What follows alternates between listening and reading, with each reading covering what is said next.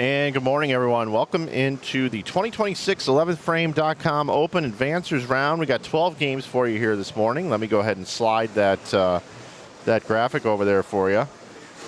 And boom, there we go. Game 1 of 12. We got lanes 5, 6, 7, and 8 for you here today, along with lanes 9, 10, 11, and 12. We got our picture-in-picture built there.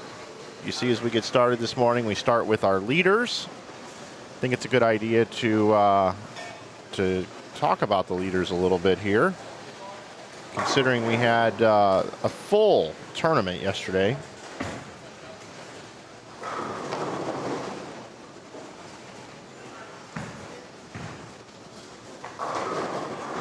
Take a look at where everybody sits here as we get started with our leaders. As I mentioned, there's A.J. Chapman. You see Kendrick Siders bowling right now. Chapman was your overall leader after 156 entries yesterday. Finished at plus 312 over for 6 games. That's over 250. 252, if my math is correct. Brett Biondo was second, 17 years old. Led his squad. Kendrick Siders was third at plus 245. Collegiate superstar, along with teammate Raiden Nakagawa. Fifth was Jorge Rodriguez. Landon Jordan, another unbelievably talented youth star, going away to college to Savannah College of Art and Design. Got a past champ in Jerry Marge. You see Brady Stearns, steady as ever. David Cole, Brendan Hall, that's your top 10, plus 191 is 10th. Took 48 for today. You see some other highly decorated names as we go through that list. I'm not going to name them all for you, but I do have a link pinned in the chat to where you can see how everybody did. I'm going to scroll down here. I want to get all the way through all the players, all the way down to 48th position. It took plus 46 to make this cut. Wyatt Honecker just missed. Now, they did cash a few more spots, but 48 made it today. So plus 46 is 48th, and we're going to be cutting to the top 5 after these 12 games. Fifth right now is 212. So that's a lot of ground to make up, but not in this format. This format is unique. It was something that Jeff Riggles wanted to come up with something interesting for Sunday. And it was back in 2012, we talked about this and decided to try a new format. And it is stuck. And this tournament sells out every year, so the bowlers really like it. It's called the Flanagan format, because Jeff and I talked about it. So yes, I was part of the team that came up with this format, and it is the high game out of these 48 players get 48 bonus pins. The lowest game in the building gets 1 bonus pin, and everywhere in between, Chapman almost picked that. Everywhere in between is where you get your bonus pins. Now, if there is a tie, if 2 players were to bowl 300, they both get 48 pins. The 46th player highest game, let's say it's 279, would then get 46 bonus pins. There are no ties. They just get the same amount of bonus pins. So that's how this format works. And it's pretty cool. Now, the next thing I want to tell you about before we go full screen is I want to tell you about our oil pattern. Our oil pattern is this one right here. Using a Brunswick lane machine, state-of-the-art Brunswick lane machine. It is 46 feet in length, almost 40 milliliters of oil. That is a lot of oil on this Brunswick Pro Lane surface that was installed back when the place opened in 2008. 18-year-old surface. It is a hard surface. 1.25 to 1 on the left, 1.34 to 1 on the right. And it plays pretty long. It plays pretty long. Let's bounce out of the full, or out of there. We'll go to full screen. Get a look at our players out on the lanes 9 and 10. We got Brett Biondo as letter B, just missed the head pin right. off to a bit of a slow start here this morning. Lots of bowling, though. Letter A is A.J. Chapman. Just came off that big split. Letter C is Kendrick Siders. Started with a double. And how about a double start as well for Braden Nakagawa? Right next door over on lanes 11 and 12, like I mentioned, we got Jerry Mars. He's letter C. Brady Stearns, letter D. Jorge Rodriguez, letter A. And Landon Jordan, letter B. These players will be moving one pair to the right after each game. Like everybody to check in with me. Let me know how how it's looking and sounding, as it is a new day. I always like to make sure everything's working okay here on YouTube.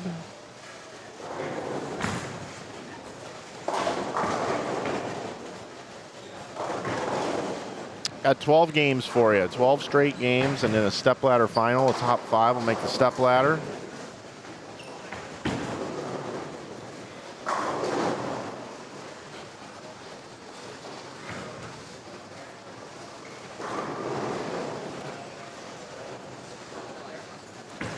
And that's what we do. We settle in for the day. You'll see players playing outside of the second arrow, 7th or 8th board at the arrows, right in between the first and second arrow.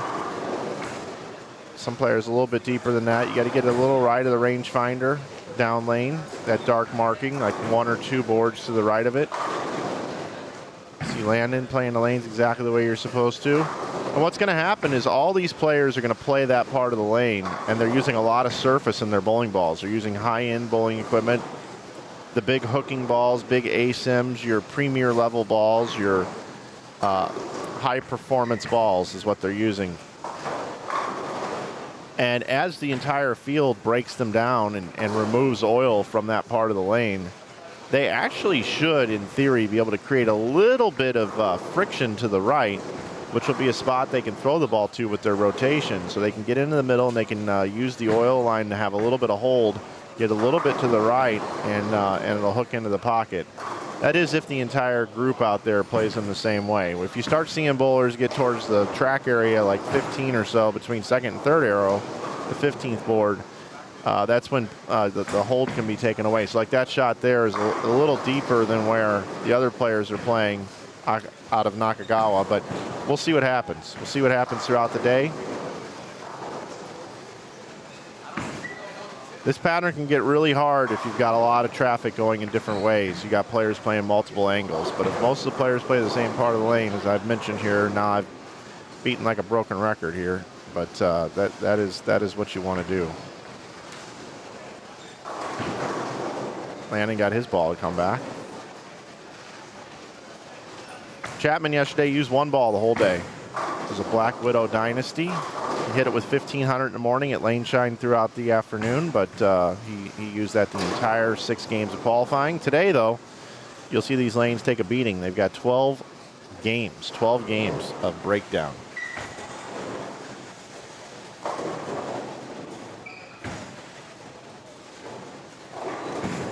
Looks like everything's working well. Appreciate it. Yeah, Lutmer did make the cut. He did make the cut. Some people want to see ZVL bowling. I understand that, but we do have a little bit of a different deal going on here today. I'll explain that in a second.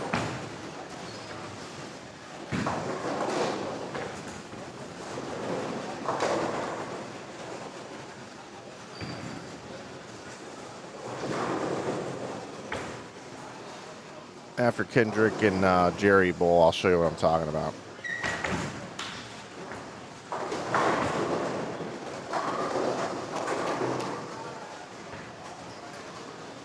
They're not using 1 and 2 today. So I've just got a single wide over here. So I like to try to make sure that we show as much bowling as possible at all times. So I really will probably just cut over here on occasion.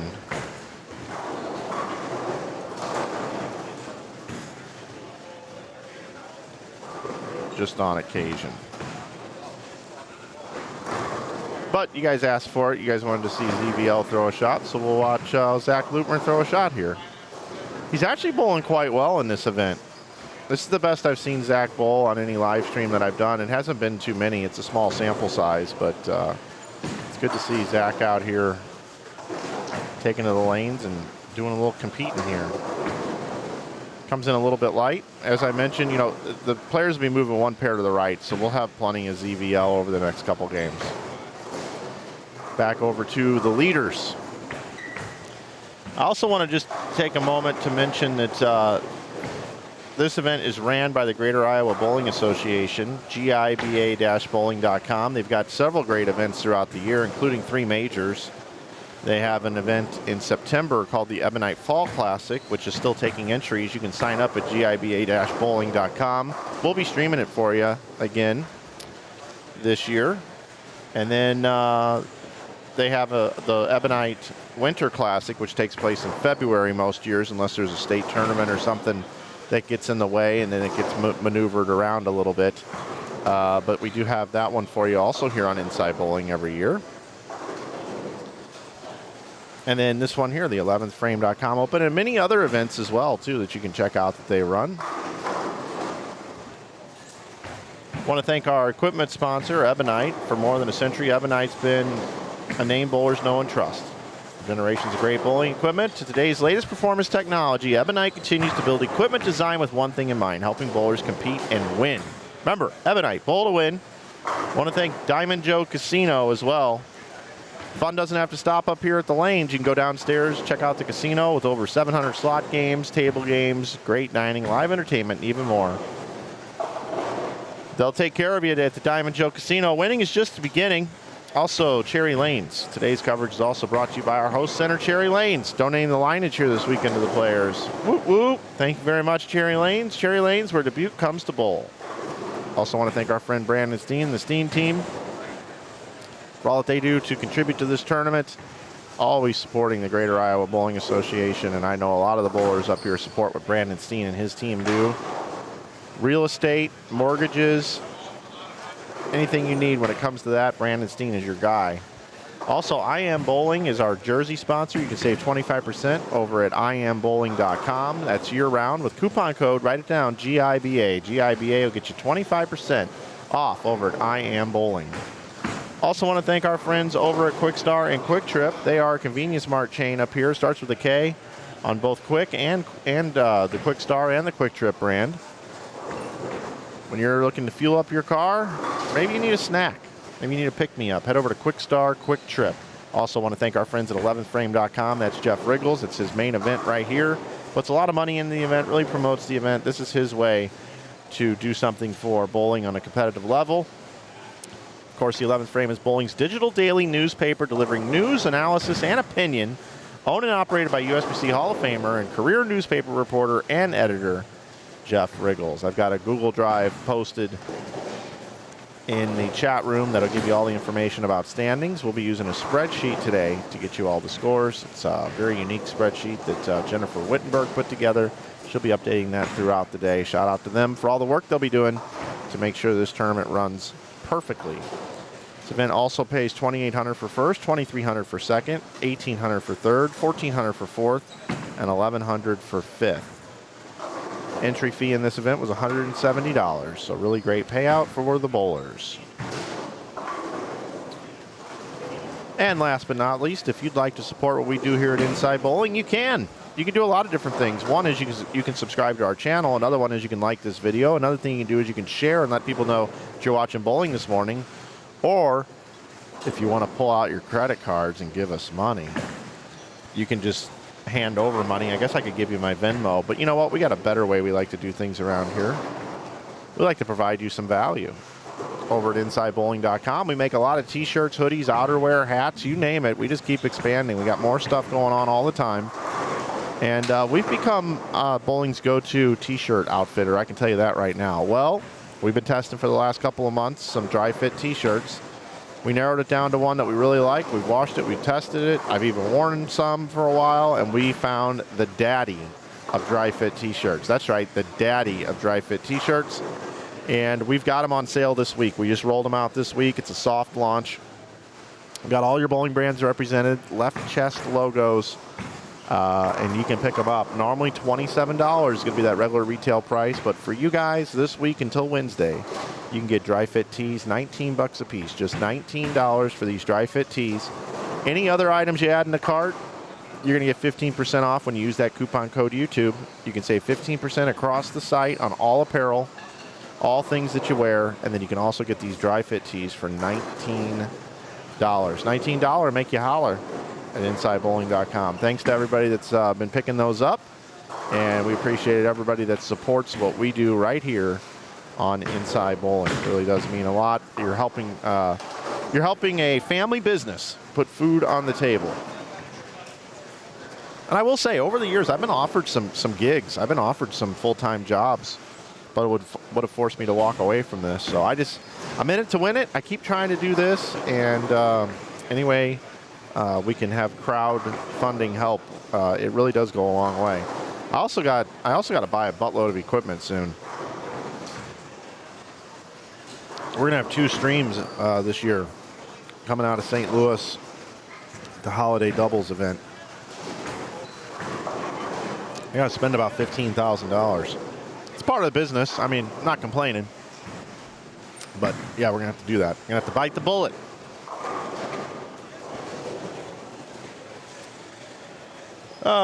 What's happening here in the chat? Let's see. Had a busy day yesterday. I'm loving the red gutters. Yeah, this place is beautiful. There's no question about that. Mike, what's your favorite tournament to broadcast? Favorite. That's really hard, man. They're all unique. They're all cool for different reasons. I will say this. I don't broadcast a tournament just to do it. I get about 75 requests a year to go live stream bowling tournaments, and I can't do it. I can't do it. And to those that I've said no to, it's nothing against you or your event. It just didn't work out well. I will say this: I am getting to the point now where I'm kind of thinking the events I'm going to do moving forward are ones I'm going to have to be able to drive to. I really hate flying with all this stuff, and the airlines are starting to be a bit of a pain in the rear with the overweight bags and stuff. But don't freak out if I fly to your tournaments right now and you're listening and you're thinking I'm going to not come to your tournament anymore. If you're in, you're kind of grandfathered in, but these events I can drive to are sure a lot sweeter to do. But yeah, I mean, it's a good question. I'd have to really think about that. Kind of like them all. The Joe Engelkiss events are near and dear to me because he was the first person to ever call me and say, hey, would you want to come stream my tournament? So he actually was a pioneer. He actually opened the door to me streaming other people's bowling tournaments. I was just streaming my own events. And he was the one that said, why don't you come do mine? I'm like, I don't even know who you are. And Jeff Riggles called me and said, yeah, you need to do Joe's events. This guy, he's cut from the same cloth as you. And I'm like, oh, really? And if Joe's listening right now, he'll say, don't you compare yourself to me, pal. You and I are nothing alike. I mean that jokingly. We're a lot more alike than you think, Joe. That's the scary part. That's the scary part. You listen to me on here and you say to yourself, man, this guy's a whack job sometimes. Yeah, well, guess what? We were reverse roles, and I was in there running that tournament, and you were out here. Maybe you were about, I don't know, 15 years younger, so you'd be out here being a maniac, too. That's why I love Joe. That's why I love Rosie. That's why I love Jennifer. They are great. Shout out to Bob Hochran, our general manager here as well at Cherry Lanes. He wasn't ready for me this week, but kind of like in Dumb and Dumber, when Lloyd really makes Harry upset, and then Lloyd's able to trade the Mutt Cuts van for the moped. Harry looks at him and says, how can you do something so stupid and totally redeem yourself? Well, hockey, he has redeemed himself here this weekend. He's been a gentleman and a scholar.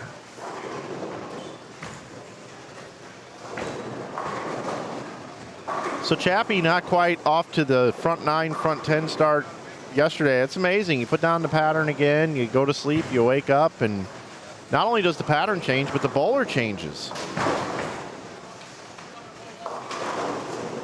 Chappie started bowling last night at a little after 5 o'clock, about 5:30. Felt real good. Woke up this morning, he's probably not repeating quite as well.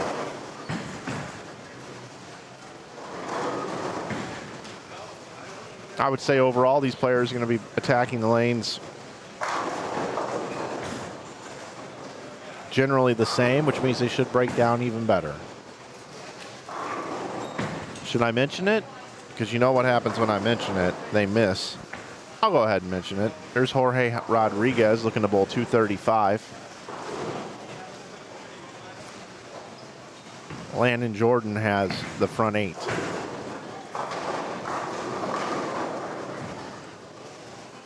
There is something about Landon Jordan that is just very special.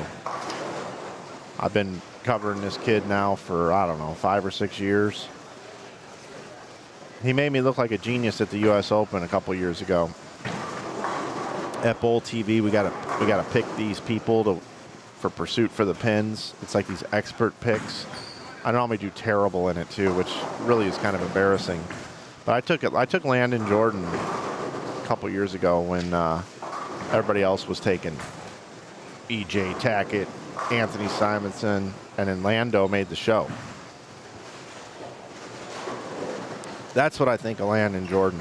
I'm willing to put myself out there at the U.S. Open in front of my colleagues and the entire Bowl TV audience and pick him. Well, he's got a chance to bowl 3 bills in game 1 here at the 2026 11thframe.com Open here in the advancers round. If he were to bowl 300, he would get 48 bonus pins in this format because there are 48 players and nobody can bowl better than 300. If there were to be multiple 300s in game 1, they would all get 48 pins.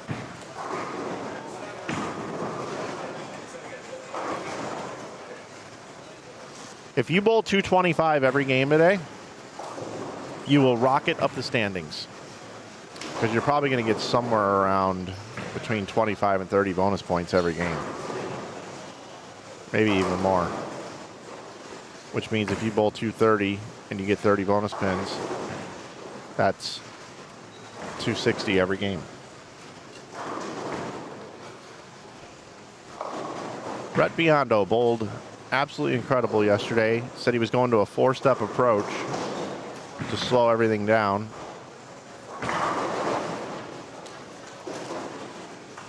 The one thing I do think that Brett is still going to get better at, Landon with another strike, is his axis rotation and the way that he releases the ball. I think his release is more tweener-like when it comes to being a two-handed player. And I do think at one point he will need to increase his rev rate and his speed a bit to be able to compete against those that can do that further in his career, because they're just going to get bigger, faster, stronger, right? That's how every sport works. So little bit more, a few more revolutions, maybe a little bit more axis rotation, and a little more speed. But he's 17 years old and he's got a lot of time to do that. Right now, he's just he's able to do a lot with the tricks and the tools that he has currently. But that's what I think he'll develop more once he goes to college. He's just a senior in high school this year.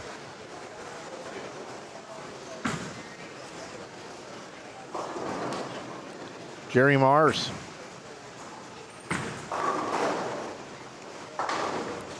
One of the older players in the field that has made it to today.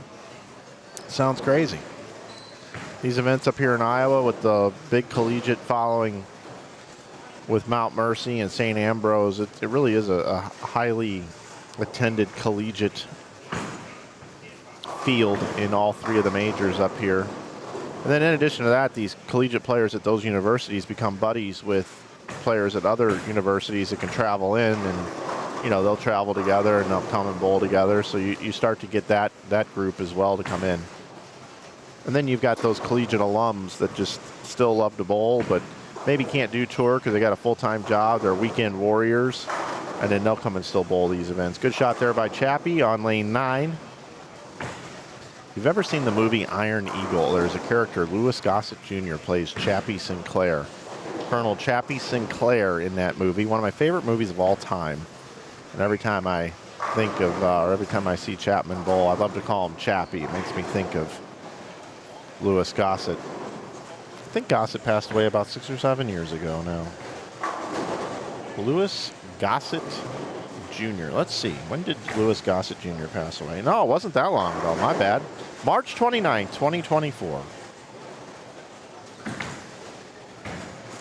Iron Eagle.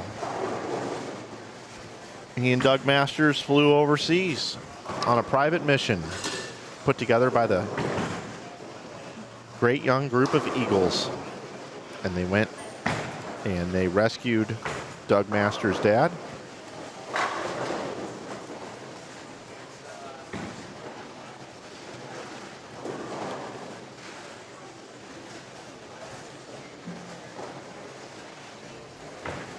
Ted Masters. But looking to master the lanes right now and get 48 bonus pins is Landon Jordan, but he comes in a little bit light, leaves the 10 pin. Now this is, in this particular format, this is a big deal that you spare this and get 10, because 279 is a very common game. So 279, you want to make sure you get the spare and the strike.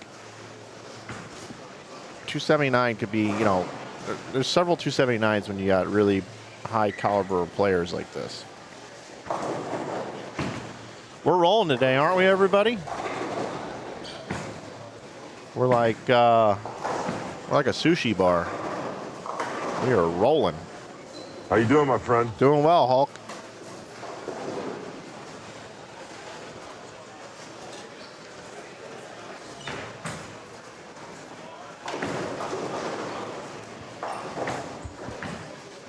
And Chappie.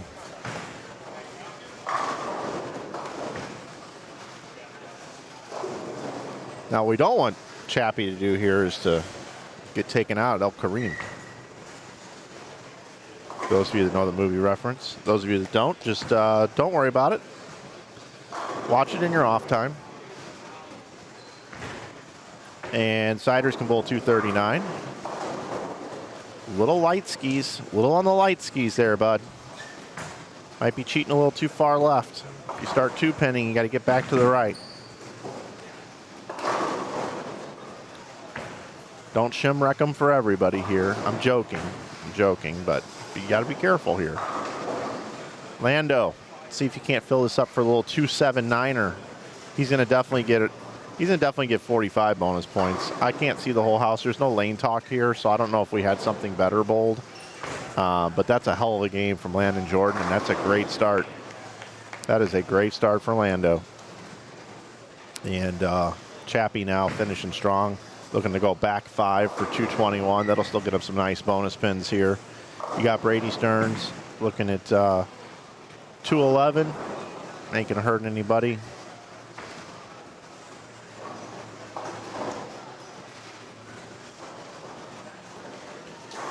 So I've been hanging out with these guys. Let's go over and just take a peek next door. See what everybody bowled over here. This is your lower group here. Nick DeCesaro. Man, I don't know why I've been messing up his name this weekend. He's over on 7 and 8. He's letter B, can bowl 189. Got 187 out there for Brody Green. Max score 178 for Luke Zwitalski. And 279. See, I told you about the 279, everybody. Evan Flath can bowl 279 with Thailand and Jordan. And they don't split the bonus pins. They both get the same amount of bonus pins. Over on 5 and 6, 245 for Adam Morse. Looks like it was 197 for Cameron Brundage. Keaton Bieri had 175, and Clark Bonnewell had 226. 226. Let's see if Flath here can get the double here in the 10th. Gets it. Needs one more. Just to give you a Zach Lutmer update. He's going to bowl 181 his first game. 181.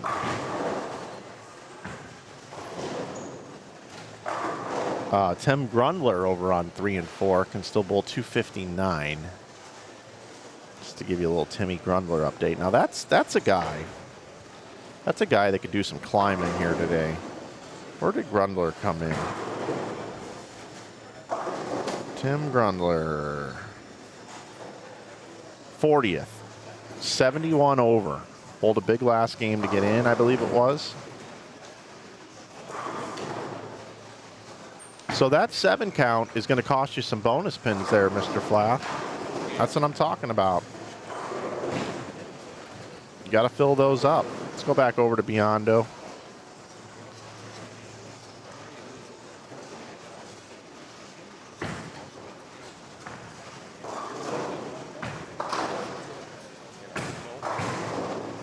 That was a nice one. Good messenger.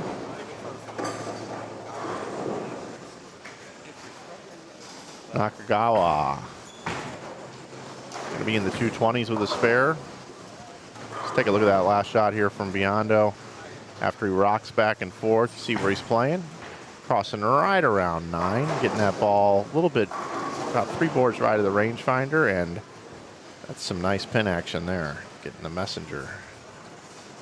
Take a look at him here. Looks like he might have inched a little bit right. Get a little bit closer to the gutter. Might be a ball change. Not sure. Looks like a ball change. Playing more up the lane, and that's 10 back. Nice adjustment there. Brett Biondo, 213. Nice bailout game. Goes back 6 after a bad start. That's the kind of stuff that'll win you a tournament right there. And Nakagawa finishes with 226. 226. All right. Finishing up game 1 just right over here. 1 ball left. 169 for Nick. And just like that, we are done with game numero 1. Number 1 done in the books. On to 2. Should be pretty fast pace here today. Looking forward to seeing how everything shakes out.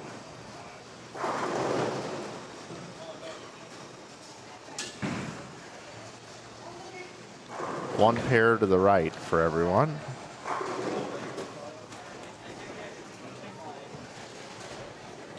We got a bunch of viewers this morning, don't we? Welcome in, everybody. Welcome to bowling on Sunday on Inside Bowling here on YouTube. Glad you're with us. My favorite network in the world, and I mean that. It's not just because we're on it. I do believe YouTube is the greatest network in the world. You got self-creators. You got, you know, all the major shows are over here as well on YouTube. You can catch a lot of highlights and stuff from like the Tonight Show. I mean, everybody's over here. You got Dude Perfect. You got Mr. Beast on YouTube. YouTube's the best. To be on a platform with those same monsters is awesome. How do you get bonus pins? Basically, you take everybody in the field. Okay, there's 48 bowlers. If you are the highest game in the building, you get 48 pins. If you are the lowest game in the building, you get 1 pin, and everybody in between gets all the others.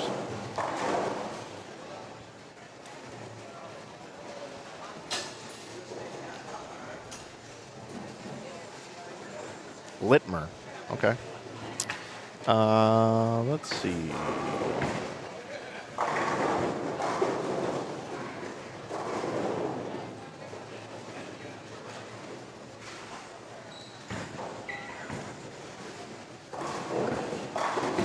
Can I sing the holiday double song? I don't know about that right now. Hey, Mike, how about every tournament you stream, you pick the jersey of the day? No reason other thing than to give it a target. Yep, that's a good idea. Biondo is a great kid. Gossett's best role was drill sergeant and an officer and a gentleman. That's what many people think. Yep. Glad you're here, everybody.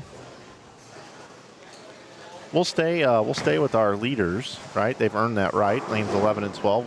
We'll stick with the apple ciders. That'd be a cool name for a band, wouldn't it? Kendrick Ciders would be the lead vocals. AJ Chapman would probably play. I'd probably put him playing guitar. have him play maybe lead guitar.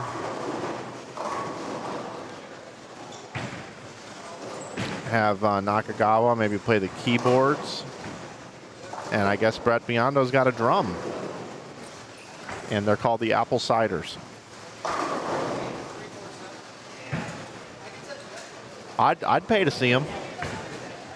I think if they had cameras on each one of them, I'd probably be on that Brett Biondo cam with him just banging on the drums.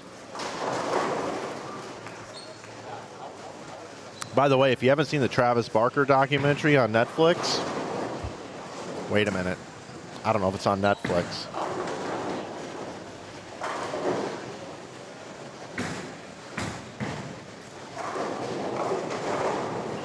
Hulu. It's on Hulu. My bad. It's on Hulu. Sorry, Hulu. If you haven't seen it, it's really good. If you don't know who Travis Barker is, he's a drummer from Blink-182.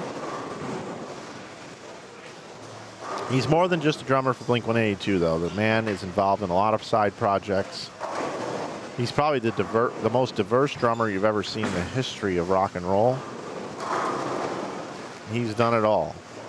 And he's also overcome some pretty difficult times in his life. I'll leave it at that. So make sure you check out the Travis Barker documentary on Hulu.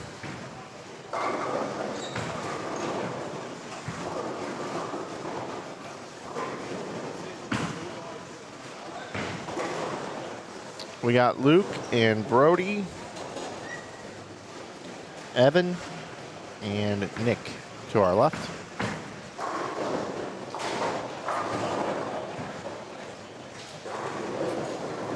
What pattern's being used? It is a very similar to the 2026 US Open pattern number 4. It's 40 milliliters of oil, 46 feet in length. It's tough. Degree of difficulty is very high.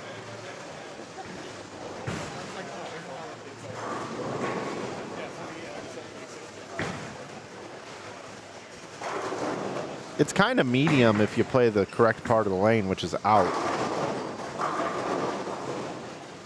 It's a good shot there by Chappie.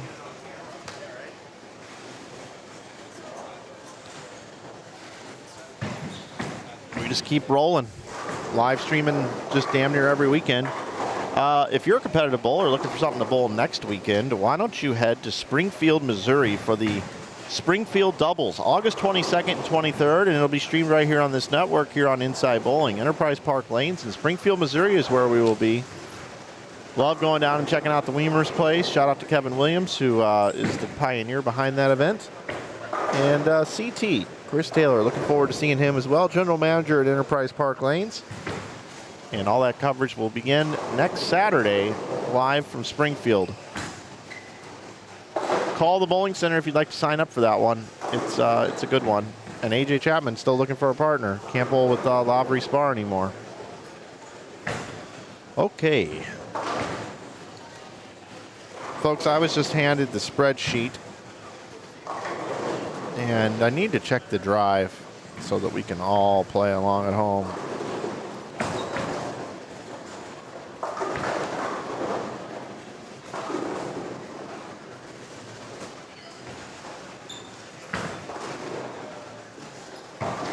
So I think I gotta go over to Facebook to find this.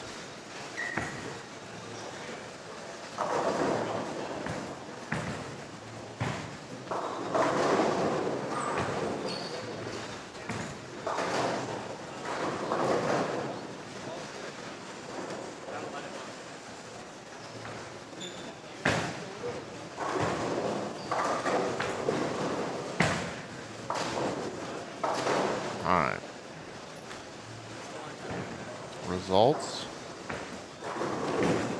Oh, there it is, round 2. All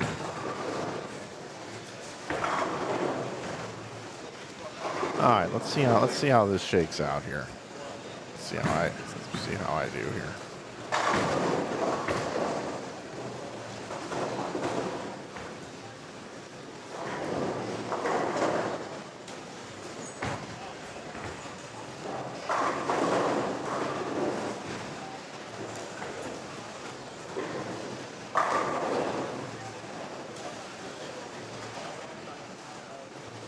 All right. I think this is going to work out pretty well.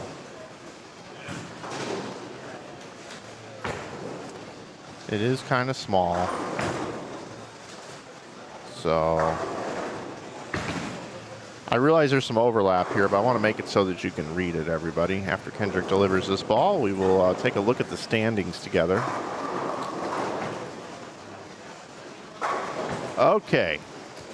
All right. Here's how it shakes out. So A.J. Chapman is your leader. He bowled 221 the first game, and he got 33 bonus pins. So that means there were 15 games higher than 221 because we have 48 players in the field. Okay? You've got Brett Biondo bowled 213 and got 27 bonus pins. He's second. The grand total over on the right gives you their total pins. Okay? Landon Jordan bowled 279. We watched it right here. He got 48 bonus pins for his efforts. Now skip down to David Cole. He bowled 248 and got 44 bonus pins. So 248, very strong score the first game. 221 gets you 33 bonus. As you can see, he and AJ both had the same score, but you don't split the bonus. You both keep it, and then the next score down would then just drop that many more places. So as you can see here, the top five are Chapman, Biondo, Jordan, Siders, and Cole. That would be your step ladder if we were to end the tournament right now, but we've got 11 games to play. Raiden Nakagawa is sixth. Was looking to see what some scores got you. So Robert Vader got 45 bonus pins for 255. 211 for Brady Stearns got him 24 bonus pins. Jace Meyer at 215 got 29 bonus pins. So that's where those scores between 225 down to 200 really make a massive difference with the bonus pins. 205 gets you 21 bonus pins, but 233 gets you 39 bonus pins. I mean, that's a pretty big difference. Comparatively so to 255 getting you 45 bonus pins and 279 getting you 48. So that's 44 pin difference in actual score, but only 3 bonus difference. And if you look at 205 at 21 bonus pins and you look at 233 at 39 bonus pins, that's only 28 pins difference actual score, but you're looking at 18 bonus pin difference. So those 220s are massive compared to 2.0s. So there's your top 30, and I'm going to do some scrolling. This is our first time doing this together, so we'll go all the way down to 48. So the low game was 162 by Peyton Nabick, and he gets 1 bonus pin. And every game, somebody's only going to get 1 bonus pin. Who will it be? You just don't want it to be you, you know?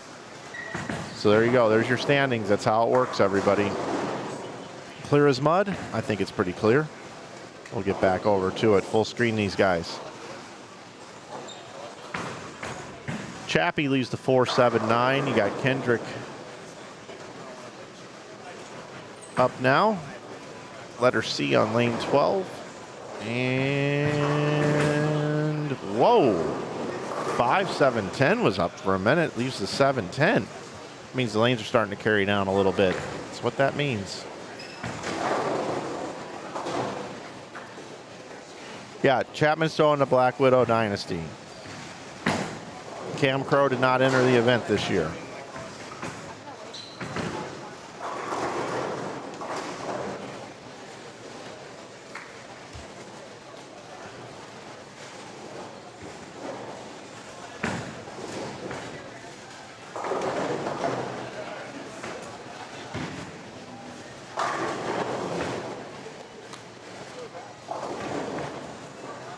Folks, I'll be right back. I'm going to step away.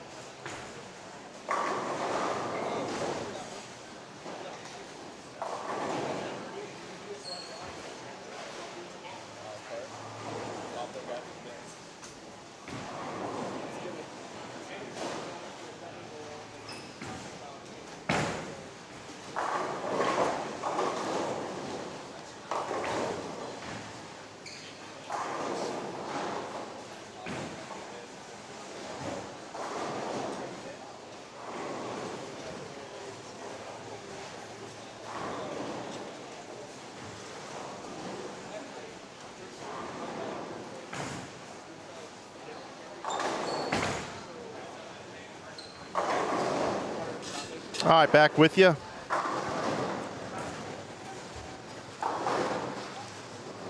Had to go crack the whip in the tournament office for a little bit. Actually, I was in trouble. They actually whipped me. That's what happened.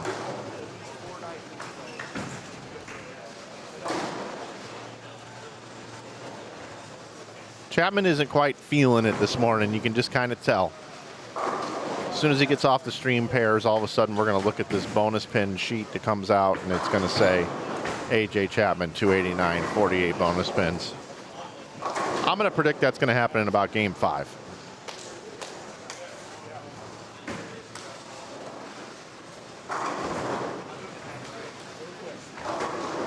How cool was it to see Kendrick Siders win a national championship with Eric Liddig on national television for St. Ambrose with his teammates? He was the MVP of ITCs this year. At least in all of our eyes, he was. If you watch that show.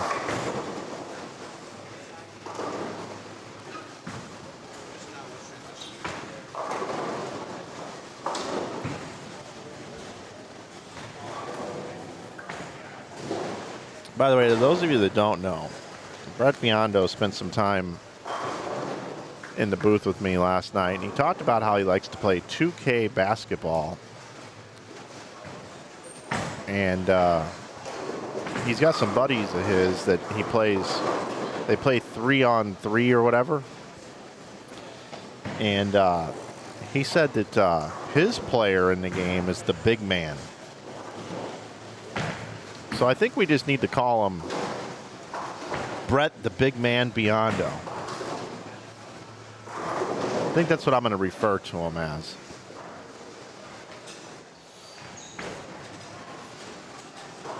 So the big man here started with a double, 9 spare strike, 7 spare. And now he's got 9 here, a little 10 pin that he left.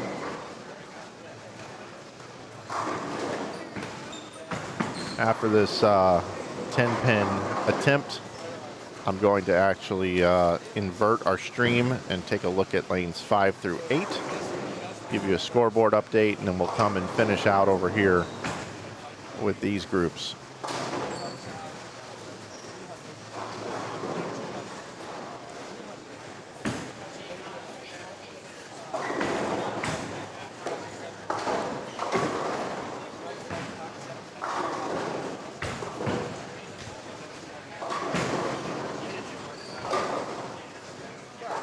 Lanes 5 and 6. You got CJ Boyer as letter B. A little bit of a rough start here. Letter A is Zach Littmer. Not such a great start for Zach either. You got Timmy G here, letter D. That's Grundler.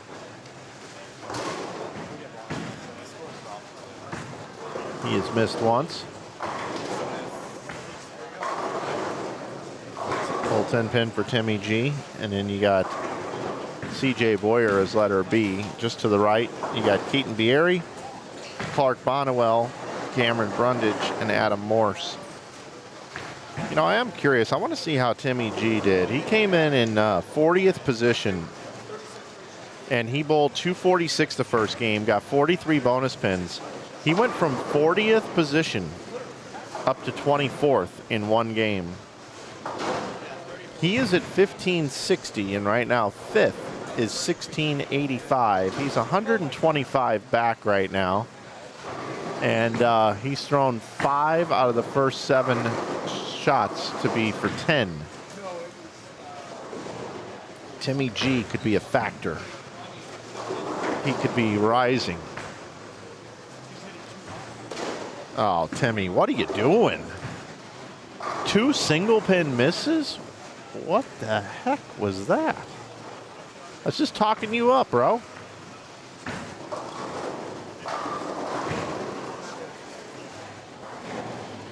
$442 people watching right now. Thanks for being here.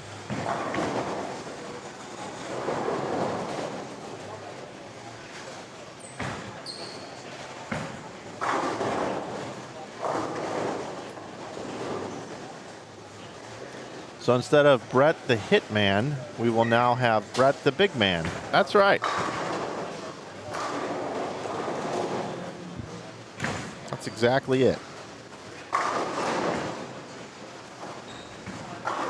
Littmer, put the camera on him. Now he's striking.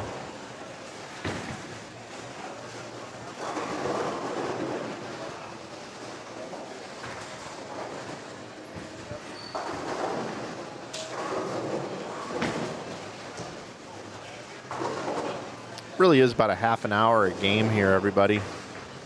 12 games, 6 hours. Start at 9. That means we'll be done about 3. Stepladder will start about 3:30 probably. I got it scheduled for 4, but if we keep this pace, might get started about 3:30. Which means we should be done just after 5 o'clock today. Let me know, who are you cheering for? Who do you want to see make this stepladder?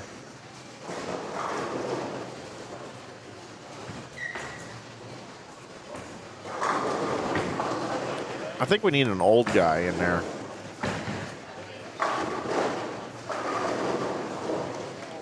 That'd be the other thing I wouldn't mind having here on my sheet, how old everybody is. That's asking a lot, though.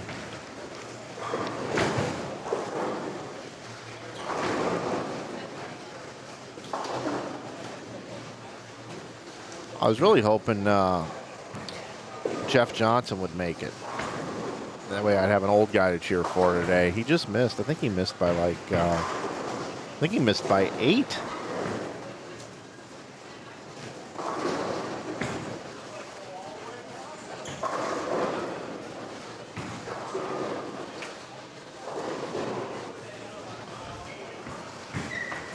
.20, 190, 180, and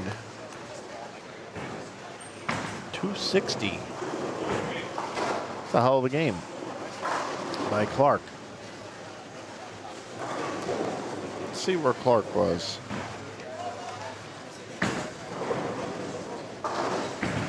Clark Bonnewell bowled 226 the first game, got 37 bonus pins, follows it up with 266.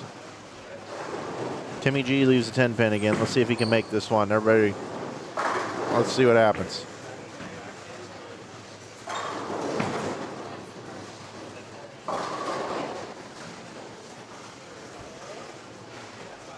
You know what's the worst?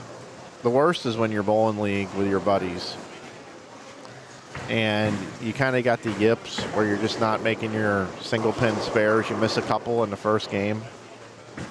And then when you make one, everybody on your team's like, oh, finally. Or when you strike, they say saves and open. Oh, man. Teammates, you gotta love them. All right, Timmy, let's get a 10-pin conversion here. Why don't you, bud?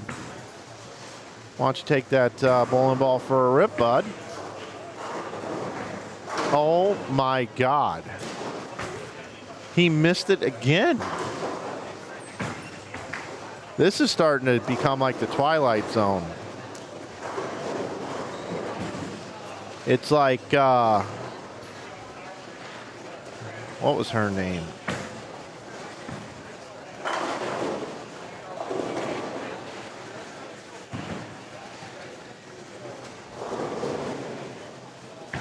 It's like Dolores O'Riordan says, the lead singer of the Cranberries. It's like a zombie. It's in your head. It's in your head. Zombie.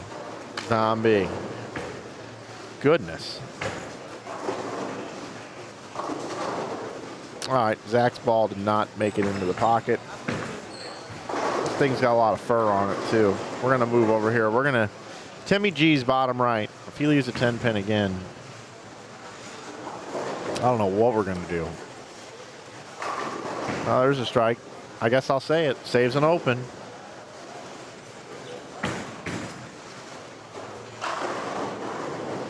I guess I'll be that guy.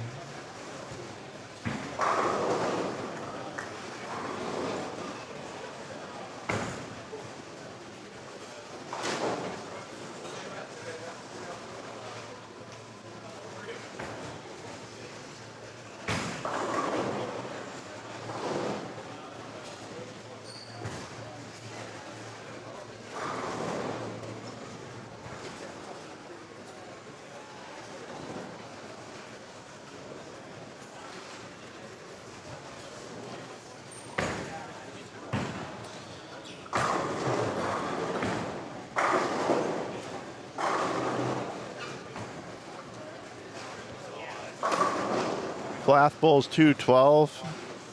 Switalski has 221. 231 for Brody Green. And Nick De Cesaro can bowl 225. You got the Chapman, can only bowl 192. Siders can bowl 236. 233 for Nakagawa, and then the big man Biondo here Can bowl 246. 240, yeah, 246. Those are your that's your leader group coming into today. See how they finish out here, and then we'll say goodbye. We'll say hello to some new groupings. It's a Beatles song, I believe.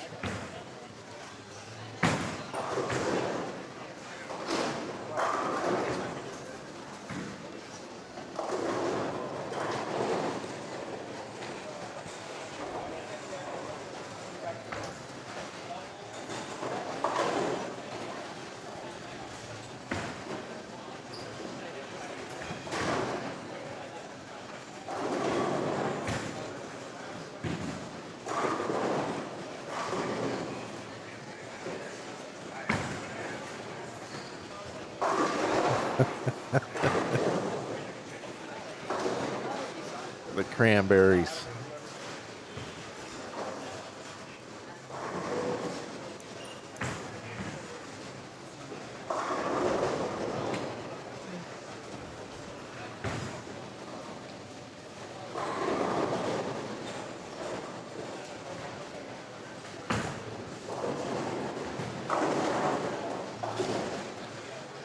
Lead singer of the Cranberries actually passed away tragically January 15th of 2018 at the age of 46.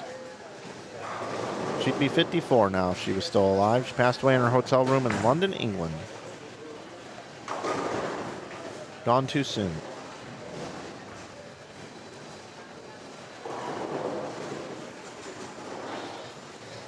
Ah, yes, the Cranberries. Hey, just because you never know, if anybody out there has opened any Topps Chrome Disney product and you're looking to get rid of it, shoot me a message. I am buying Topps Chrome Disney like it's going out of style right now. Let me know. Know what I mean? We're up to almost 500 viewers here. At some point here, I probably need to do a reset and tell everybody what's going on, because we got a whole new audience rolling in.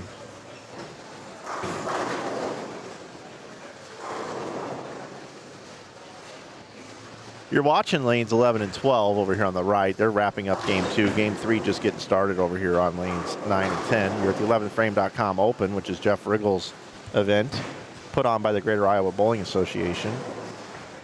Watching Brett the Big Man Biondo here on lane 11 trying to bowl in the 240s. AJ Chapman just had 192. He was your leader coming into today. Started with 221, got 33 bonus pins, as you get bonus pins based off of against everybody in the field. The high game in the building gets 48 points. The low game in the building gets 1 point of bonus.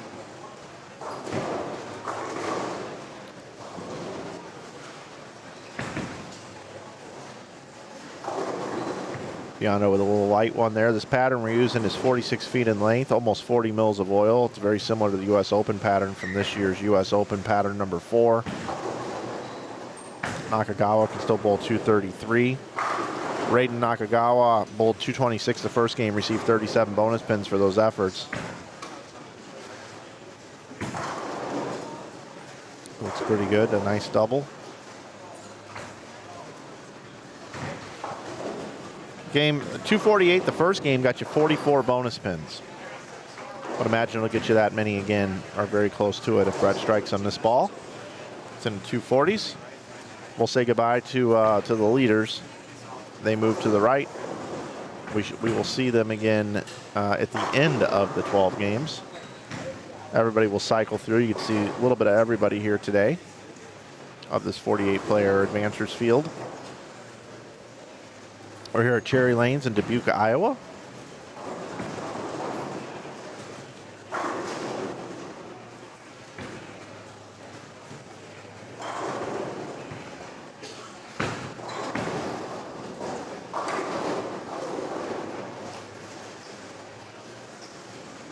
Nice game. Head into game 3 now. And I think I'll go here.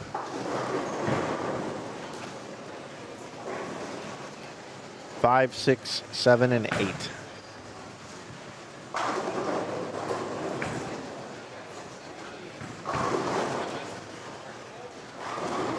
Timmy G moving over, along with Luis Pisano, Zach Littmer, and CJ Boyer. That's 7 and 8. Over on 5 and 6, we got Tyler Close, William Jones, Jason Mesher, and Peyton Nabick.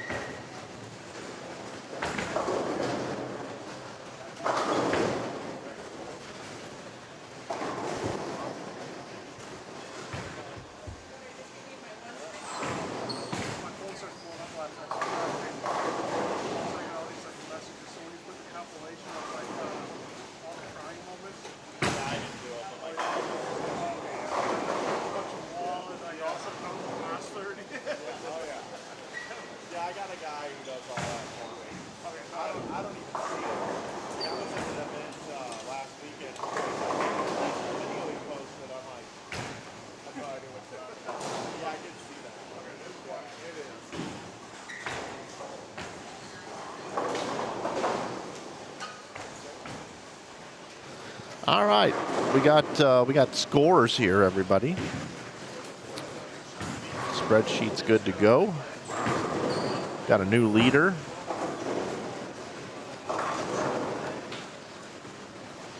Let me push that over. Here's what our standings look like now. Brett Biondo goes to the lead. He sits at 20-11 after bowling 244 and getting 44 bonus pins. Landon Jordan bowled 237 and got 42 bonus pins in game number 2. David Cole had the high game in the building with 267 and got 48 bonus pins for that. AJ Chapman with that 192, only getting 15 bonus pins. Dropped him out of first. He goes down to fourth. That's how much it can move here. Robert Vader with 248 got 45 bonus. Raiden Nakagawa with that 233 got himself 40 bonus pins. So 230s, really good scores here. Clark Bonnewell had 266, got himself 47 bonus pins. Let's see where Bonnewell was the game before. Just show you how much people can move. Bonnewell was in 31st.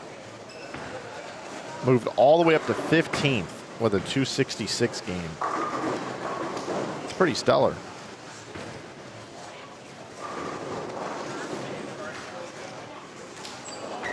I always like to just see who gets one bonus pin. Does that mean?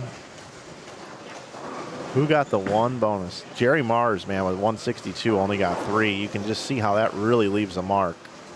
All right, here we go. Let's see. Who got the 1?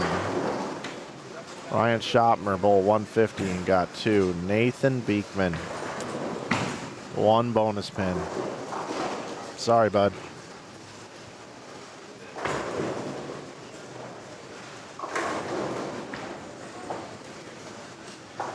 That's your standings.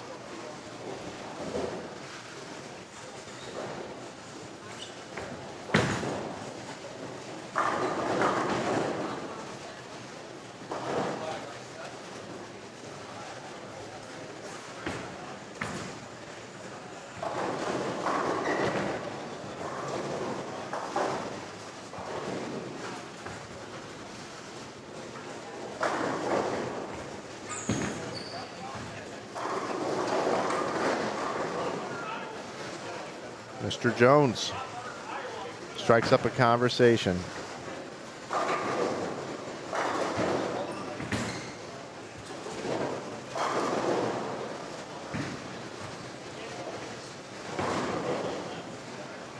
Let's just take a peek for a second. Let's slide over to 3 and 4.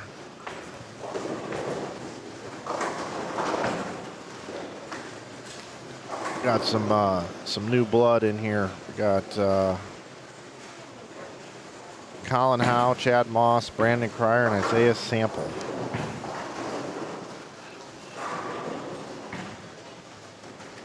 Let's see how Moss has started the day here.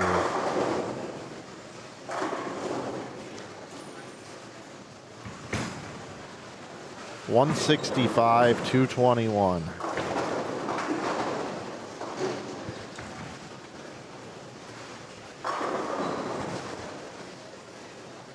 He's got a triple over here on 3 and 4.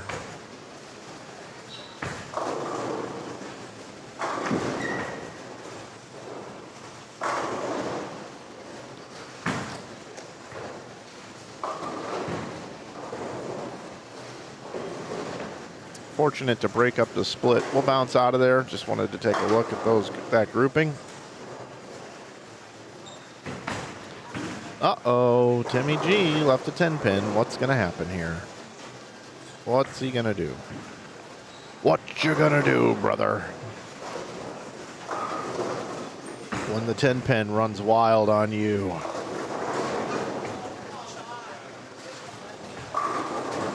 Yeah, William. How about that? If you post the shot, good things happen. Post the shot, good things happen. That's the formula. Oh my God.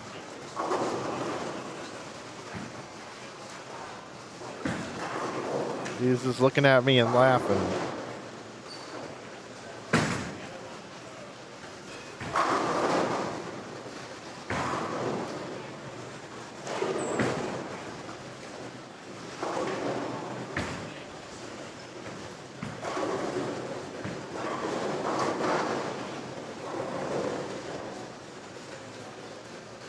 All right, it's had one of those moments, everybody. Oh, I know what I was doing. My bad.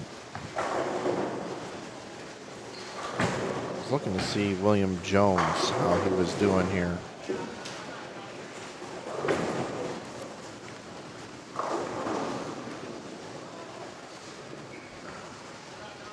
.175 got 5 bonus, and 243 got 43 bonus for that.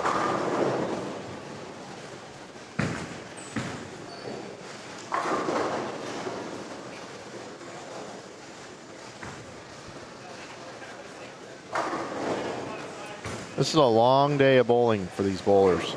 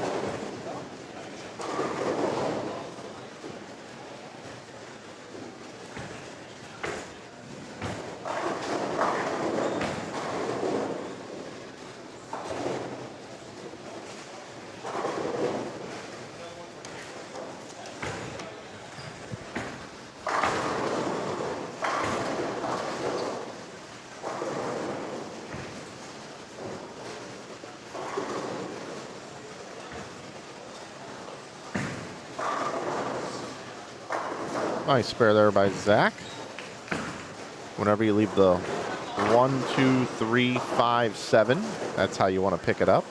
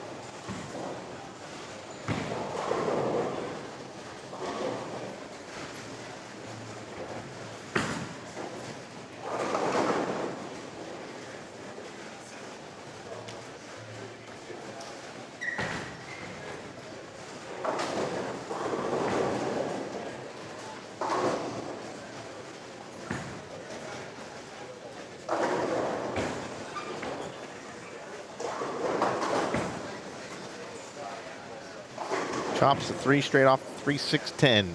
Does William. Can't do that.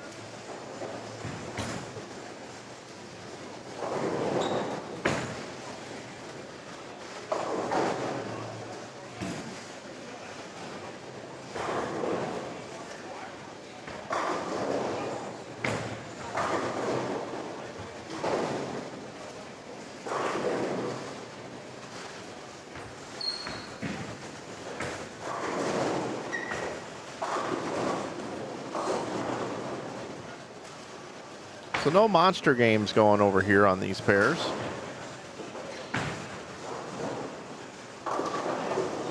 Move over here to 9 and 10, 11 and 12. Nothing too crazy here either, but well, I take that back. Adam Morse can bowl 268. We got 280 here. This is pretty good. Cameron Brundage can bowl 280. 249 for Keaton Bieri as well.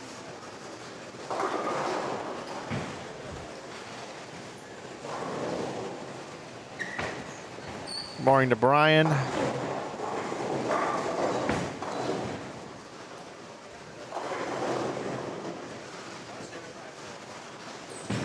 Jerry Lanes with the red gutters. Everybody loves it.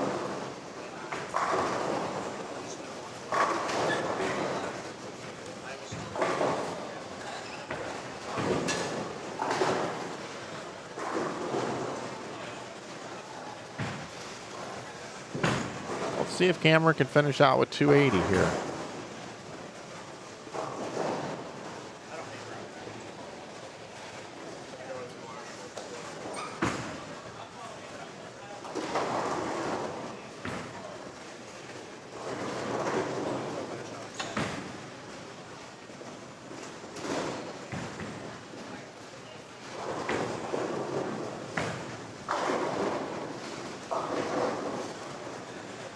Pretty darn nice.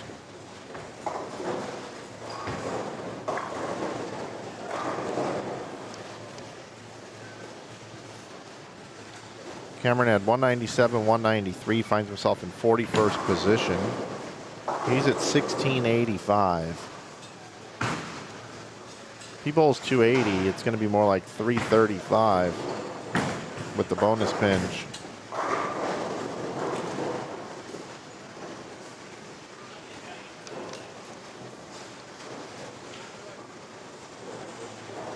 That'll probably move him up 20 spots. I'm not kidding. It really will make that big of a difference. How about that? Massive difference. And when you look at the prize list, you know, 20 spots, it's $300 or so.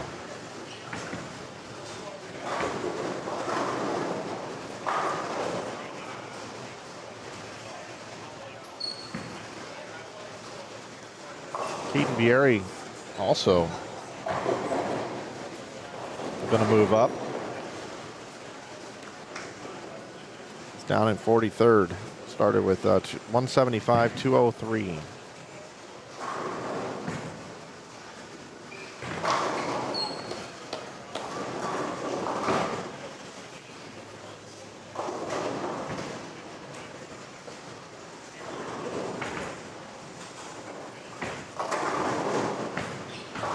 .57 for Zach, bottom right of your screen.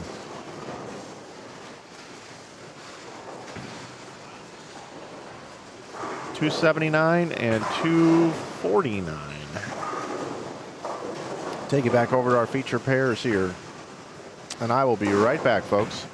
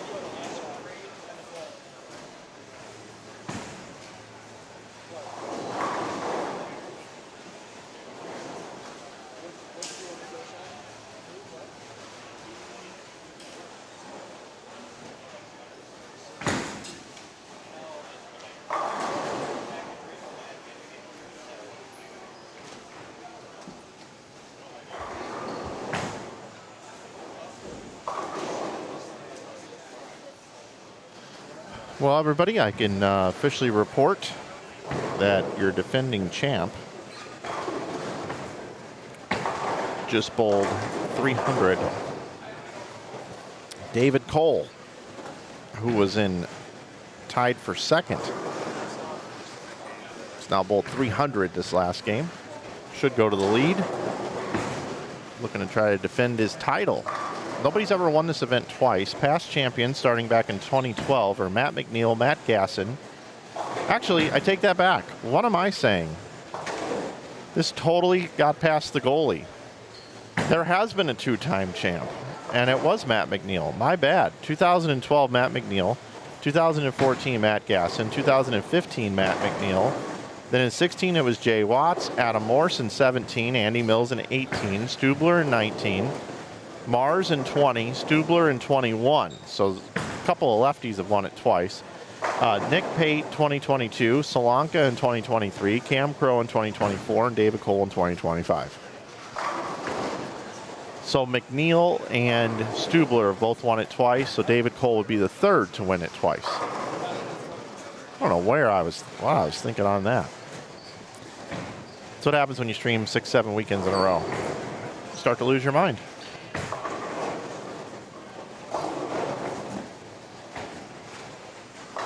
There he is. David Cole just shot 300. Yep, saw that. I think we're getting a video of it. Very large video. Okay.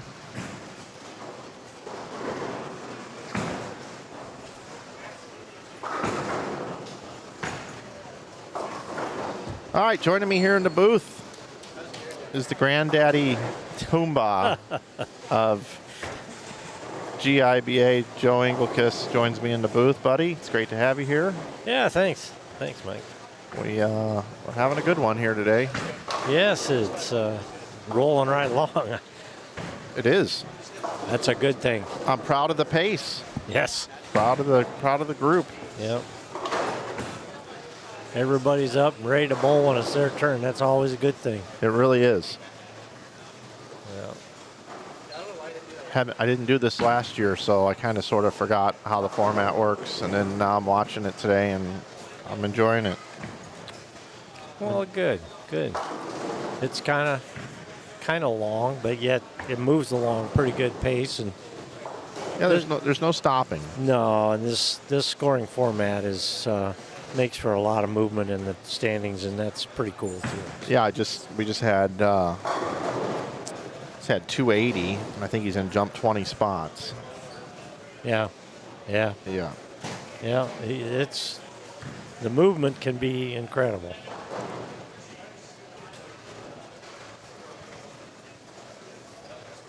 Tim Brundler can't pick a 10 pin today. That's I was listening to you and going for a rip to make a 10 pin, and then he missed it. Well, when there's this much oil on the lane, Yeah. it's very easy to miss them to the right. Yes, the ball just keeps going right. Never does grab. So Yeah, you got to make an adjustment for that. You either got to move your eyes a little left. Sometimes closing up your body also will do that. Yep. You know, starting with your feet together instead of, left foot in front of your right, going Right. cross lane. Yep. A lot of different things you can do to prevent that. But To keep it from Yep. skidding to the right. you actually see that from a lot of novice bowlers at the USBC Open Championships because the lanes are so slick. You see a lot of people miss 10 pins to the right at the OCs. Right. Yeah, it's kind of strange. I throw plastic ball at all my spares pretty much at nationals, and I got to be a little careful shooting the cross lane at either the 7 or the 10 because you got to be pretty straight at it or it's going to fade. The other thing you can do too is you can actually move your feet a little bit further to the right Yes. at your starting point, and you don't have as much angle at it. Right. A little more parallel, you don't miss it as much. But Yeah, spare shooting on sport patterns is definitely different than spare shooting on the house shot. yeah, for sure. 3-6-10s can be an adventure as well. Yes, again. Heading into game 4, they're finishing up game 3 on the left side of your screen. Mike Flanagan here with you along with Joe Engelkiss. our tournament director. I was looking over this sheet. We got this doc now. I finally got smart, and you put a bunch of cool information in here. Dale Diamond was in the chat yesterday. Started the Greater Iowa Bowling Association back in 1969. This has been going a long time, 55 years, man. Yes, yeah, very, very long time. I bowled my first GIBA event in 1976. Wow. Yeah. Yeah, I'd only been bowling actually competitively at all for 3 years, so at that point in time. How many tournaments you have a year?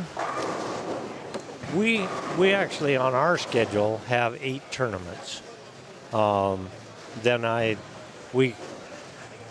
our family, our tournament administration group also runs 2 tournaments for the SSBA, the Senior Scratch Bowling Association. They have 2 big events in December. It's a 50-50, where one bowler over 50, one under 50, doubles, and a 4-person team event on one weekend.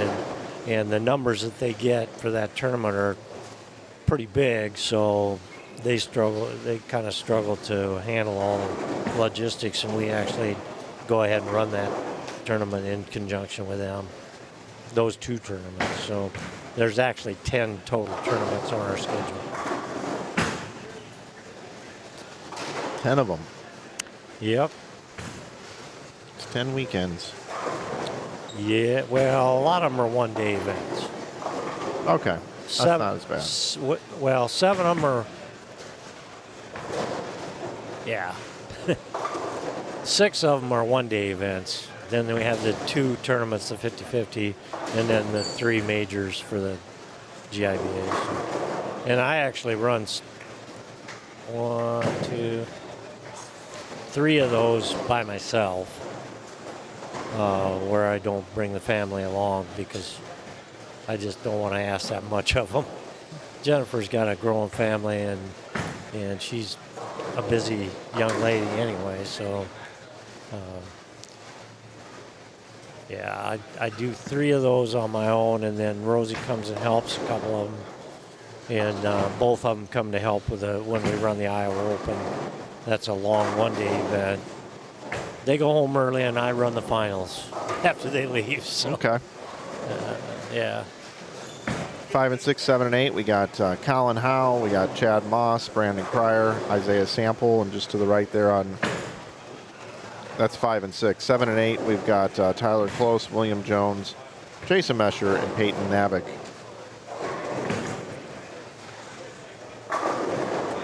Where are you at as far as keeping running these things? Well, I'm still pretty young. You still, I mean, you want to, I mean, we had a conversation about 8 years ago. I think you were getting a little burnt. I was a little bit, maybe a little bit too, but we're still doing it. Well, you know, it's not so much that I get burnt, but it's a lot to ask of my family. You know, I know there's times when it gets in the way of making vacation plans and that kind of thing, and that can get a little old, but man, I love what I do, and I really enjoy the reaction that we get from the young guys. These college kids are so appreciative of what we do and what we put together for them, and the thing that I miss is the old guys, the guys that I grew up bowling with and against. We don't get very many of them anymore. I know. You know, even from 10 years ago, we just don't get, a lot of the guys aren't that into it anymore. But like I said, I enjoy it.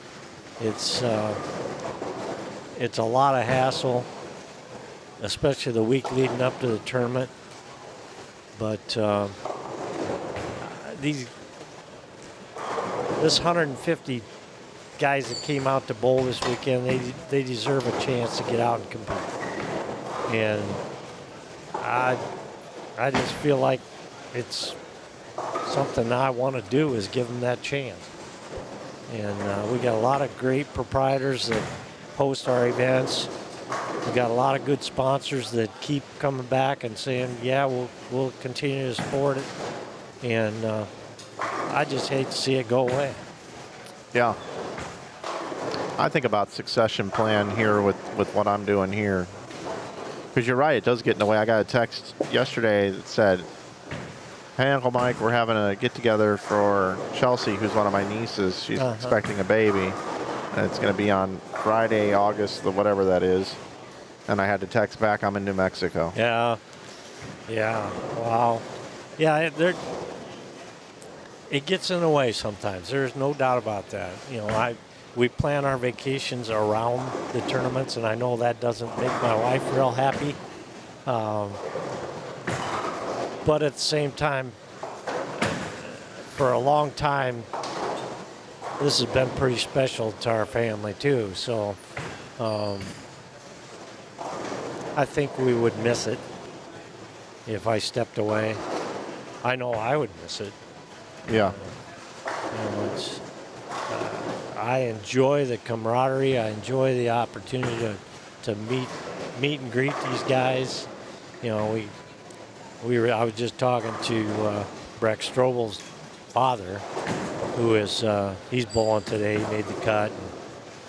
And he's going to be bowling for Eric this year, and you know, it's just such a joy to see these parents come in and see the pride in their voice and hear them, and you know, to know that they're not going to be around, because I think he's from Montana, I believe.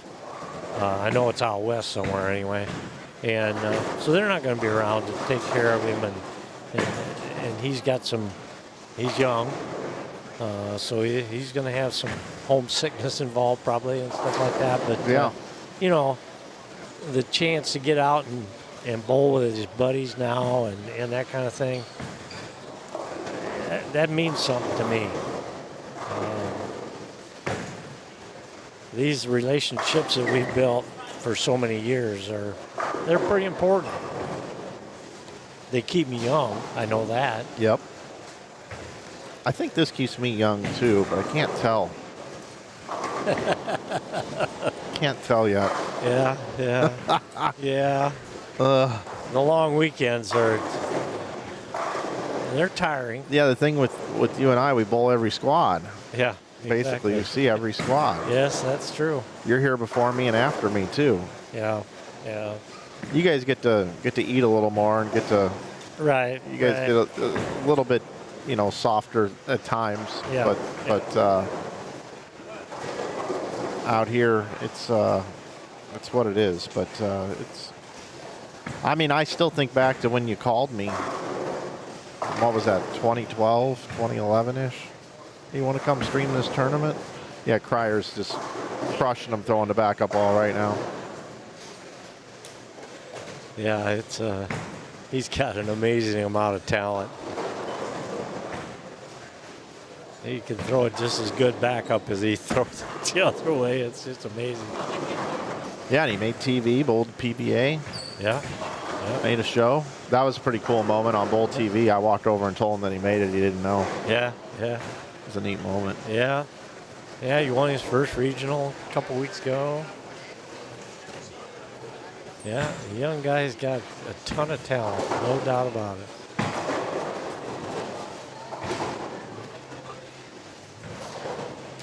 Got Jazz now in the chat. What's up, Mike? Breck Strobel is from Billings.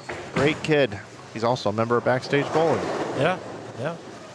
Hi, Mike. Nice to have you in the chat with us. Yeah. We're having a good day here. Yeah. I'm hoping that stepladder starts about 3:45 or so. Yeah, I think there's a good chance of that. I think there is too. Yeah, these guys they're just moving right along. I mean,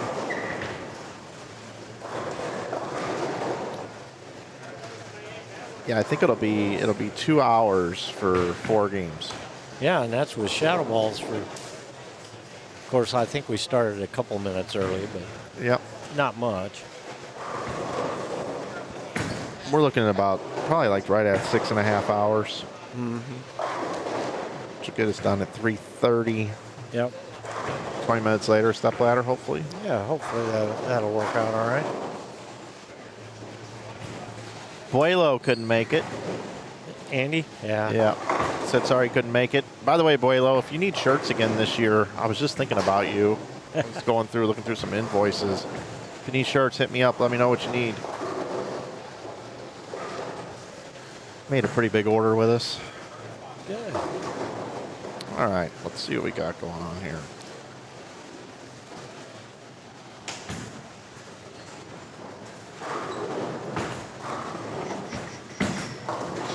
Replace layout, video capture. We're on 7 and 8, so we're gonna go with number 4. And Okay. let's take a look at our standings here. So as I mentioned, 300 from David Cole. Back-to-back high games. Gets some 48 bonus pins both times. He goes to 23-48, and there's a little separation there now. 80 pins over Brett Biondo. Biondo had 223 and got 34 bonus pins. Chapman's back with 247. Got 40 bonus pins there. Sits at 2260. Kendrick Siders, 249. Gets some 42 bonus pins. Landon Jordan with 193. You see the lack of bonus pins there with only 18. He falls to 5th. Brady Stearns, here he comes. Yeah. Man loves Iowa. Yes, he does. 258, gets 44 bonus pins, up to 6th. Vader had 209 with 25 bonus. Billy Hibbard, 279 with 47 bonus pins, 2172. I want to look at Hibbard for a minute. I want to go back to the very first sheet of the day. After game 1, He was in 20th. 20th. Yeah, he started in 15th. He dropped a couple spots after the first game, and then he came. Now he's back up to 8th. Yeah. So yeah, you see the qualifying positions there. Let you know who moves the most. See, Clark Bonuel was Made a 42nd. big move today. Yeah, he's up to 15th. Yeah. Grundler was in 39th when he started. He's up to 21st. He's been kind of hanging out around there. Evan Floth, though, with 276 the first game, made a big move and has just kind of been falling back since then. Yeah.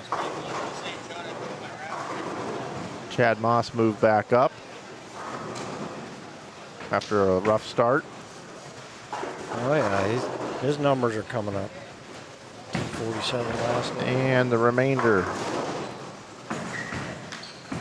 Ryan Schottmer struggling the last 2 games. Oh, 123. Wow. Yeah.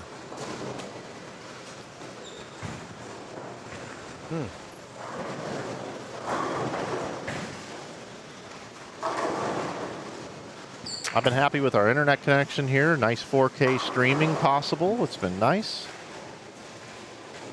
Yeah, the stream looks very good. Very good. It's a lot better than it was a year ago. Yes. 4K cameras make a world of difference. Yeah.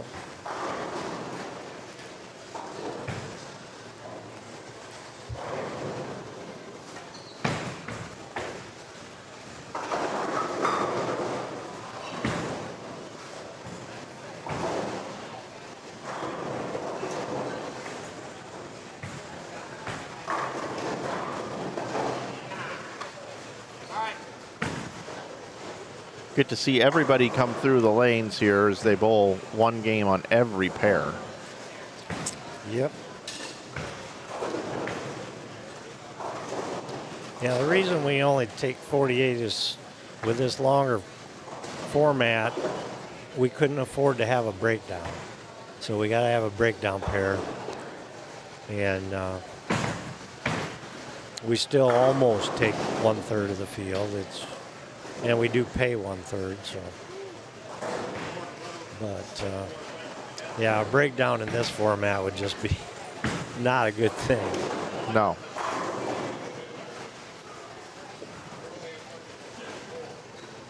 Fortunately, they don't have very many of those issues in this center. Pretty well run.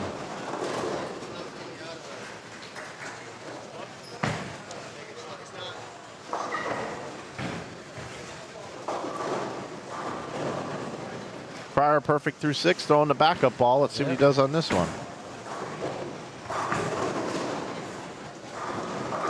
Oh, 4-pick. Missed in a little bit, it looks like. Yeah.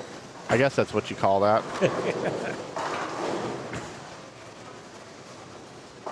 Huh. Looks like there is a little bit of urethane going down the lane. Not very much. Thanks, sweet baby Jazzy B in the chat for the positive comments about the stream today.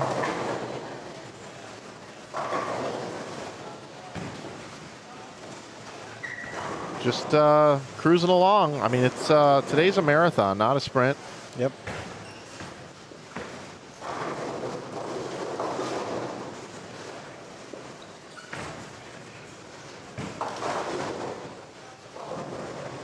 Coming out of the Greater Iowas, I'm going to put you on the spot. Who are some of the players that have, really bowled a lot of these events that have gone on to do, really great things, at the professional level? Well, certainly Tom has. Yep. We've had a lot of really top professionals that bowled some of our events, but not a lot of big numbers. But I know there was one year where I think the U.S. Open was in Lincoln, Nebraska. I believe. And we have Doherty and Maldonado. Oh, we had came a by. whole bunch of them come through. Andrew Anderson. And, Yeah, that's right. yeah, we had like 7 or 8 of them. 9.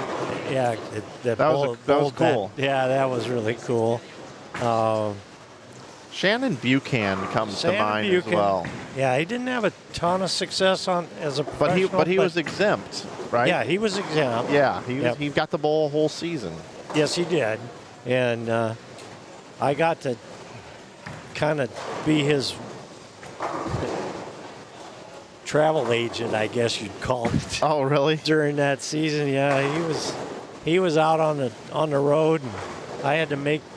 That was before you had really good GPS on your phone and stuff like that. So I would have to make him Google Maps, or they weren't Google Maps back then, MapQuest, for where he was going with all his roads. And a couple times, and I know he got snowed in down in northern Arizona trying to get down to south of Phoenix. And I had to spend about a half hour on the phone with him trying to get him back down the road the other direction so he could go south more. And yeah, that was an interesting year. I remember when I first was coming to these events, the players that bowled were like Derek Sapp. Yep. Yeah. Matt McNeil bowled just about all of them. Yes, he did. He won quite a few. I think I remember Jason Gust and Woolwin, Scott Woolwin. Yep, Scott Woolwin, yeah. Bowled. Yep. Yeah. Trying to think of some of the other guys. I thought, did Doug Manhart bowl any of these? Yeah, early on he bowled a couple, but once he moved up to Minnesota, he might have bowled one more after that. Nick Pate bowled quite a few. Nick, that's right. Nick did bowl quite a few. Yeah. Casey Murphy, Steve Keeler. Yep. Of course, we had a lot of our Iowa guys that are top players. Doug Anderson, Mike Peters. Oh yeah, Mike. That group. There was a lot of good players that bowled most of our events. I remember Steve Richter would come down and bowl. Yep. Steve came down the first 3 or 4 big ones that we had. Bowled, and Riggles bowled them. So we had Gail Myers ever bowl? Gail Myers bowled a few. I think I remember that. Yeah, he bowled a few. Sure. We still have quite a few Wisconsin bowlers that bowl our big events, but there was a time when we were bringing 16, 18, 20 guys out of Wisconsin coming down to bowl. One thing that I have noticed is that once we started having these major events that we like to call them, they started popping up a little bit more around the Midwest. You know, you see quite a few of them now. I know we've got next month High Five Gears running a tournament in Wisconsin, same weekend as our Ebonite Fall Classic. So that's going to probably impact both tournaments a little bit. But I think I'm sitting currently with about 120 or 125 entries reserved for the Fall Classic right now. So we should get pretty close, if not totally filled, for that one. So I see a nice note here in the chat saying that Jacob Buttriff bowled. Yes, he did. He bowled two of these 11 frame tournaments, and I think he bowled one of the. Yeah, I know he bowled at least one of the Ebonite events. Yeah, he was a bowler favorite and a fan favorite because he would hang out downstairs and he was not afraid to buy a round of drinks. I'll put it that way. No, and he's a great guy. Yeah, and I told this story a couple of times since he's passed. Gone way too soon. Yes. He, you know, once he lost his mother, he really didn't have much of a support system. He didn't have any brothers and sisters. Right. His dad and he didn't have a solid relationship, you know, a close relationship over the years, and he was always just searching for, like, the next person he met was his new family. Yeah. That's just what he did. And, Yeah. and yeah, he definitely struggled with the loss of his mother and Right. just was a little lost in life, you know, and just you need a support system, and those that don't have it necessarily. I mean, he had it from the masses, but he didn't have that, like, Not individually. yeah, exactly. Right. Yeah. So, and that's tough. That's really tough. It is. So, you know, when he would be done bowling, one of his ways to unwind was, you know, to go down and have a couple of drinks after bowling. Right. And the thing that he would do is he would go wherever he went, people would follow because they wanted to be around the guy. Sure. And then, yeah, he was just so friendly. And I just know this was the thing about him. It wasn't like once he got to that spot after bowling that when he would interact with fans or his friends or people that he bowled against, it was never, oh, man, you know, I should be 300 more over. I got screwed this block. No, it was more like, hey, where are you from? Yeah. He wanted. Tell me about your family. Exactly. Like, yeah. What do you do for work? Like, he was just genuinely interested in people. Yes. It wasn't about his positive axis point and what layouts he used after bowling, like some of these guys. It was just more about life, like, what's up, and that's why everybody loved him. Yeah, he just wanted to be a man of the people, and he certainly was. Well, and he just wanted to hear about life experiences of other people. Yeah,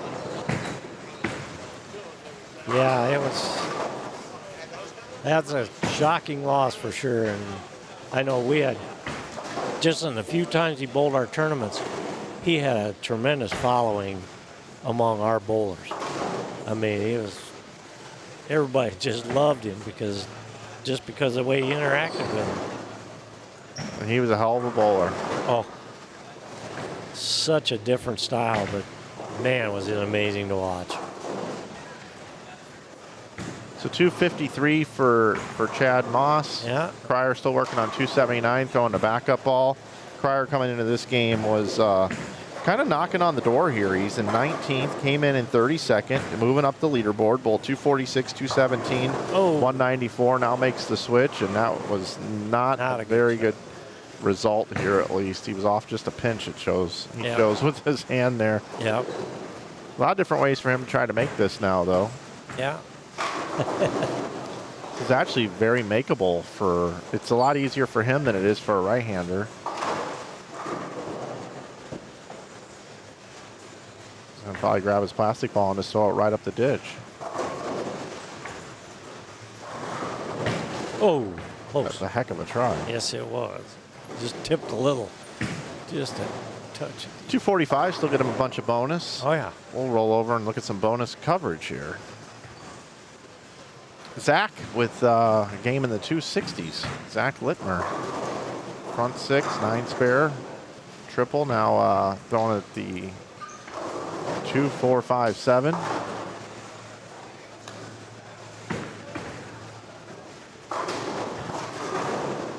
Nice game for the ZVL. Yes. Littmer bowled 181, 167, and then 226. So a couple of good back-to-back games for Zach. Yeah. Zach provided the live stream coverage of the golf and bowl event that I took part in a couple of weeks ago. Yeah. Just the bowling portion. Okay. Golf's kind of hard to live stream. It is. Golf is hard to live stream. But,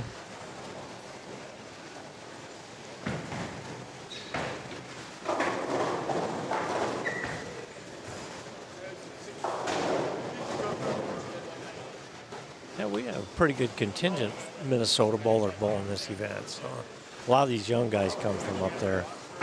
A lot of them. No Chad Nelson, though, today. He was in the field. And yesterday morning, he woke up sick as a dog. Had to cancel. Brady Stearns came in and told me that he wasn't coming. He said he's just sick, 2 ways. Sick he can't be here, and sick physically. Yeah, Chad's a really great guy, and he loves to support our events when he can.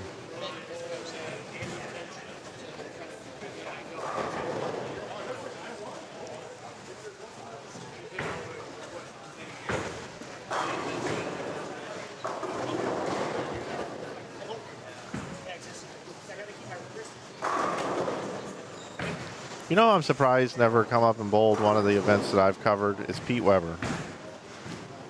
Yeah, the only GIBA events Pete bowled.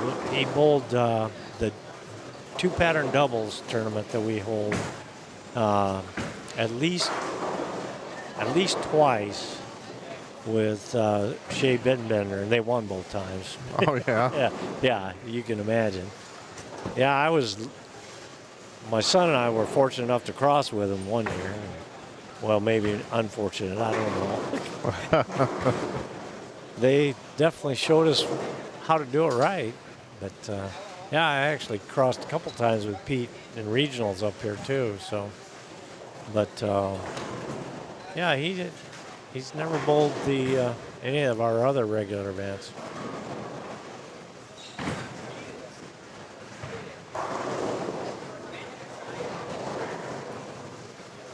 I am surprised at the one in February that we don't get a bunch of PWBA bowlers to come bowl. Yeah. What a warm-up that would be. Yeah. Heading into bowling season, you know, the PWBA around the corner. Mm-hmm. I don't know. I always kind of feel like, you know, I've tried to talk to a few of them to come bowl. I'm all over Jordan Snodgrass all the time, telling her she should come and bowl these. Yeah. This week wouldn't have worked, but obviously, No, but in February. It's actually the first weekend in March this year. Is that what it is? State tournament or something going on? Well, no. I kind of have to pattern or plan around college events. And because St. Ambrose joined a conference this year that has their conference finals or tournament or whatever the last weekend in February, we chose to do it the first weekend in March because that will get us Mount Mercy bowlers, St. Ambrose bowlers, and some of the other colleges that were here in the Midwest that are in that conference. Got it. We'll be able to bowl. So, and that's a huge part of our entries. Yeah. So I've got you down. I've got you down for that weekend. So evidently, I was paying attention to something. Evidently, you must have seen my email or my text or something. Huh?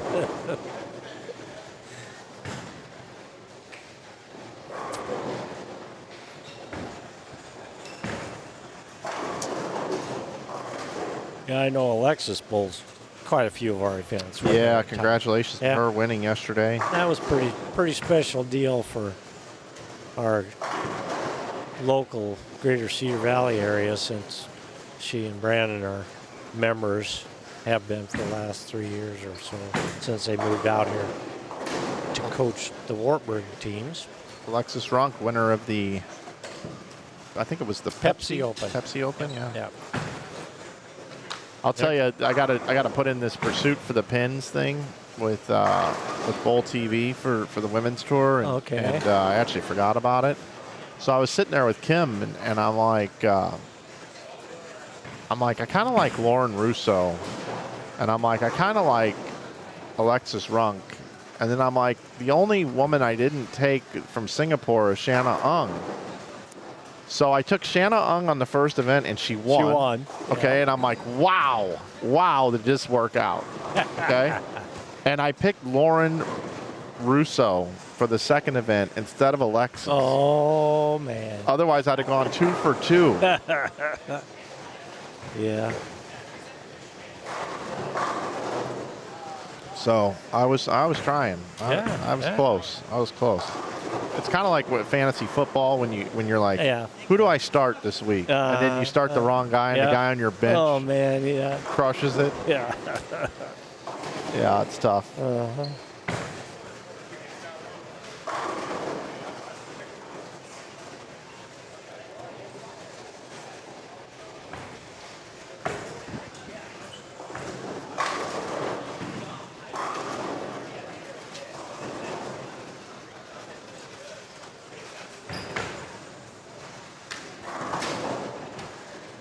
Everybody's making the moves. Yep.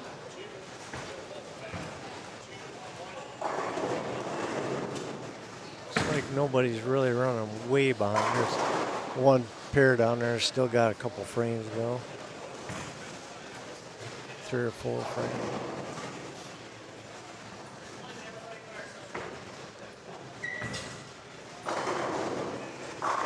This format would be the kind of day, though, that when you just think about from the bowler's perspective, bowling for 6 hours, that this would be a good snack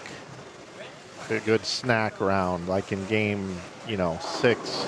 Yeah. If Bob came around with a cart, with some, just a few snacks, some energy bars and maybe some, maybe Bob could cook up some sliders. Yeah. Some mini. That would come in handy today, probably. Yeah.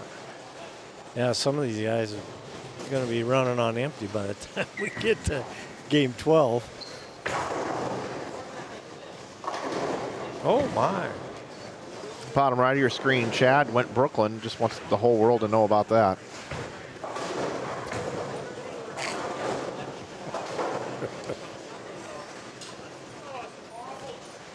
This can play tricks on you, man. Oh, yeah. Yep.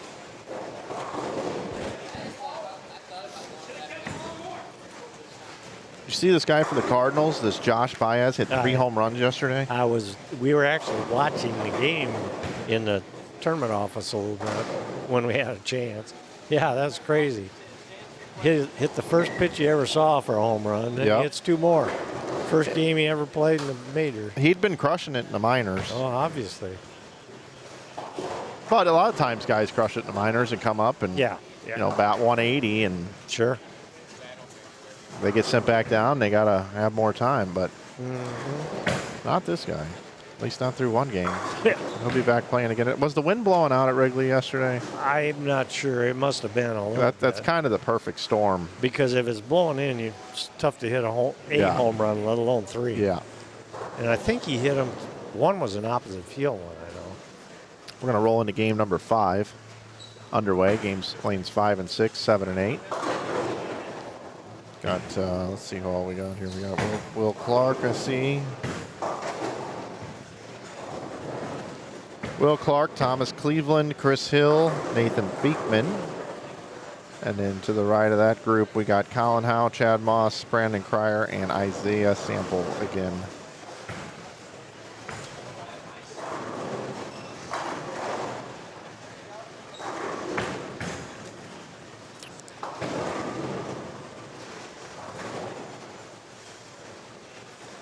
There's something about this rack on lane 6 too. That's just, I mean, look at how wide this gap Yeah, is. that looks like a huge gap.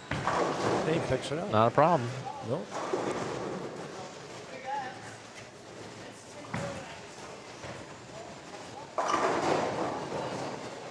A lot of players making a run.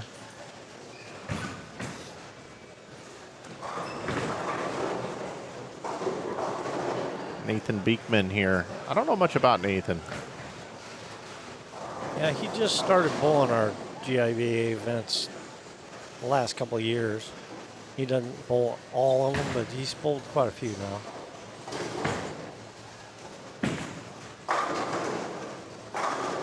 Pretty heavy end over end, that's for sure. Yep.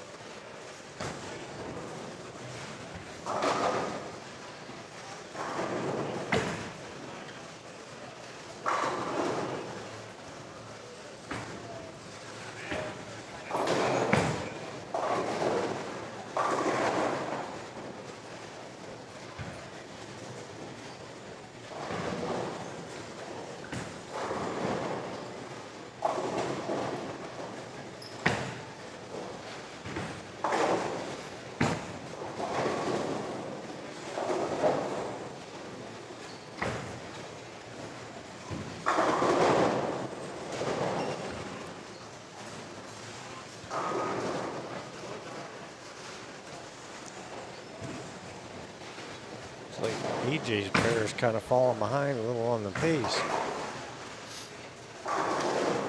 Whose pair? I think it's AJ Chapman's pair. 15 and 16 maybe. They're the leaders. Yeah. They should make it up when they start striking again. Yeah, I would think so.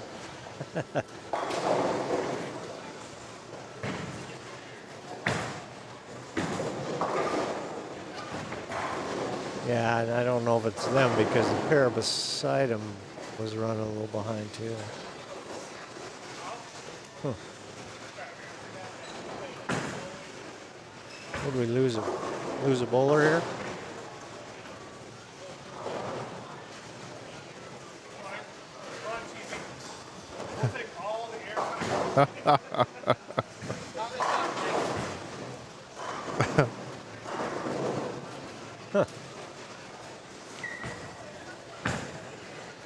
How old is Chad Moss now? Oh, man. I don't know. Mid 40s maybe? No, I don't think he's that old. Early 40s? I don't know. He runs with Dave Bears all the time. They bowl a lot of our events. Almost all the major ones. We may not see him next month, though, at the Fall Classic. Because that High Five Beer event is in Wisconsin, so.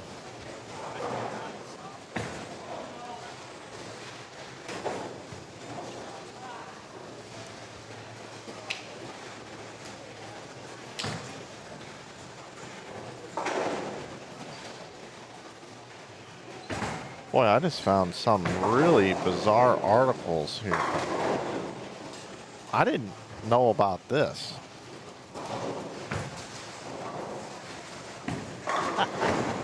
I mean, is this real? I don't know.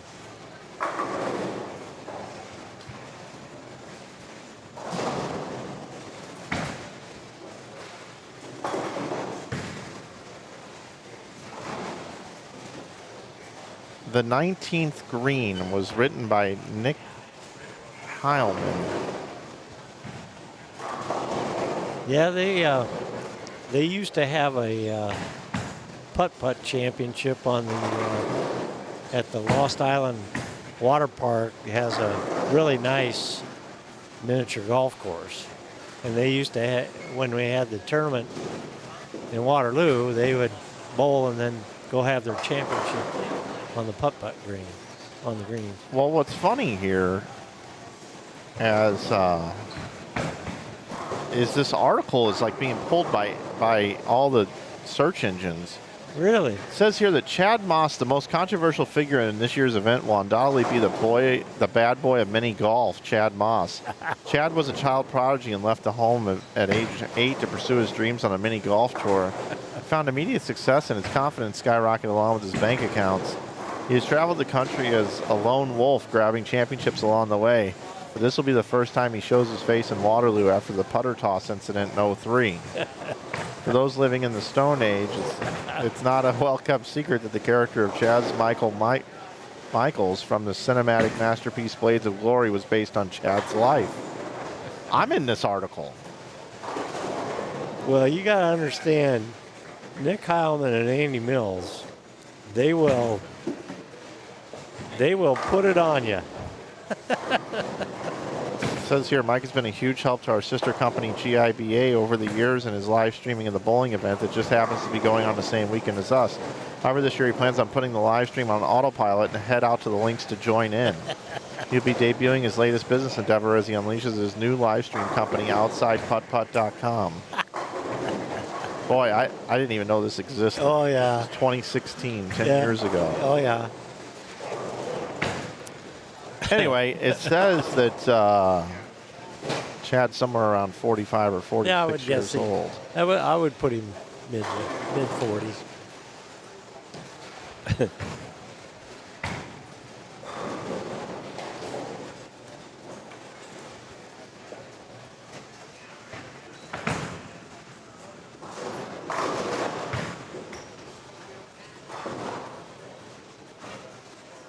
Another missed 10 pin. Oh. Yeah, I think next year I'm going to have to run a clinic on Friday Yeah. on how to adjust for spare shooting on a 46 feet in length, almost 40 milliliter oil pattern on Brunswick Pro Lane. Yeah.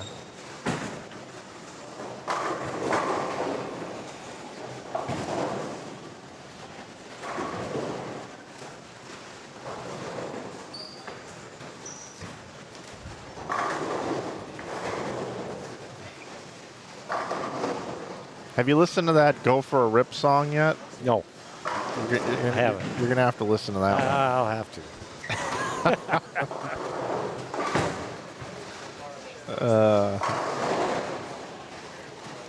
It's been kind of the thing this weekend. Whoops. Yeah, that was way, I don't know what you call that. That was way left. Yeah, that was nice. It's hard for me to have a left-handed backup bowler and explain to the audience what he just did. Like, Yeah. did he Yeah. pull that one? Or did he give it away? Like, I can't tell what he did. He missed. That's what he did. He missed left of where he was aiming Yes. with his backup ball. Now he's going to go grab his purple hammer, and he's going to probably throw a Brooklyn shot for a traditional left-handed bowler. Might. Yeah, he might do that. That's how I would shoot it.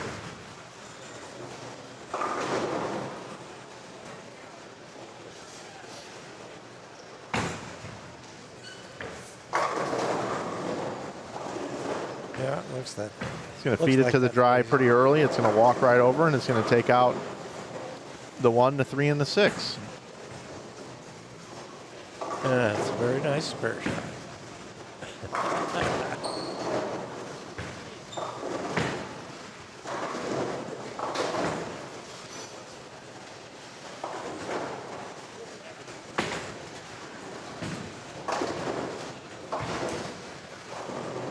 After Nathan's shot here, I'm going to move to the right. I know we got some ZVL fans watching today. Yeah.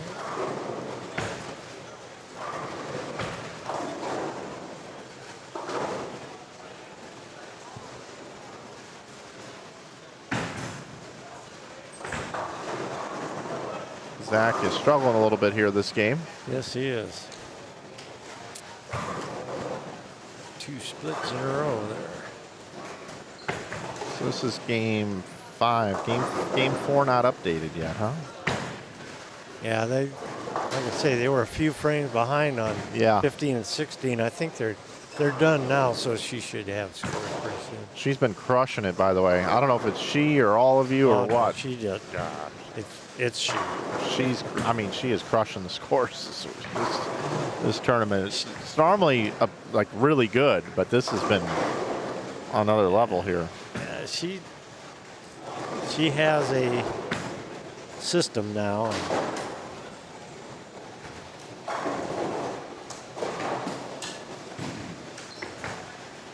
Her goal is to get you the scores before the bowlers bowl the first frame the next game. Not that she does that, but she tries. Not so much today because she has to enter all the scores twice. Yeah, that's true. All right, well, let's, I think we got some scores. I think I see it here. Kendrick Siders goes to the lead. So he bowls 221 and gets 33 bonus pins, 212 and gets 29 bonus pins, 249 and gets 42 bonus pins, and 249 and gets 43 bonus pins.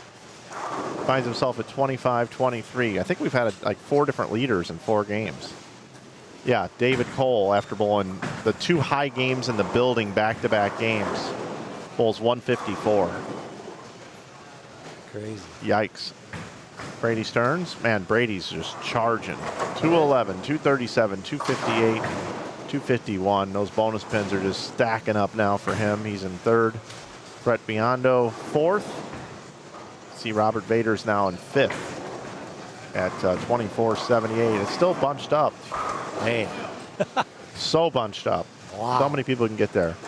Oh. Chapman with 162. Ooh, that's why I was. Only got 6 bonus pins. Yeah, that's why I was taking them all out of that game. Raiden Nakagawa started out like a house of fire.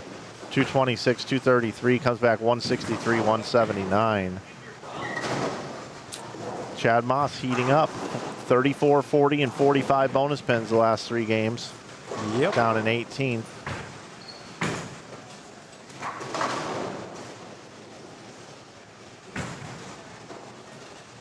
So right now, 5th is 24.78. I think if you're within 200 pins, you still got a realistic chance of getting there. Yes, you do with this format. So 25th, I would say 25th and up can still make the show.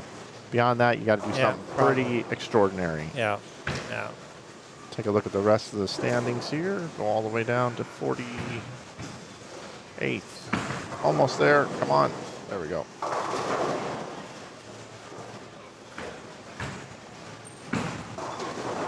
Zach Lutmer had the high game with 265 that last game. Yes, he did. Actually, I think they say it's Litmer. I always want to say Lutmer. Anyway, speaking of ZVL, we'll go to him now. Struggling this game. Yeah, he is. A couple splits. Strike. Good shot.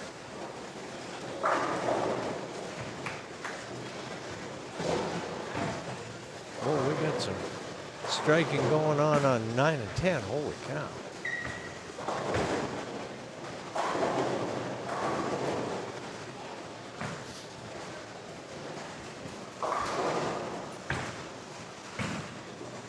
Yeah, quite a bit. Peyton can still bowl 246. And we got a perfect game still going there as well. Yeah.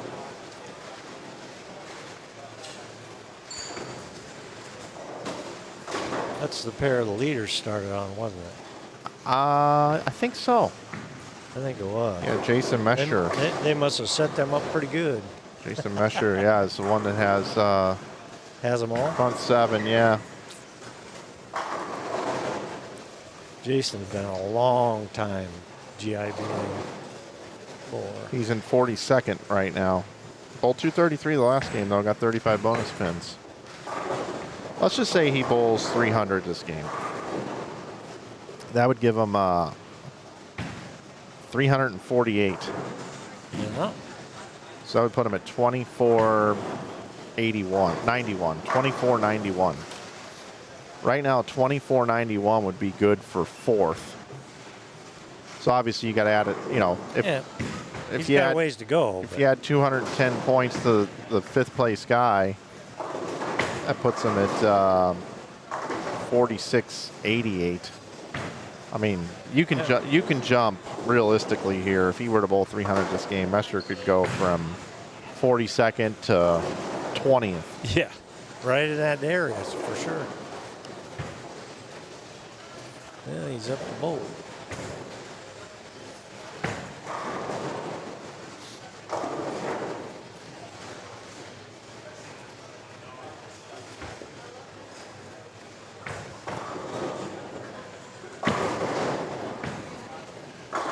Oh, 10 pin. Leaves the 10. Yeah, it was a good shot.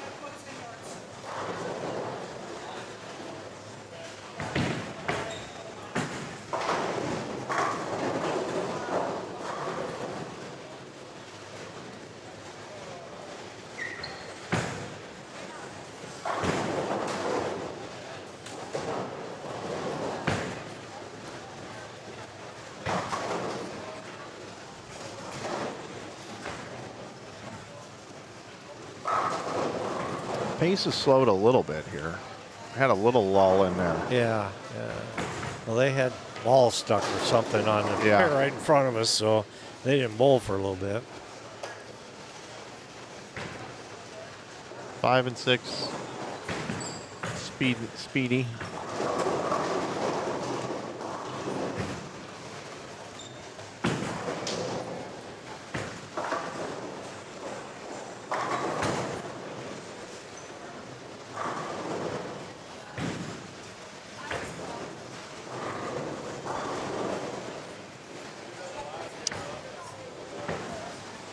Well, I'm gonna probably have to step away now for a while, Mike.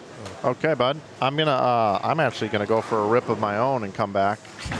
I gotta go pick up Kim real quick and just head right back over. So I'll be gone for 10 minutes, but everything's working great. No worries there. All right. Thank you, Joe. You bet. It's Joe Engelkiss, our tournament director, spending some time in here with me. Always enjoy when Joe comes by.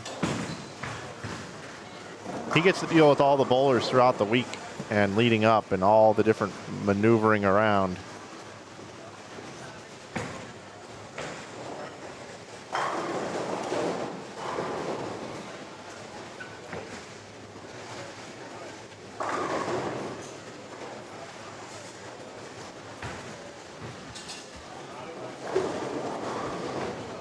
All right, everybody, I'm going to step away. I'll be back in about 10 minutes.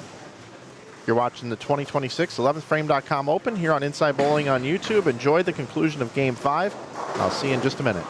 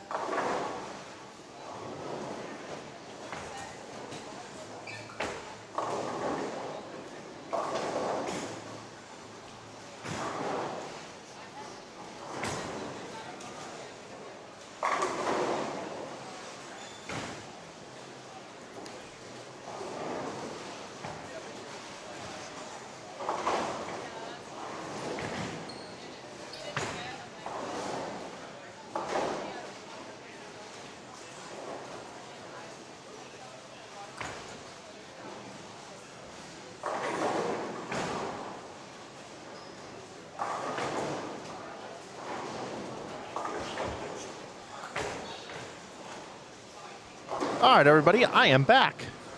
Successful mission. Went for a rip. Went for a rip, bud. And now we got Timmy Grundler coming in a little light trip of the 2-pin. How about that, Timmy? Little 221. This will be the conclusion of game number 5. 6 coming up next. Again, we're using the format here where you get bonus pins. 48 bonus pins for the number 1 game in the field. 1 bonus pin for the worst game in the field. So we got action underway here on the lower end here. Let's slide over here. Got some newer players coming in. They move 1 pair to the right after each game. Glad you're with us here on Inside Bowling for continuing coverage of our 2026 11thframe.com Open. Got some great sponsors. Want to talk about them real quick. Our sponsors are IAMBowling.com. Joe, Rosie, Jennifer, they run great events all throughout the year, about 10 of them. Check them out over at IAMBowling.com. Still got room for the Ebonite Fall Classic coming up in second week of September. That'll be up in Waterloo at Maple Lanes. You should consider bowling that event. That 610 is very toppable. Good job. I want to thank Ebonite being our bowling ball manufacturer sponsor here. Remember, Ebonite Bowl to win. We want to thank the Diamond Joe Casino, which is our host here, with their bowling center here at Cherry Lanes. Cherry Lanes donating the lineage here this week. Thank you so much to Bob Hochran and his staff for their generosity. Also, Brandon Steen and the Steen team. IAMBowling out of Las Vegas is our jersey sponsor. Also want to thank Kwik Star and Kwik Trip Convenience Marts up here in Iowa. Also, the 11thframe.com, which is bowling's digital daily newspaper, delivering news, analysis, and opinion, owned and operated by USBC Hall of Famer and career newspaper reporter and editor Jeff Riggles. Also, if you'd like to support what we do here on the channel, I haven't mentioned this in a little while, but we do have a new item in our store. It's called Dry Fit Tees. And we did a lot of research into these. We just didn't want to bring a dry fit tee to market that was one that was, you know, just mediocre. We've been testing them, and we really like the dry fit tee that we settled on. And you can get them now for $19 this week. $27 normally. It's a new item. It's a soft launch. We've got left chest logos of all your favorite brands available at InsideBowling.com. Dry fit tees this week, $19. And if you add other things to your cart, you can save 15% with coupon code YouTube. That's right, 15% coupon code YouTube. If you're looking for standings and information about this event, you can see it pinned at the top of the chat in our chat room here. Info and results is the tab, including the spreadsheet and everything that you need in there.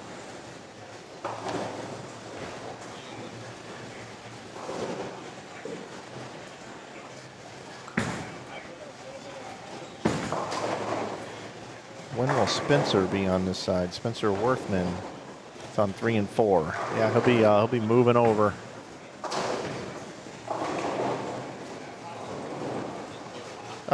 Somebody asked me this yesterday, Scott. I'll comment on it again. I'll be curious Mike's opinion of the new PBA Elite Regional program. I think what I said was there's not enough information. So imagine if you watched one episode of a TV show and then you were told to give your opinion on it. I don't think the whole PBA regional thing and just what the PBA is all about is it's TBD still. We don't know. They know. We don't know what the PBA is doing or becoming, and the changes that they're making under the new CEO, Peter Murray. We just have to sit back and wait and see. But I do know that there's 21 tournaments between now and the end of the year, that the increase in prize fund is there, the host fees are up, and the entry fee is up. And I said yesterday that I feel like once somebody says something's going away, a lot of people are like, oh no, I need to support that. I should have supported that more.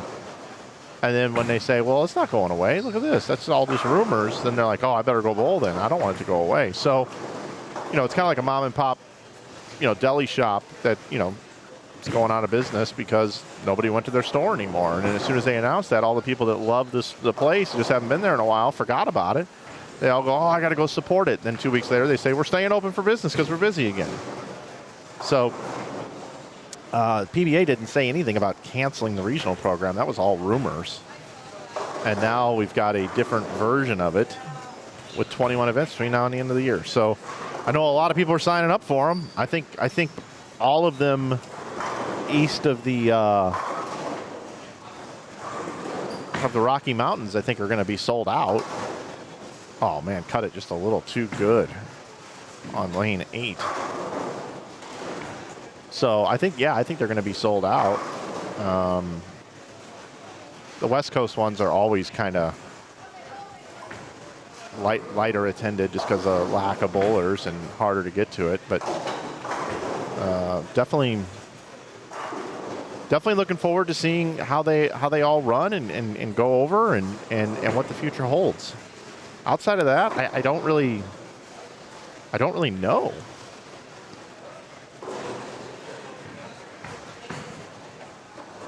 I think bowling in general needs to plan a little better.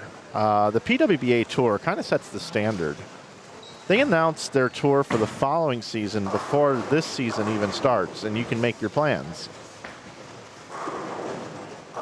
You know, I think there's some trickiness to this PBA Elite Tour as far as being able to bowl an event outside of your region. Well, you got to fly. Flights aren't cheap, especially if you book them close to the event date. You can save money by booking further out. Well, you only got 21 days to book it. So, you know, 21 days is when it says on there that it'll open up to people from other regions. Well, 21 days to book a flight may be priced out. So there's just a few weird things like that, you know, but if they sell out in their region, then it's a moot point. Doesn't matter. So there's too much to be determined when it comes to that PBA Elite Tour. But hey, man, I hope it thrives. I mean, I don't ever want anything in bowling to not work. It's not like somebody opens a bowling center somewhere and I go, oh, I hope they don't have bowlers. I hope they go out of business. Oh, so-and-so going to run 5 tournaments. Well, I hope they don't get anybody, you know. PBA's changing their regional stuff. Oh, what idiots. I mean, that's not, you're just never going to get that from me. I give the benefit of the doubt in every particular case. Unless you're just a human being that blatantly goes out of their way to be mean or rude. And they're not doing that. They're a company, not a human being. Got some 10 pins being missed all over the place because of how hard the surface is and how much oil's on the lane. You do got to make an adjustment for making 10 pins. We saw Tim Grumler miss at least 3 of them that we know of. So there you go. There's my take.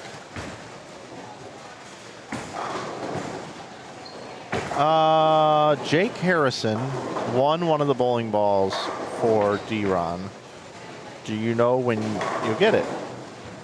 So I don't have that sheet of paper with me, Jake. It's on my desk at the office.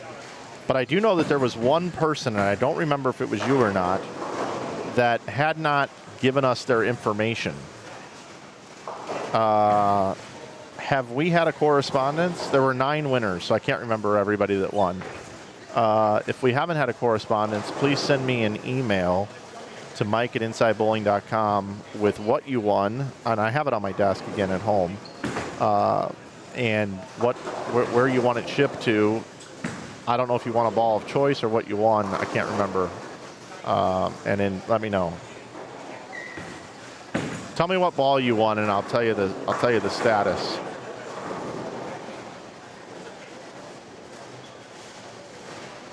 I know Darren shipped out his ball. Simo shipped out his ball.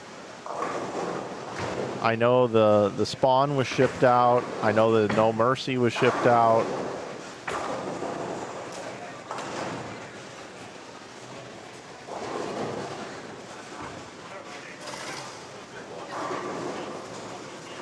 Who else am I missing?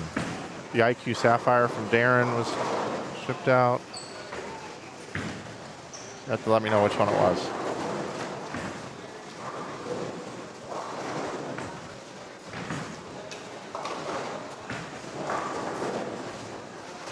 So a little out of whack here. We've got Game 6 going on here in front of us, and Game 6 is just starting on a couple of other pairs. It is 11:57.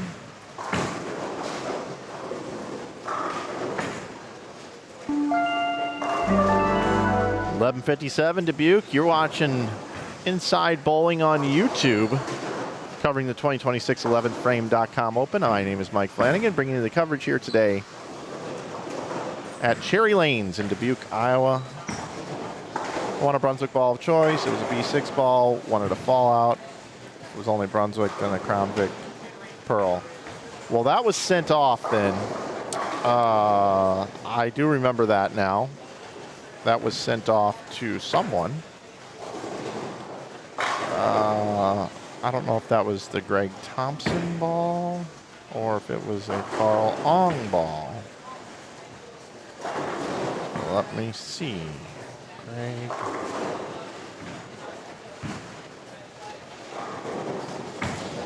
Yes, 15-pound fallout in Wisconsin. I sent that over to Greg Thompson on August the 3rd. Said he would get the ball ordered. So I don't know how long that takes, but he was definitely working on that. Now we got to give Greg a little bit of extra time because one of his best friends, Jacob Buttriff, passed away unexpectedly, and that all took place during that correspondence.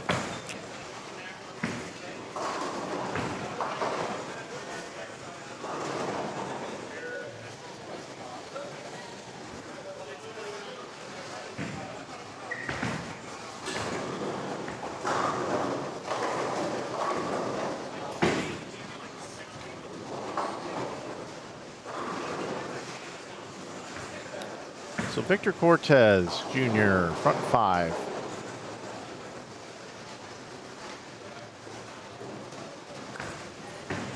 Scores are in through game 5. I'll get those to you now. 3-4-7 for Victor. Let's push this over. Here are our scores after 5 games. Kendrick Siders had 237 that game. That got him 39 bonus pins. He's at 27.99 now. Brett Biondo had 268 with 46 bonus. He now is just 6 back. Brady Stearns now up to 3rd. He's just been riding this train. Come on, ride that train. And ride it. 237, 258, 251, 232. He's getting bonus pins out the wazoo. He's at 27.71 now. Landon Jordan now 4th. Is at 27.34. Followed by A.J. Chapman. Just bowled 248 the last game. He's at 27.18. That's your top 5. Let's see who had the high game. Looks like Colin Howell with 279. That game had the high game. So high games across the board so far. 279, 267, 300. Then it was Littmer with 265. And then Colin Howell at 279. So that's how you get 48 bonus pins in this system. 12 total games. When we're done with this game number 6, we'll be halfway through the day. Now back to your regular scheduled stream.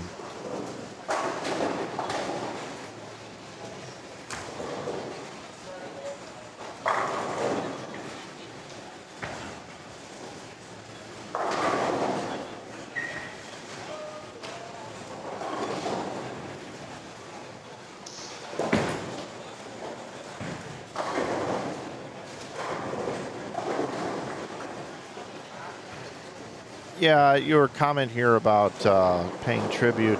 I mean, everybody does it in their own way. I thought it was good. I think all tributes are good. And who knows what they're going to do moving forward. You gotta let some time go by. I know Tom Clark went to Butter's Celebration of Life. I know he was there.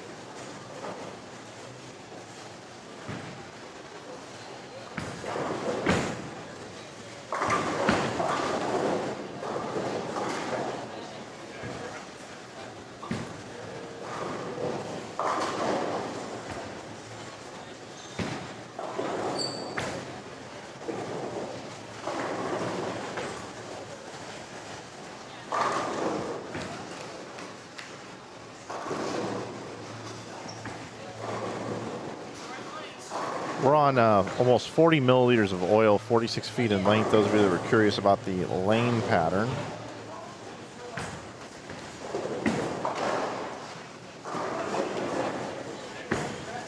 .25 to 1 or so on your ratio.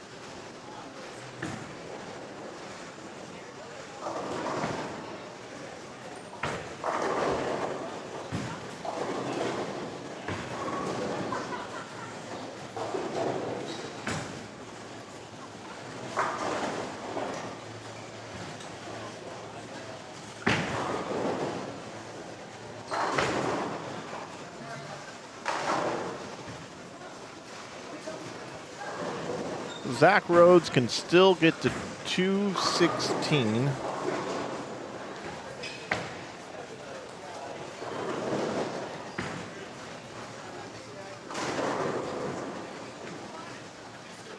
Victor Cortez Jr. can still bowl 263. 246 for Breck Strobel. And Brian Schottmer can still bowl 204. Nathan Beekman going to be in the 190s now with a spare. Chris Hill, 217 max. Will Clark can bowl 182 and 221 for Thomas Cleveland.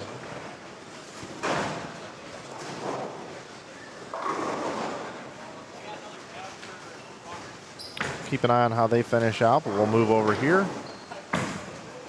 Got Chad Moss comes in. Oh, almost trips everything out of there.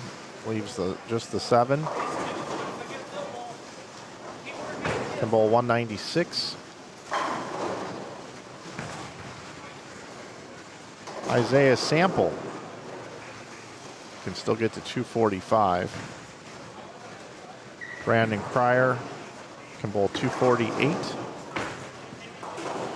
And Colin Howe can bowl 269.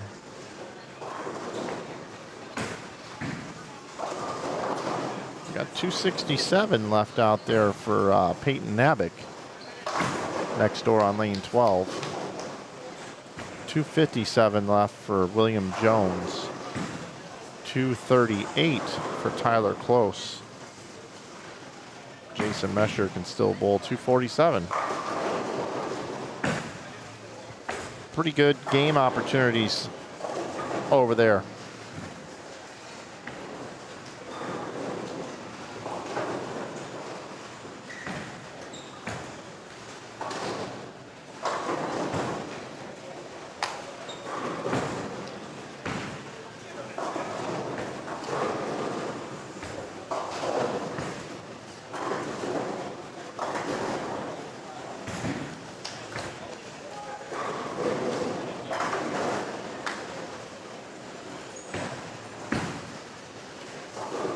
Appreciate everybody that's been picking up some merch and supporting our channel here at Inside Bowling. I see some orders been rolling through here today. I just want to give you a thank you for that.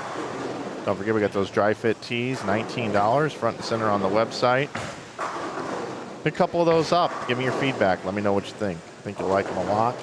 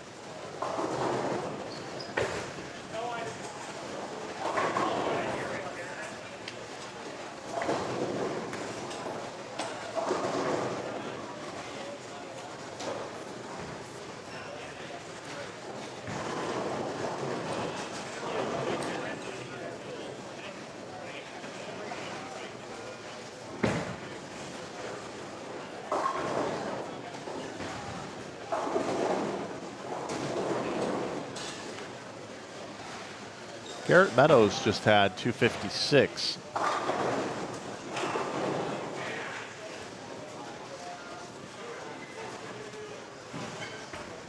The conclusion of this game will be halfway through today's Advancers round. Remember, our prize fund is quite nice. For a $170 entry fee, $2,800 for first, $2,300 for second, $1,800 for third, $1,400 for fourth, $1,100 for fifth. $950, $880, $820, $760, and $720 are your top 10 spots.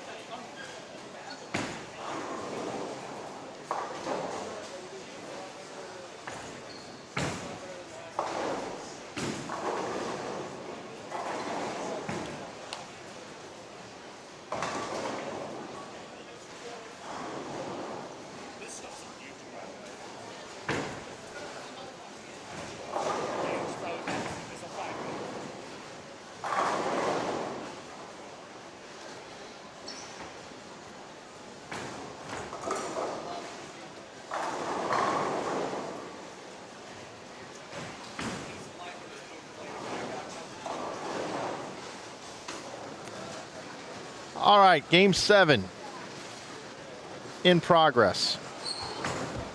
9, 10, 11, and 12. See some of the players that we've seen so far just moving over to the right. We've seen them coming through quite a bit. No strangers to our stream, but we will head over to 5 through 8, where we got Dawson Peterson, Garrett Meadows, Zach Andreessen, and Spencer Worthman. Next door, you got Zach Rhodes, Victor Cortez Jr., Ryan Schottmer, and Breck Strobel.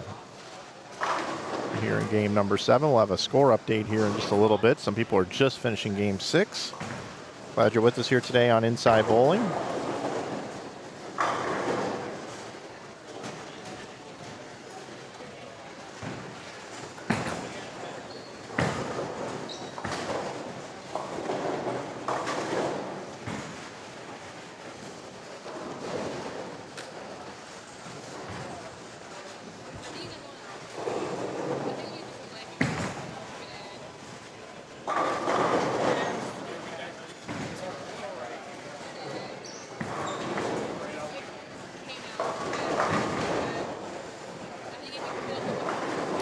What's happening, JD Carsales? How you doing, buddy?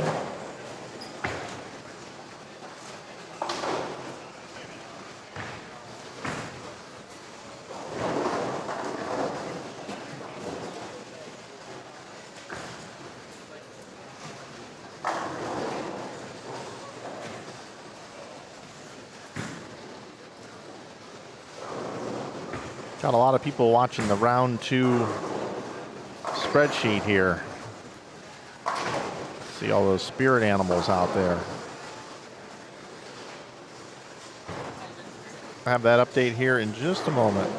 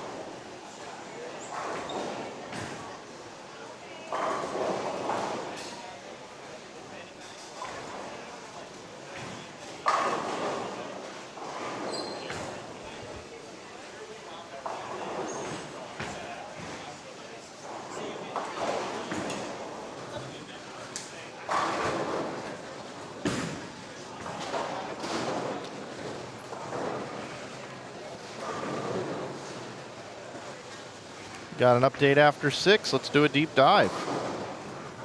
Let's just dive right in. Oh, well, let's see what I got going on here. It's being sorted as we speak.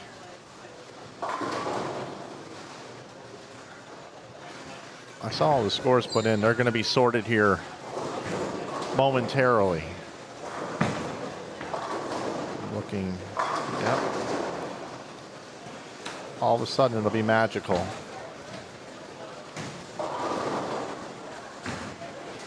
Here we go. You see the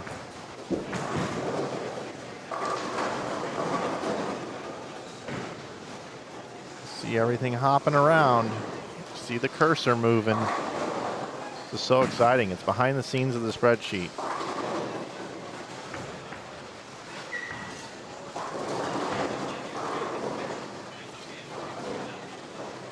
And I think we're there. Just like that, magically appears. All right, Kendrick Siders is leading the tournament at 31-16. 269 the high game. The last game went to Siders. He's got a 71-pin lead now over Brett Biondo. AJ Chapman up to third after some bad games, but bowled 248, 245, found his way back up to third. Brady Stearns bowled 204 that game after riding a very hot hand there for a while. Finds himself in fourth. Robert Vader is fifth, hanging out 29-35. David Cole bowled 300 earlier, then bowled 154, 171, 213. Sits at 29-19. He's the first man out, but it's still really, really bunched up in here. You got Landon Jordan. Landon bowled 154. Low game in the building and got one bonus pin. Wow. That's very surprising out of Landon Jordan. Karen Bloomquist had 200. He's in eighth. Garrett Meadows bowls 256 as we saw off to the left. Climbs all the way up to tied for eighth, along with Landon and Darren. Let's look at the qualifying numbers, that column. Let's see who's moved up the most. Tim Grunler, 39th to 17th. Brandon Cryer, 32nd to 18th. Clark Bonnewell, 42nd to 24th. Adam Morse from 44th to 25th.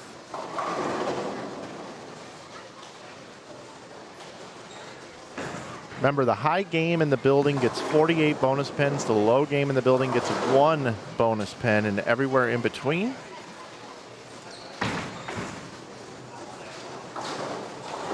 Had 1-300 today. 260 is a massive, massive score here today. Roll back over, full screen it. We got a step ladder coming up later today, I believe, which is going to be on lanes 7 and 8 now.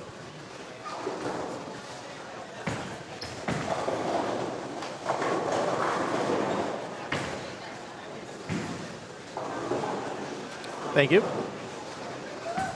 Got my hard copy here.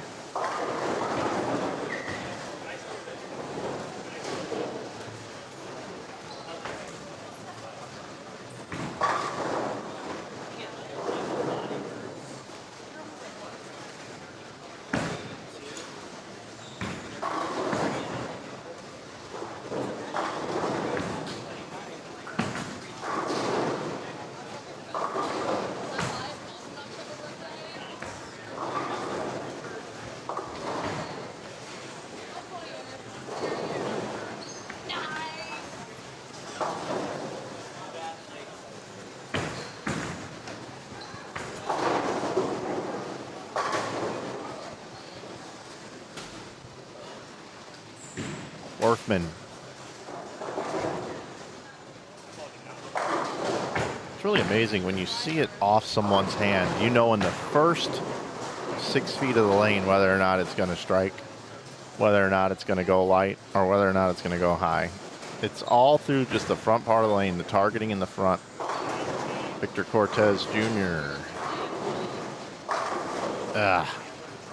little quitter 10 there. Mitchell riding the hot hand coming off the last game.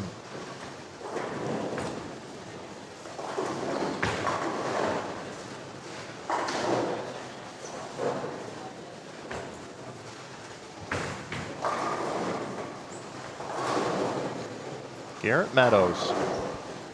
He is the hot hand. I think I might have just said Mitchell for some reason. I know a Garrett Mitchell. This is Garrett Meadows.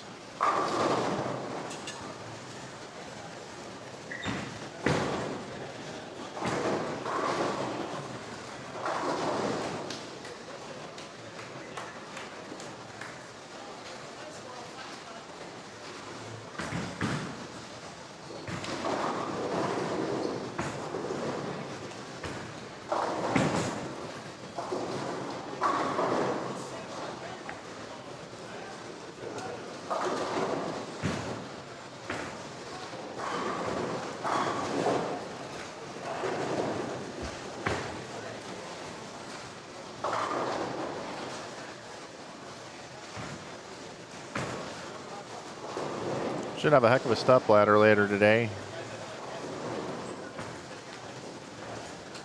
We'll be on fresh oil too, by the way. We'll be on fresh oil.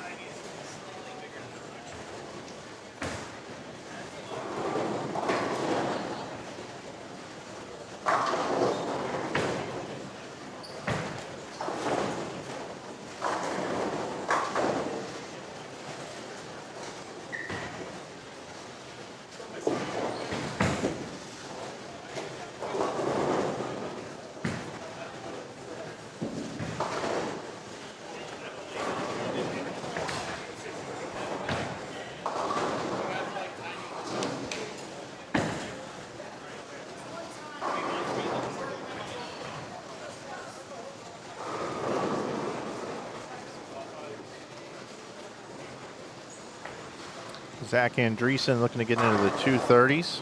He strikes out 9th and 10th frames. Zach is a bowler that can do it all. He can play different parts of the lanes. He can back it up. He's currently sitting 7th in the standings. Came in 19th, moved up to 7th. Got that one to lay off. Quite a few players are moving in closer to the 3rd and 4th arrows now.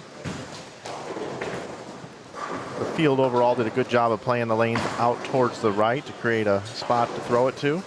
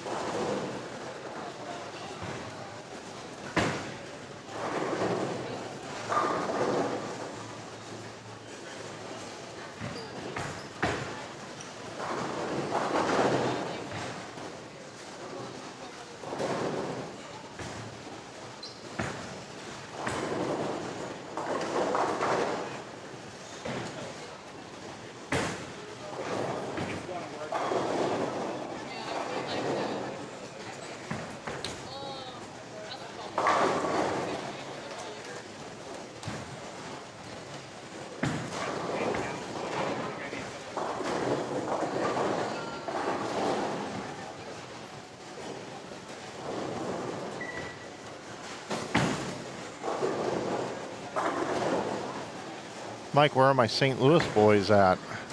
I'll tell you what, since moving away from St. Louis, I don't really have any St. Louis boys per se anymore. I really don't hang out with any of the bowlers in St. Louis in my off time. Many of my old school boys per se don't bowl anymore. Have families that moved on to doing other things.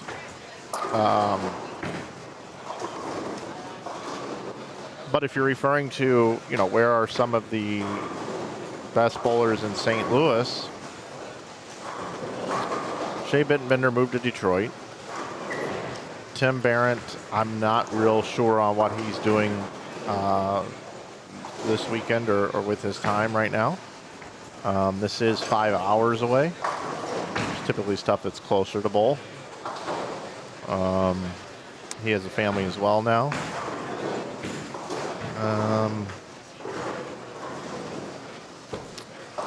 Many of the other St. Louisans that do travel to more like team events, like you know, Greater Ozark and state tournament, and the tournaments in geez, what is that?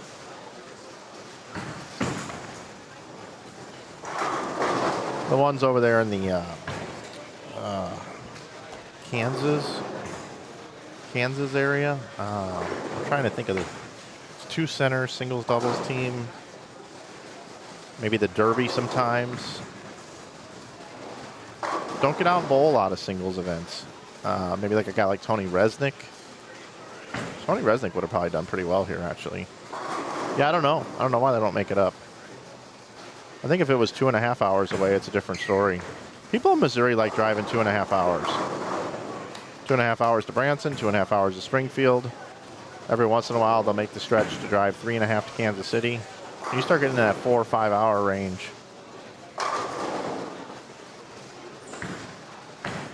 It's tougher. Plus, this bowling tournament's kind of an anomaly with the amount of people that support it, to be honest, in August.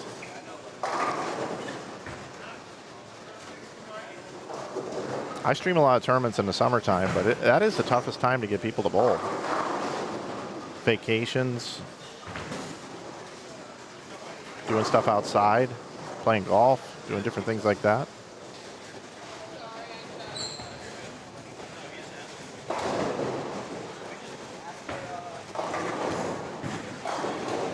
Crummell lives in Chicago again. Does not live in St. Louis anymore.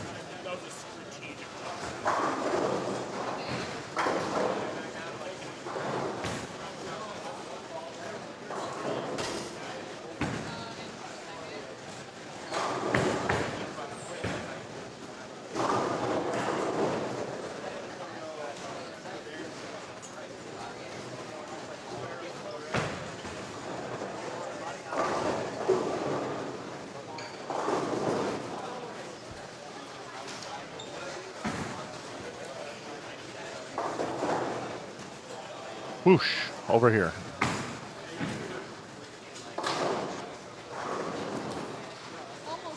Scoring pace has come down a bit, at least with these groups. Chris Hill, though, can bowl 259 here in Game 7.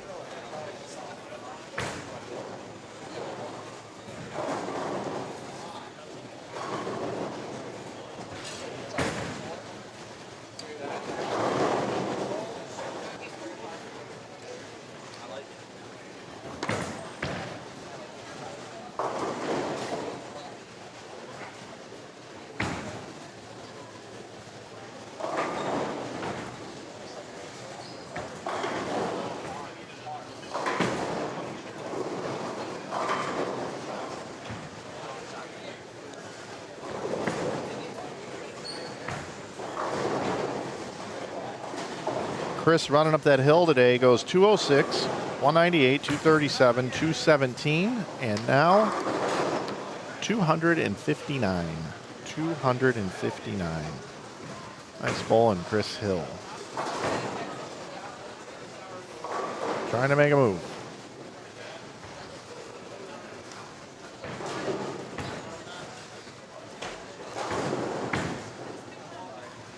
.31st going into that game. I would assume he's going to jump up to about 20th. Crier best he can bowl is 170. That's uncharacteristic of Brandon. Here's the thing, though. You still got games 8, 9, 10, 11, and 12. You have 5 games left. Yesterday, they bowled 6 all of qualifying. 5 games left, plus bonus. You could realistically get 200 pins of bonus in the last 5 games if you average 240. You could get 400 pins if you average 240 the last 5. Easier said than done, I know.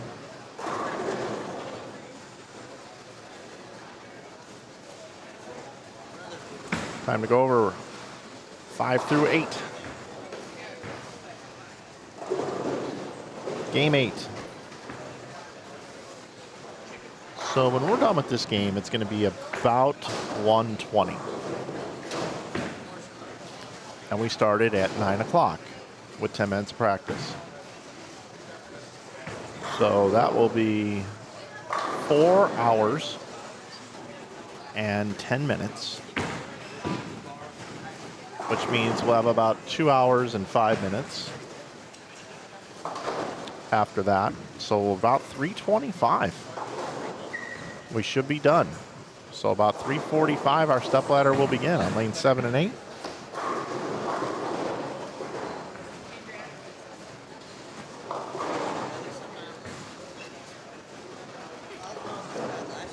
Jace Meyer.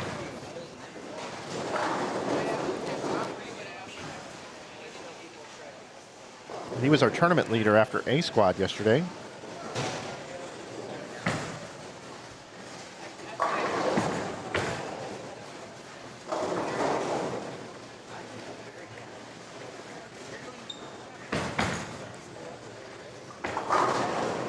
Currently 14th, bowled 205, 211, 258, 203. Don't know what he had the last game.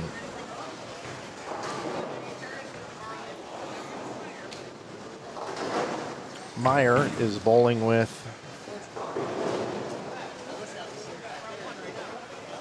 Darren Bloomquist, Lucas Hersrud, and Billy Hibbard.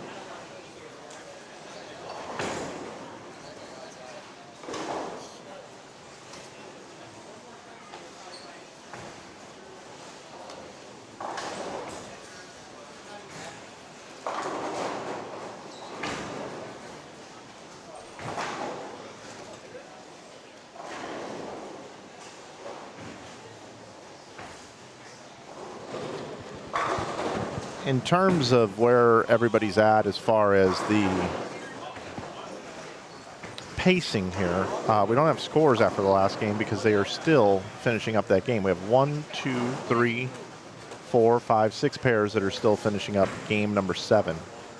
Off to the races here, game number 8, though.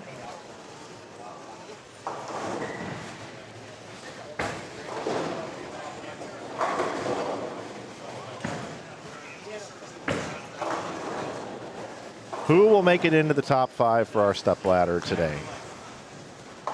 Who will make it? Somebody's going to take home $2,800. I'm not sure if there's a bet you win pot here or not. I would imagine there is. Usually there's an optional bet you win pot for $10 that also has like another $700 to $1,000 in it, depending on the year and the event. Let's see here. Do that.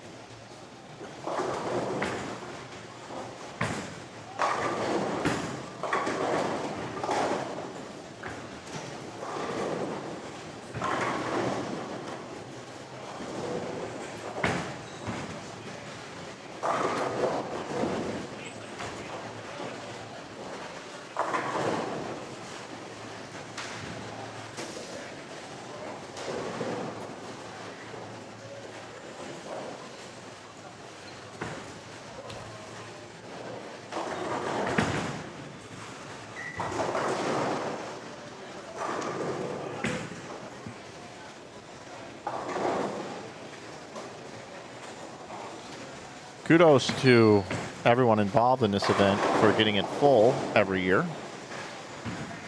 It's pretty amazing.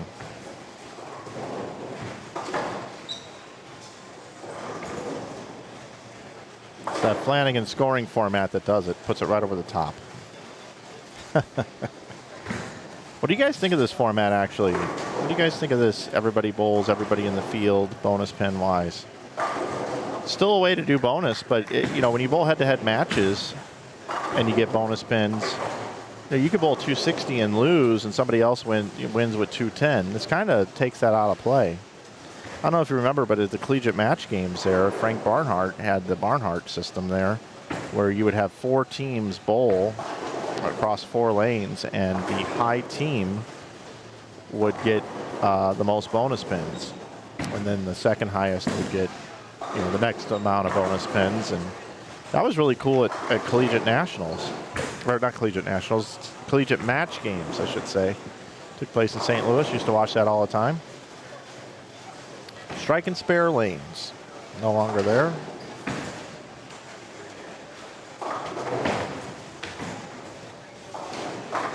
I like when you bowl more people for bonus pins. I'm just a big fan of that.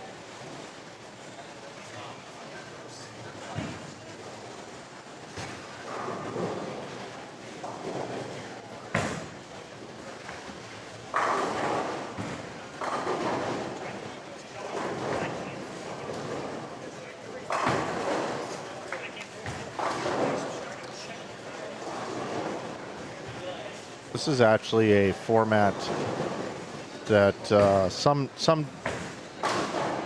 derivation of this or form of this, I think would be great at the highest level.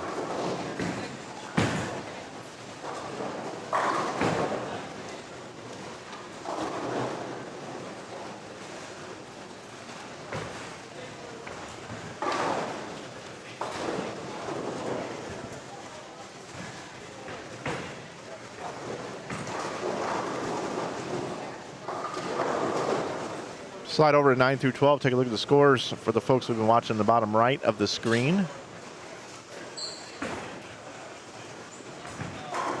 Lanes are definitely in a transition standpoint right now.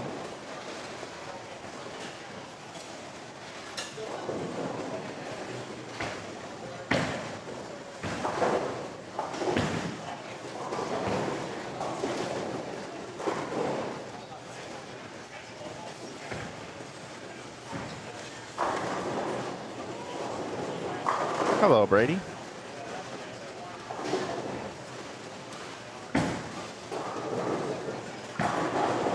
I do mean strike and strike, yeah.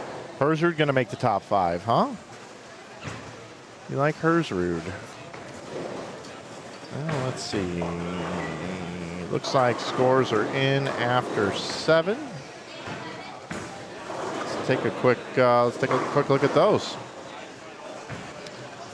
All right, Siders in Game 7, bowled 215, got 29 bonus pins. AJ Chapman bowled 234, got 41 bonus pins.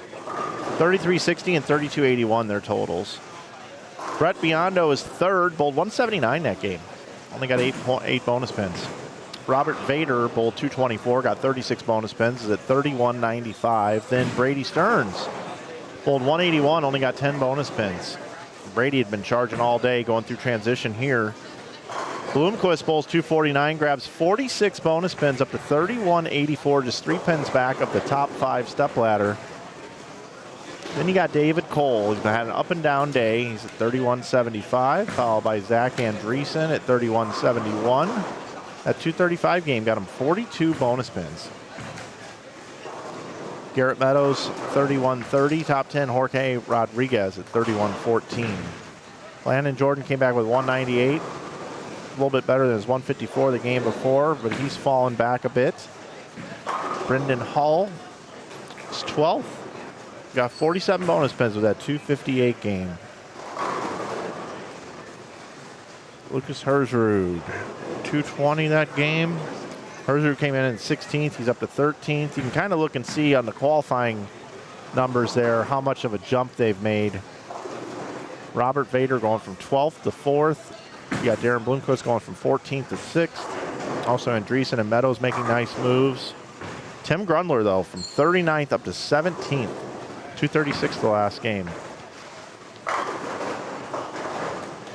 Also Adam Morse from 44th to 22nd. Just jumped 22 spots.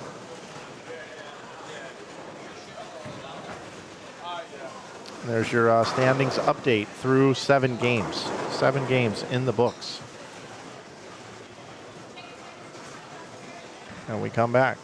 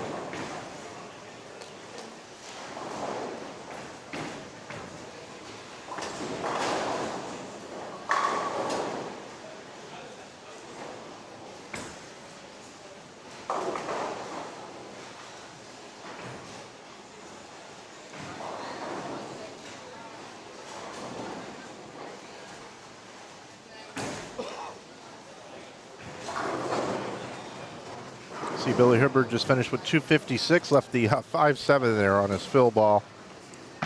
Lucas Hersrud looking to get into 217 territory here. Darren Bloomquist can still bowl 247. Bloomquist is 6th currently right now, just outside of the top 5. If he finishes this game, he will for sure vault himself inside the top 5. Looking at getting 40-plus bonus pins for this 240 game, and right when I say that, how about a 367?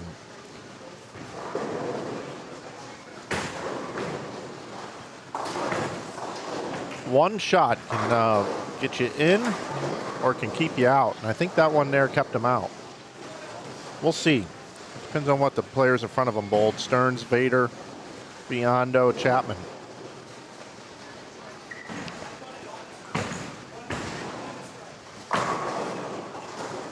Lucas Hersrud going to be in the 2 teens. Lucas today has gone, I've got games 3 and forward here. 215, 255, 193, 234, 220. Started 16th, is up to 13th. Moving right along.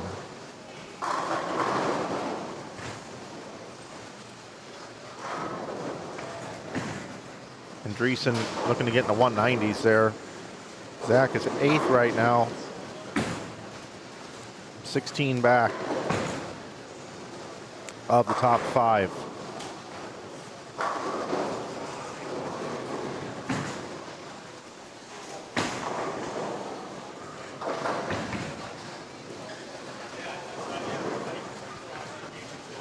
Move over here, 9, 10, 11, and 12. Got some scores being bowled here. Cortez can bowl 258.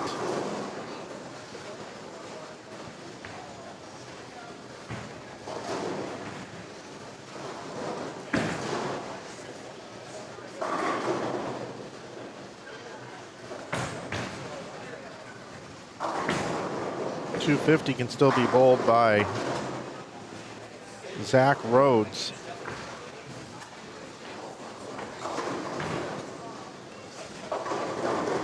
.204 for Breck Strobel, and Ryan Schottmer can bowl 220 there on lanes 9 and 10.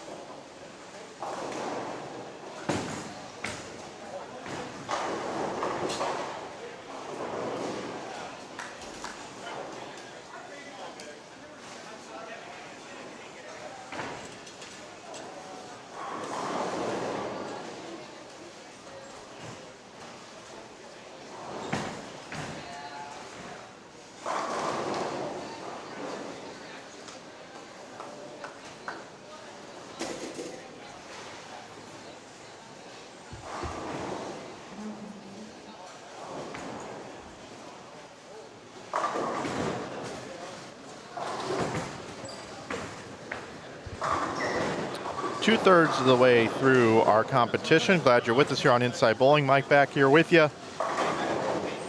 It's a marathon day for the bowlers, for us, for everybody.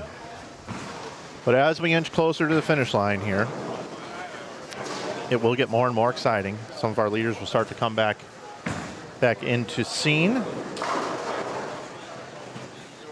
Head over to lanes 5 and 6, 7 and 8. We got David Cole, both 300 earlier today.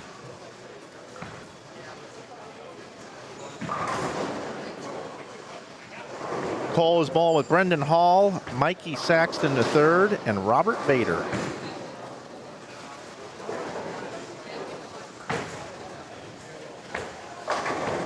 Cole looking to go back to back.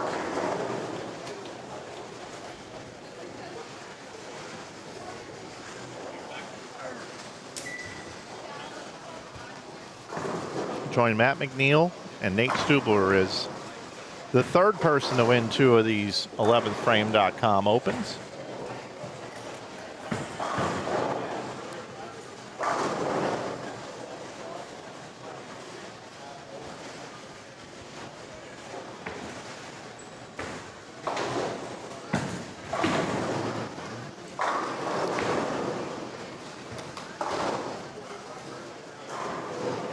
Nice shot there by Dave.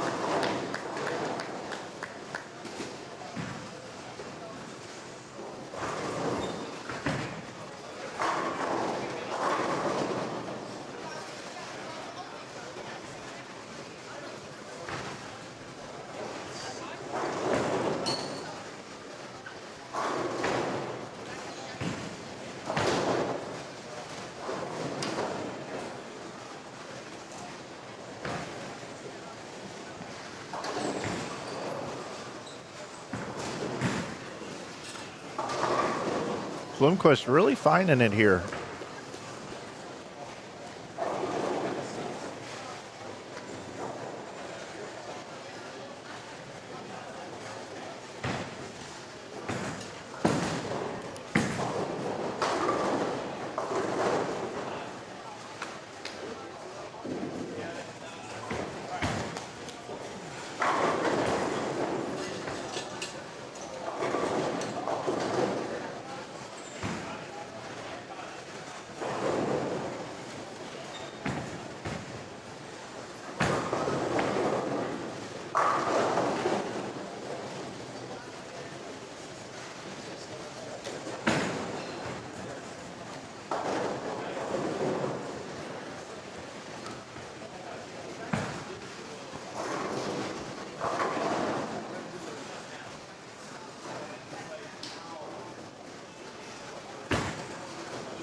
The red screens are game 9.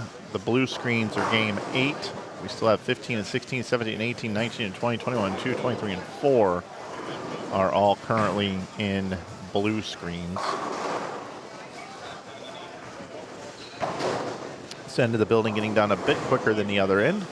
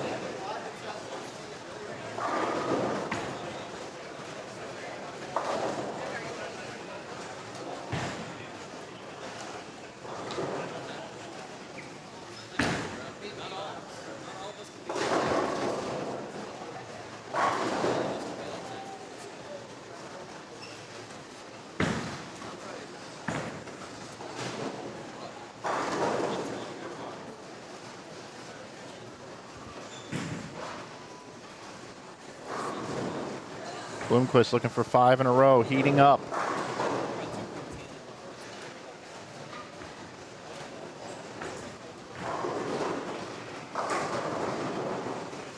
Sticky 7 gets in the way.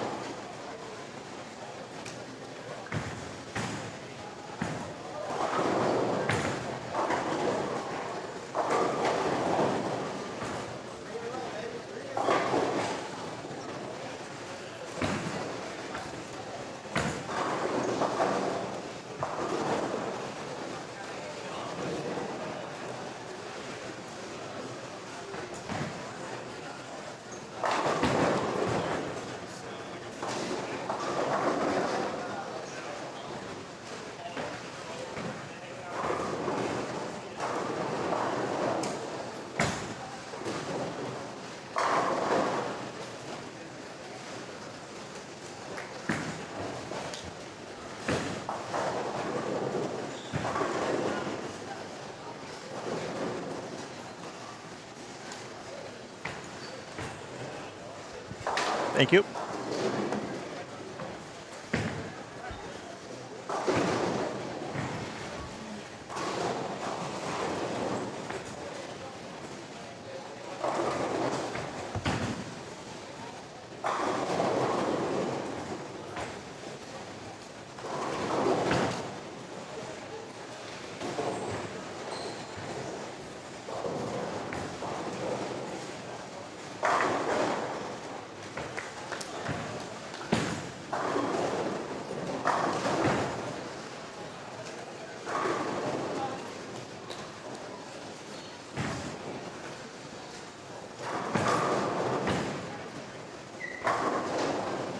Looks like we got our standings after 8 games. Kendrick Siders still your leader. 36-16, followed by AJ Chapman at 35-60. Brett Biondo's at 34-43. Chapman with a couple of big games, 4 games in a row now, climbs back into second. He was struggling earlier there, fell outside of the top 5, but now is back up to second. You got David Cole in 5th, who we've been watching here right in front of us. Cole had 300 earlier today. It's at 34-24, actually tied with Bloomquist, who's been riding the hot hand here recently. Landon Jordan rebounding after his 154. He's got himself up to 34-23. He's right there as well. So it's really bunched up here. Jorge Rodriguez, Billy Hubbard, Zach Andreessen. That's with 4 games to play. I like looking at the qualifying numbers. Robert Vader's jumped inside the top 5, coming up from 12th. You got Darren Bloomquist coming up from 14th as 5th, followed by Andreessen and Billy Hubbard making some runs. Tim Grunler was making quite a move. Started 39th, he's 19th. Finds himself at 32-45. Joining me now is Mark London. Mark, welcome back. Yes, I'm back, yes. So good afternoon, and what can we tell you? Yes, I noticed in the chat that A few had asked how low some of the bowlers had qualified and how if they made either the show or had won. I think we had the name Dakota Solanka rings a bell about, I think the year that he won, he qualified lower. I mean, we've had a couple in the 5 years I've been covering this that we've had a few in the 20s and one or two in the 30s that just get hot late, either mid or late round, and manage to make the show. And it is possible. But the one thing that I was just mentioning with Joe in the office was, I think we have sort of an Augusta National thing going on here with the sweeper winner versus the tournament winner. We've never had anybody win both ever, much less in the same year. With Vader making a charge here, you never know. Well, he's... Yeah, Bloomquist has really been the guy the last few games, has really impressed me as he's come back down here to the low end. They move one pair to the right. It's up on lane 7 and 8, getting ready to bowl on lane 8. He's got that 4-bagger, 9-spare strike just opened, but I think Darren will make the show. That's what I'm going to say.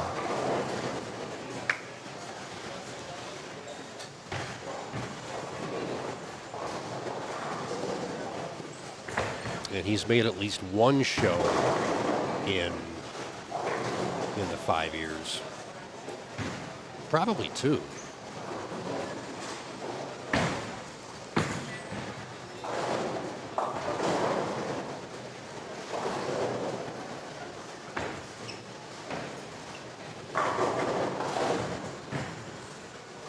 I was going to make a comment about David Cole, something good, but I wasn't going to jinx him, but I must have been just the thought. But I'll bring it up here in a little bit.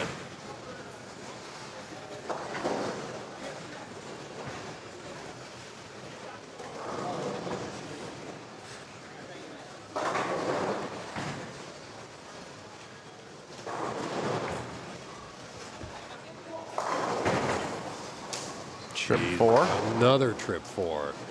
Not only a trip 4, but a back door. Yeah, back door. Like backdoor Johnny.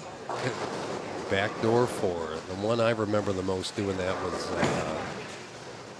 Yuki Hayes up in, we bowled the Burlington, Wisconsin tournament, and she had probably close to, in 6 games, I would say a dozen. It was the same identical hit. It was hard to believe, but fun to watch. But hope she's feeling better on her recovery efforts.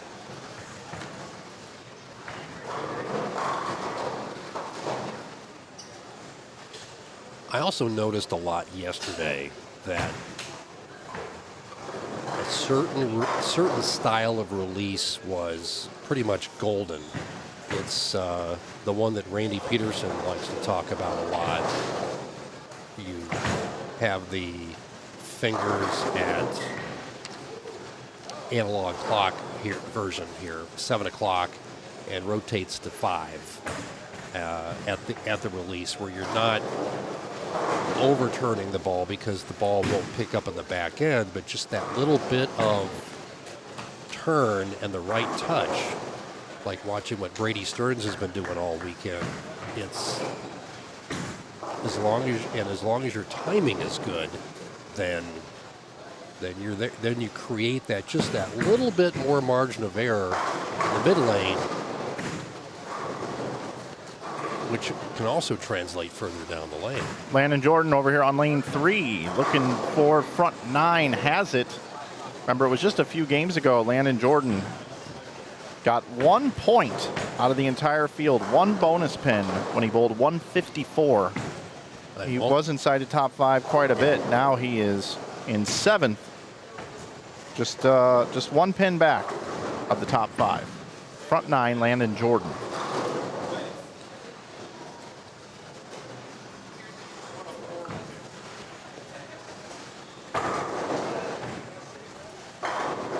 And watching that young man throw the ball is impressive. And I've noticed a lot of many of the two-handers have figured out that to release the ball just before the bottom point of the swing. And the physics is the same whether your thumb is in or not. And that's one thing that I think we're going to see a lot more of. Because it gets the ball to slow down at just the right pace. Where if you miss it a little bit, it's not, the worst you can leave is maybe a weak 10 or a solid 4. But it's not going to duck hook through the deck either.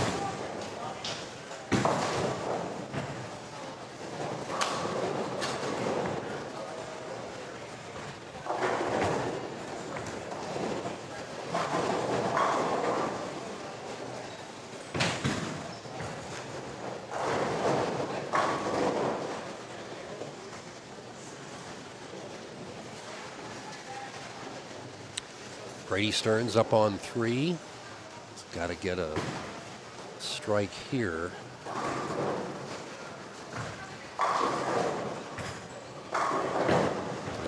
Stearns was inside the top 5 for part of the day here, but 204, 181, 164 the last 3 games has dropped him quite a bit, down to 11th.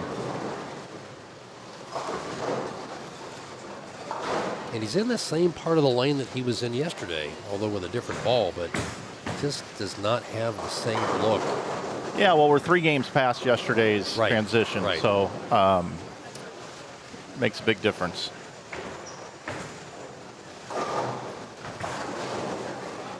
And everybody that I spoke with mentioned that the same thing. The heads blew up, and you had to figure out, how to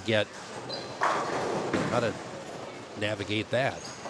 Some went in and a little bit slower, but you still had to keep your angles in front of you.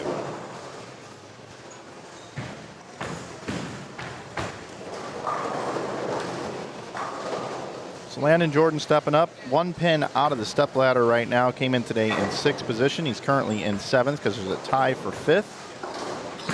Front 9 looking for 10 in a row on lanes 3 and 4. Here in the 9th game of the day.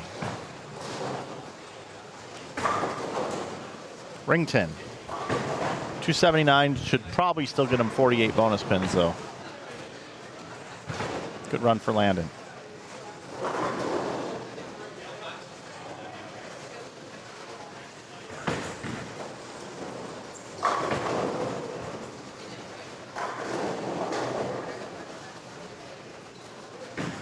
Although I'm looking at Dawson Peterson over on lane 10, just out of camera range, that he's got a max of 269. He's the closest that I can see within high distance.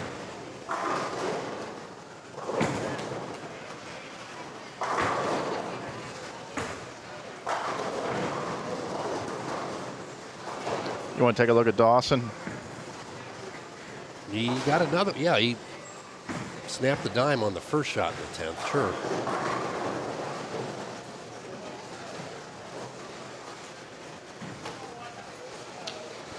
Andreessen hasn't been bowling a whole lot here.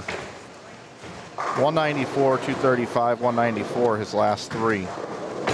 12 bonus, 42 bonus, and 15 bonus. Looking at 2-0 this game. Yeah.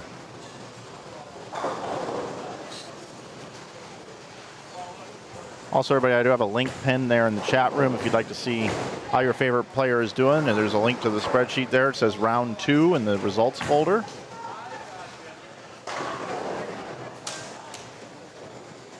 Our defending champ, David Cole, just bowled 190 on, excuse me, no, he didn't bowl 191. 191 was his score.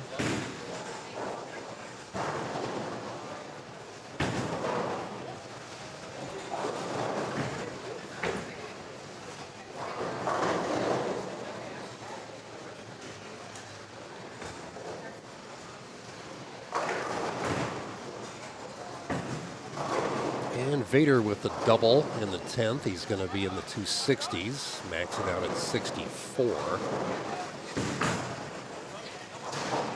I was going to mention about David Cole. I figure I'll mention it now that he's done with the game. I know Dawson does finish with the 268, by the way, when we moved over. Solid 10. Yep.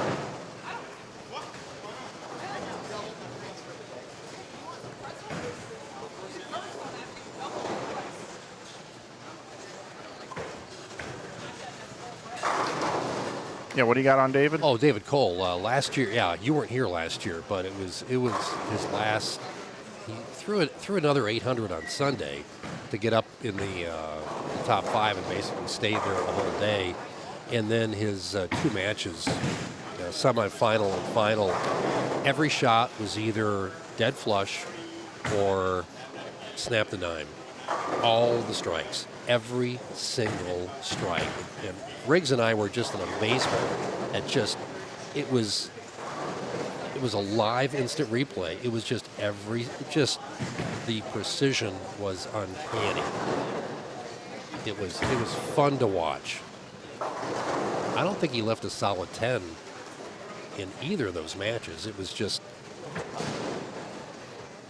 something you don't see often. Yeah, you know, no lucky strikes, nothing, not even a wall shot, not a messenger, not a switcher 5, but man, it was just amazing, an amazing show to watch.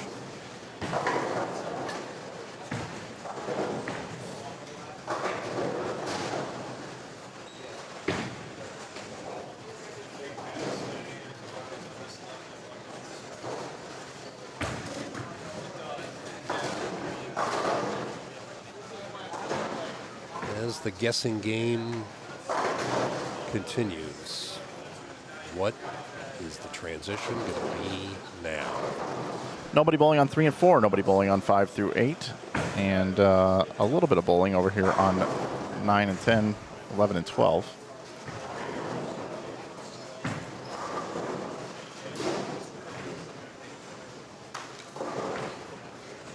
Can't tell if he missed that or not. I was watching the screen as well. I know the way he reacted, I would say he missed it.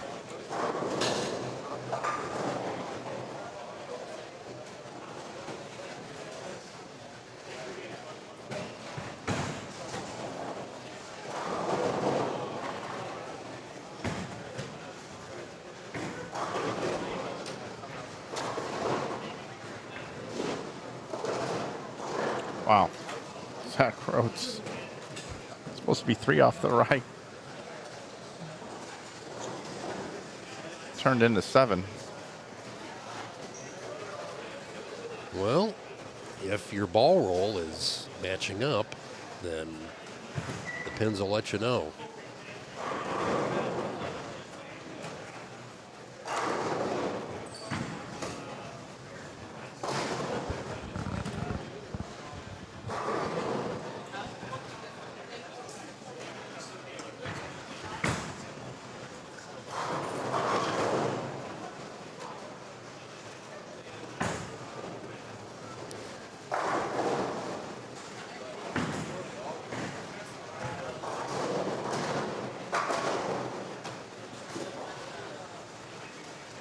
Solid spare, don't leave that all the time.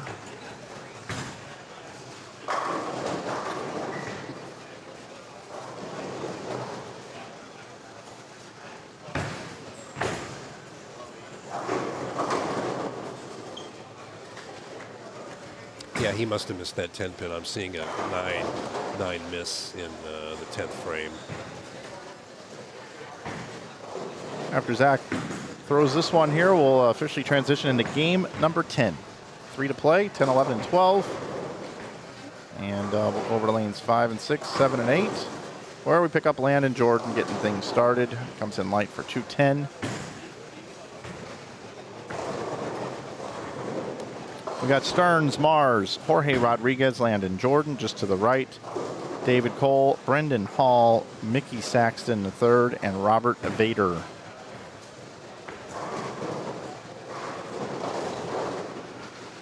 Coming into lanes 3 and 4, our leaders coming into today will be joined over there. We'll have Brett Biondo, AJ Chapman, Raiden Nakagawa, and Kendrick Siders will be over here shortly.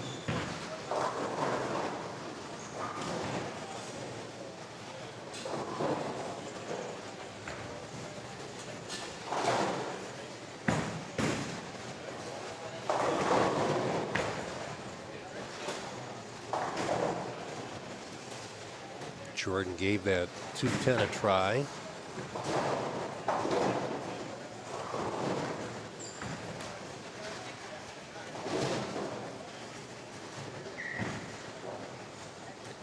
I do believe lane 6 is the one that's a little bit tighter than 5. Tighter than the other lanes on this end. Right at the spot, right at the break point. Then again, 2, we haven't seen too many move further left and get just the right speed.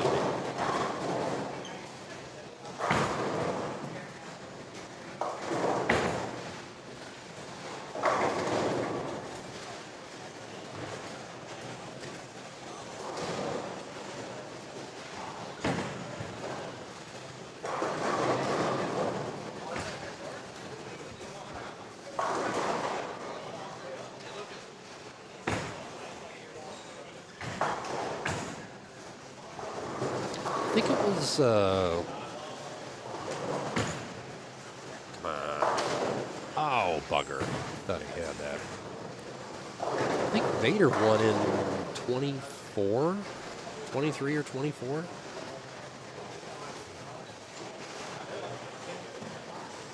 Robert Vader Thought he did. winning this tournament?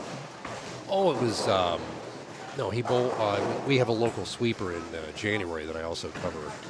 Yeah, no, he has not won this one. Okay.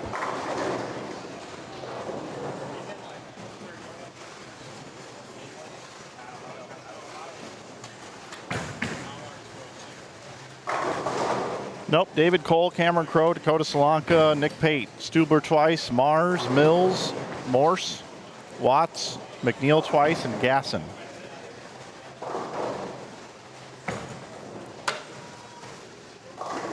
Those are your past champs. Tyler Close has the front 11 on 17 and 18, I'm being told.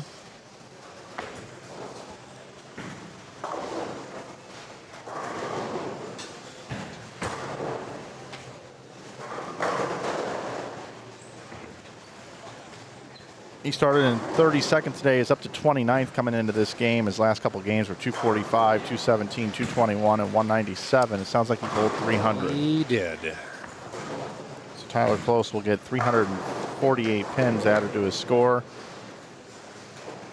Might move him up inside the top 15 or so.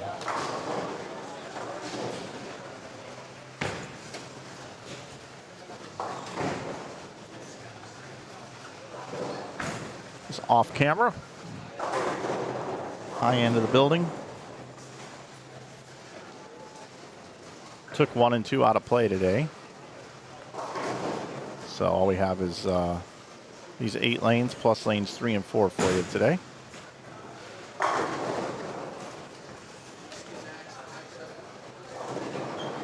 Jerry Marr's gone open.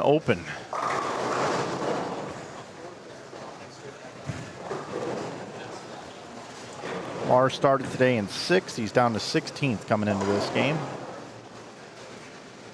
Well, going into the game before this one because he's a game ahead here.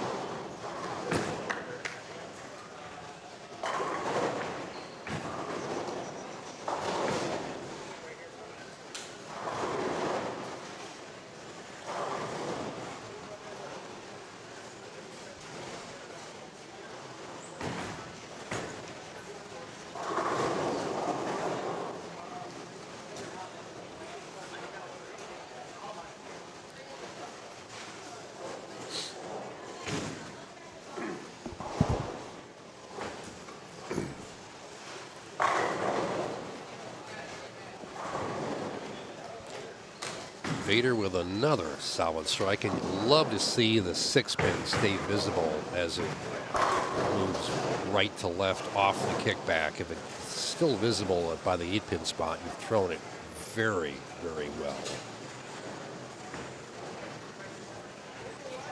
Saw a lot of that carry from Chapman yesterday in his first 4 games.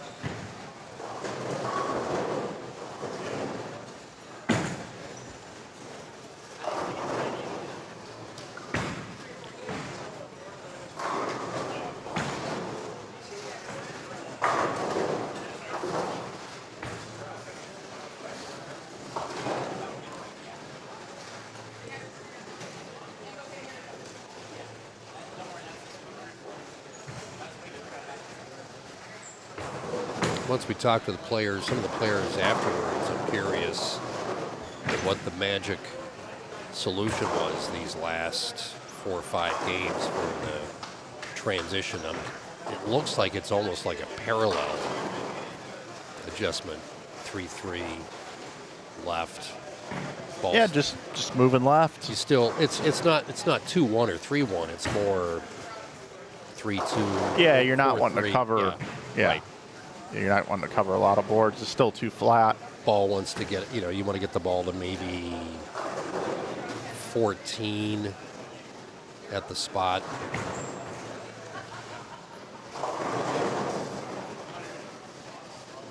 Brady threw it right into the lane, slow, overhit it, and it hooked too much.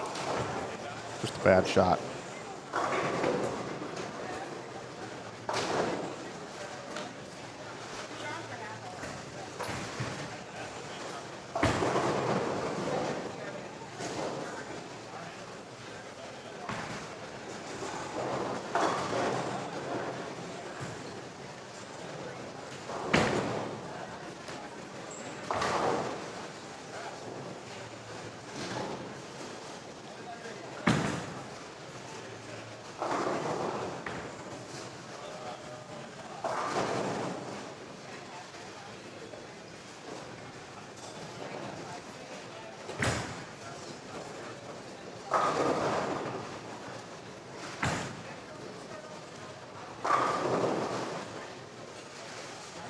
With a nice blower 5. Half a messenger. That one came in on a horse.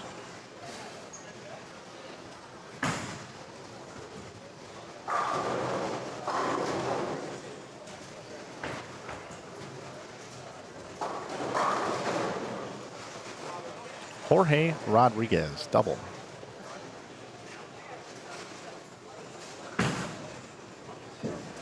The leaders coming in are finally making their way down to lanes 3 and 4.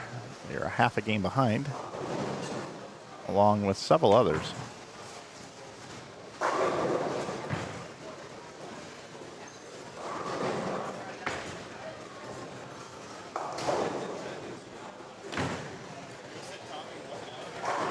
Our step ladder today will probably start at 3:45. That's what we're thinking.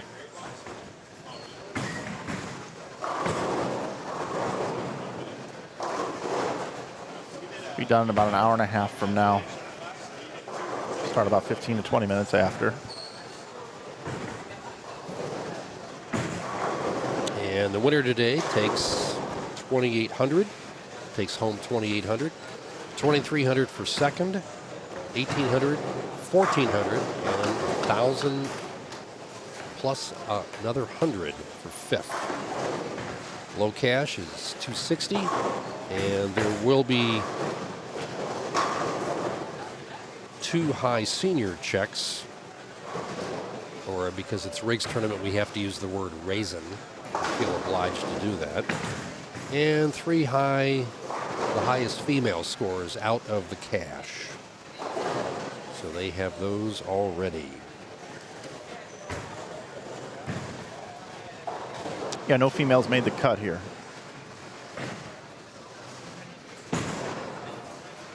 Which is unusual. Normally you get a couple sneak in. You know, Erin McCarthy, the year she was here, I think that was 3 years ago, she made it to this round. Didn't have much luck, but she did make this one.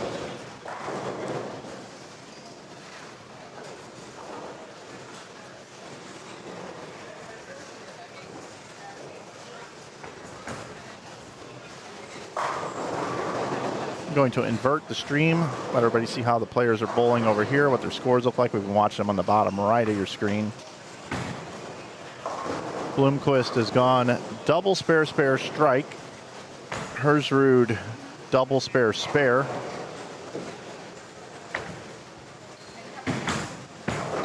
And we've got Jace Meyer finding something here with spare four bagger.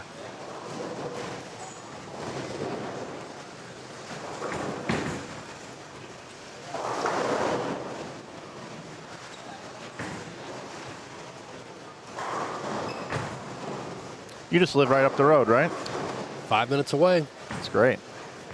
What's the best thing to do in Dubuque? Other than come here? Yeah. So a lot of. This is one of the few towns of this size that has 2 casinos. 2. I'm not sure how that happened, but Where's the other one at? the other one is a little north of here. Okay. They just put in a huge outdoor concert area known as the backwaters. Okay. And Wendy will probably get me in trouble. Well, hope Wendy don't get me in trouble for saying that, but it's kind of a 60-40 split for all the gaming here. 60% here and 40% for the other. Thank you. But there are people that, go to both, but many more have loyalty to one or the other. Let's take a look at standings after 9 games. Kendrick Sider sits at the top, 3,900. Then you got AJ Chapman in second. And Landon Jordan now moves up to third after that 279 game. And there's a little separation in there, especially from fifth. Robert Vader fourth, Darren Bloomquist fifth, 36.70. Got Jorge Rodriguez right behind, Billy Hibbard, David Cole, Lucas Hersrud, and so on down the line. Who had the high game? Tyler Close moves all the way up to 15th, 35.27. He's about 143 out of the top 5. If he bowls 300 again, he'd be right there. He would. See the top 4 bowlers all bowled pretty good games there, receiving 42, 43, 47, and 45 bonus pins. Dawson Peterson with 268 climbs the 19th down below. Take a look at your top 5 compared to where they qualified in. Sider's gone from 3rd to 1st. Chapman from 1st to 2nd. Landon Jordan from 6th to 3rd. Robert Vader from 12th to 4th. And Darren Bloomquist from 14th to 5th. All that information is available over on your chat room. Pinned comment. Plethora of information. Indeed. And that's with a capital P.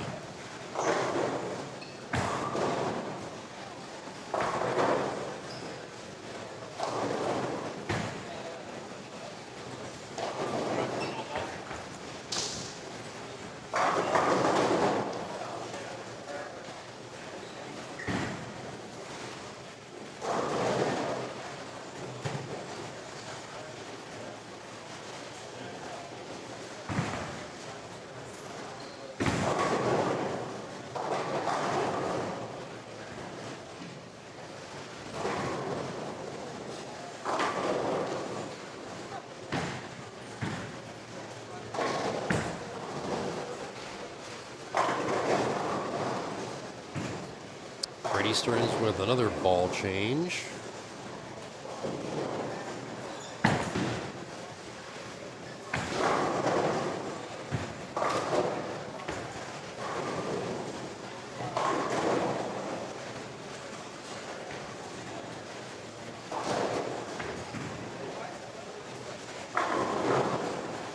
Jordan a little soft, even that solid 6.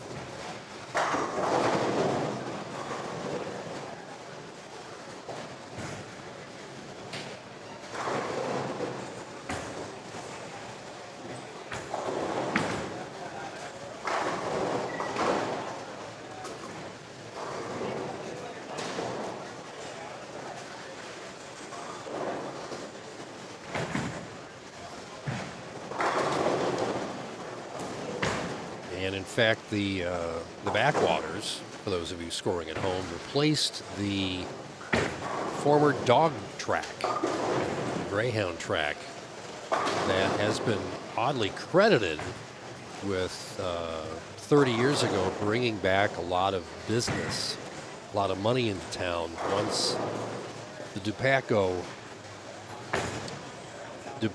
the meatpacking plant closed. And there was even bumper stickers at the time saying, "The last one to leave Dubuque, please turn the lights out." But, and then that casino went in, and then this facility was originally on a riverboat.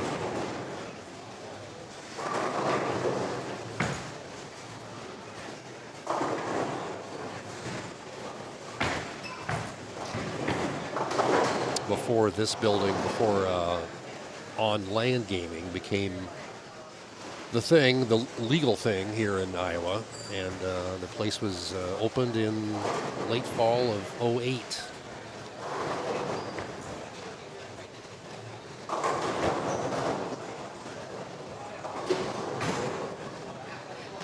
And for those of you who are wondering, yes, these are the original lane beds. Yep, been talking about that this weekend. Pro Lane, 2008, 18 years old. Mm-hmm.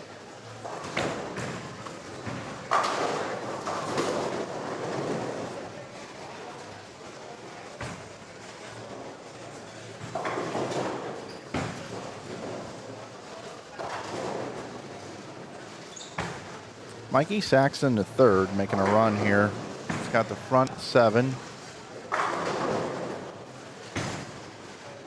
23rd overall right now at 34.47.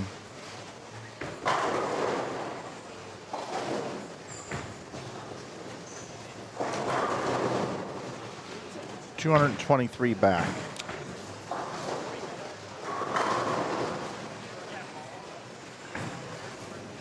It's a long way to go.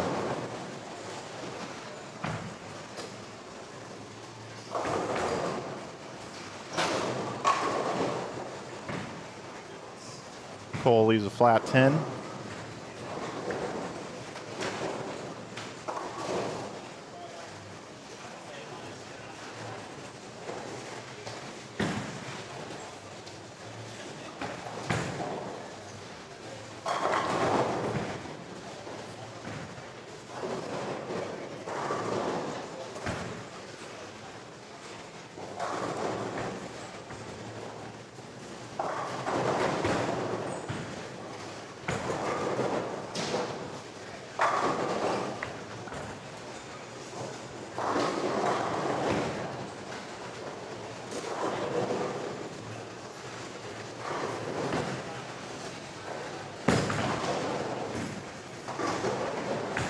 I know at the end of yesterday's cast, you guys were talking about, you and Coach were talking about things that we would not have imagined 20 years ago. Oh, yeah. Yeah, we did. And it really hit me when I was at home doing work on a Ipsia piece for this week's newsletter that we're watching. You can watch the Google page get updated live in front of you. That normally the way that used to happen would be you're thinking more like a television show where you're watching something, but if you can almost interact with it. Yep. And even going back to when I was a kid back 1,000 years ago, they were talking about, I remember seeing a piece in Sport Magazine in '71 about, oh yeah, we're going to have, you'll have to watch the NFL, you'll have to have pay television. So people were thinking, well, do you put quarters in a TV, or how are they going to work that? But the one thing that we were told in high school, and I go back to the disco era for high school, that's how old I am, that the fact that you would not be, you'd pay with a credit card for everything. There would be no currency. Yeah. And that we're at a point where pennies are now a thing of the past in most places. In fact, at our sponsor, Kwik Star and Kwik Stop and Kwik Trip, no pennies anymore. No pennies there.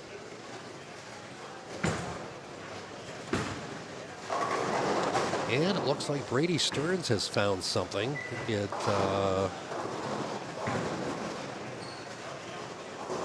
I would dare to say, we'll see him up on lane 6. I'm going to call it fallback.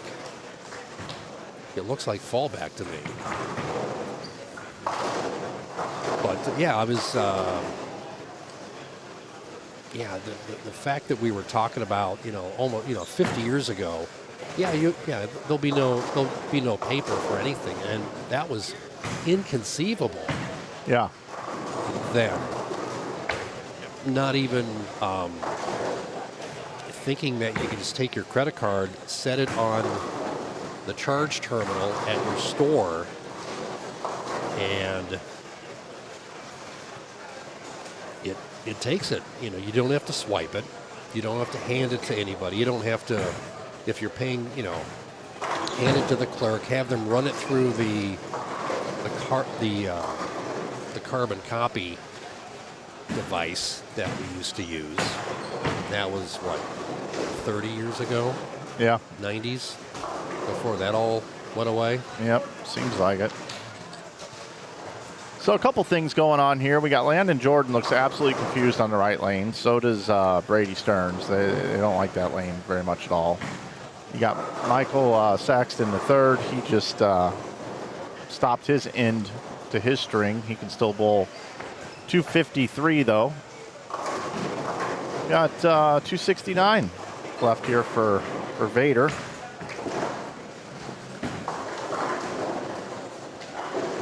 Vader currently 4th overall.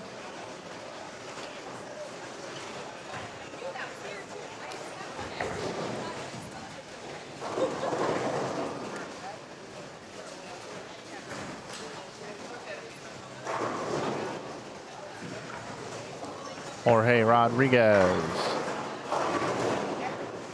Going to be in the 2-0s. Jorge in 6th currently right now. 35 outside of the top 5. Trails Bloomquist.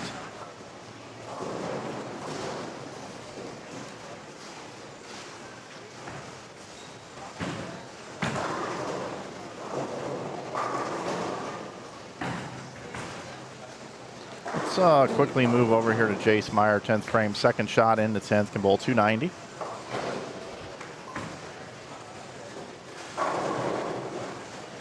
Started the day in 12th, 17th currently. Led A squad yesterday. Said to me, he said, I think score is going to be a lot higher after this. I left 70 pins out there in qualifying. He was right.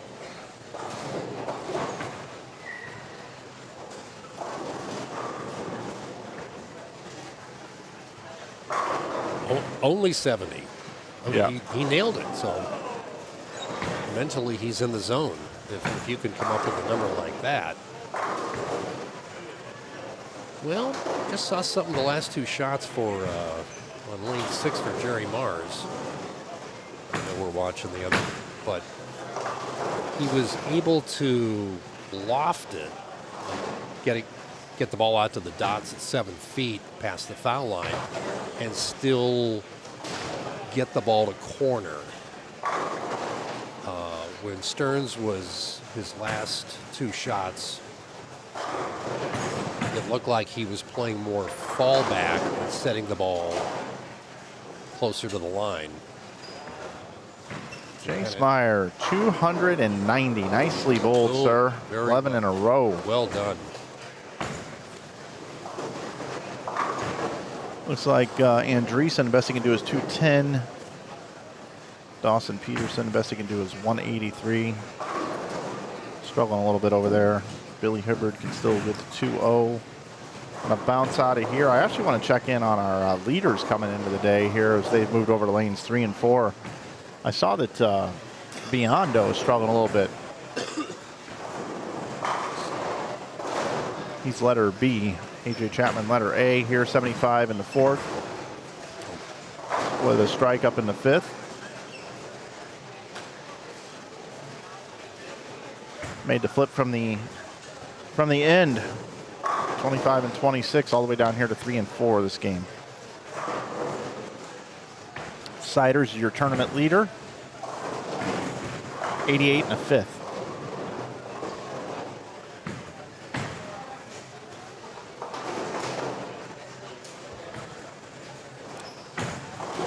Let's have a look at Biondo coming up on lane 3. Coming off of 2 straight opens. Let's check his ball path.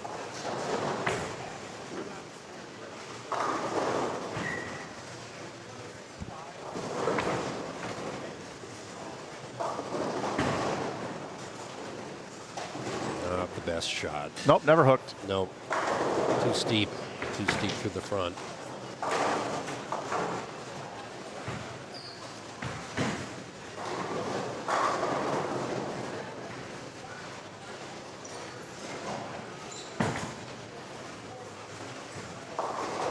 Although it looks like we're trying to full physics again, I know fallback is more of a shot that could work when they're, almost on fire.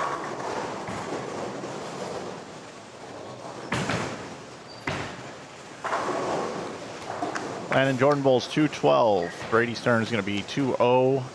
Gary Mars had 189. 202 for Jorge Rodriguez on 5 and 6. Vader on the bottom left picture-in-picture has the first strike in the 10th. He can max out for 266. Vader currently 4th overall.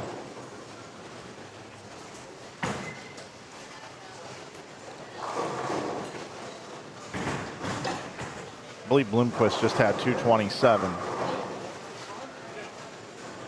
He was the number in 5th.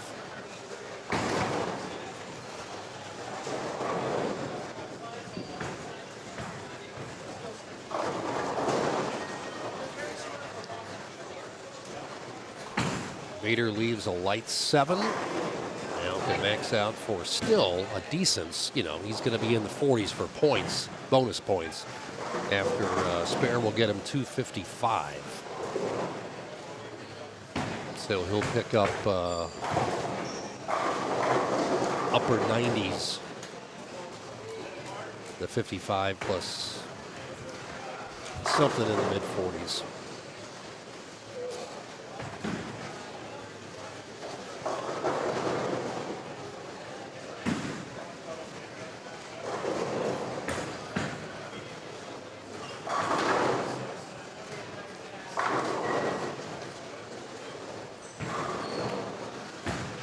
Chapman has a little bit of that fallback look when the ball flips over. It looks like it's about at 15 or 16 at the spot and went straight in.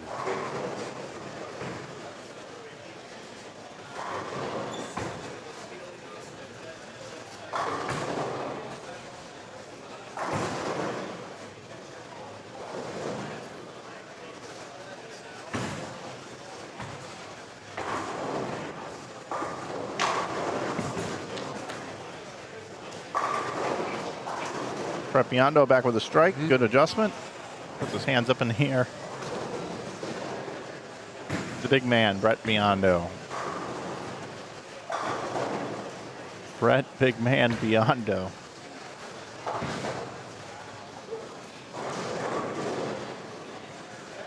Biondo has fallen all the way down to 10th. Bowled 179, 195, 164 his last 3 games. But he's not that far out of the show. No.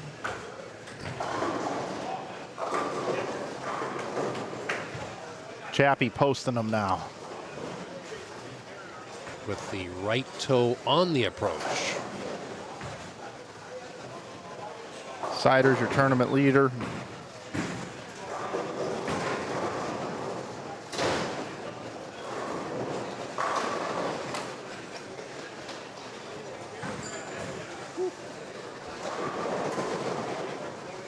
Ow, my eye. Did you hear my 2 bads up here? Oh, that's what that was. Okay.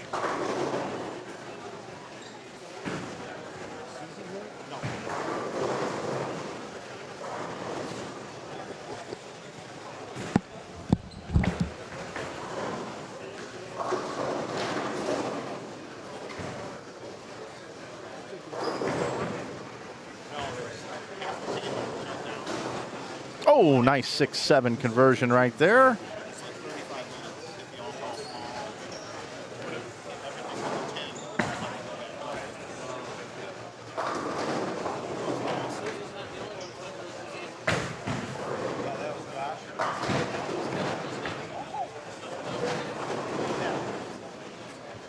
Gotta watch that again. How clean this is. Perfect. Ideal. Ideal. Garrett Meadows.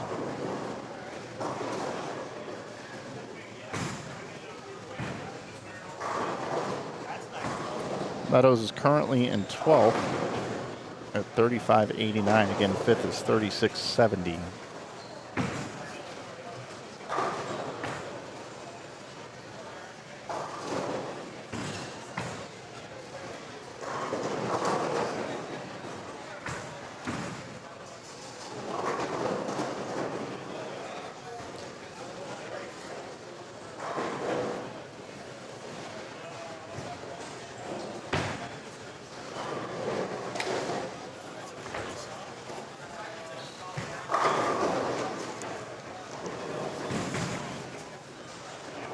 Interesting. Would you call that a messenger?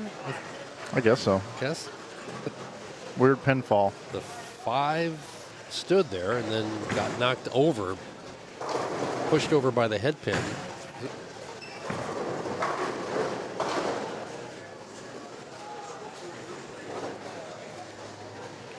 Take a look at this pair. You got Siders is leading. Chapman is second.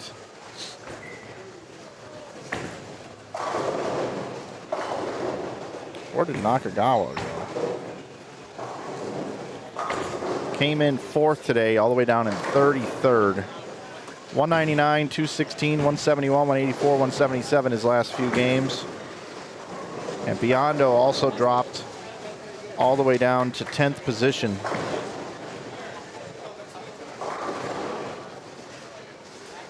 Just not feeling confident in that part of the lane right now. He's just lost.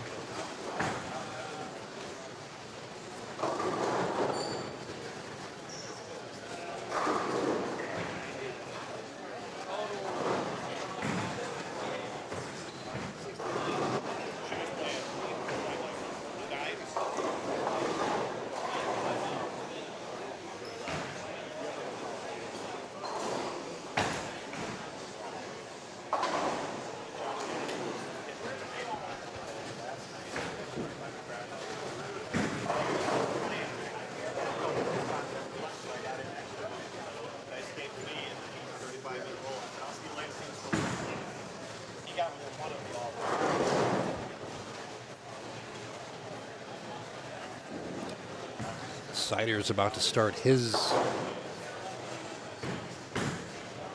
10th frame. Justin has a question. Any relations to Brandon Biondo? Yes, it's his brother. Yes. Other question, comment, shameless plug. AJ and John Chapman will be hosting a clinic at Colonial Lanes in Iowa City, Iowa, Wednesday, August 19th at 6:30 p.m. Spots are limited. Have a link to the flyer as well. I'm sure you could look for it on Facebook.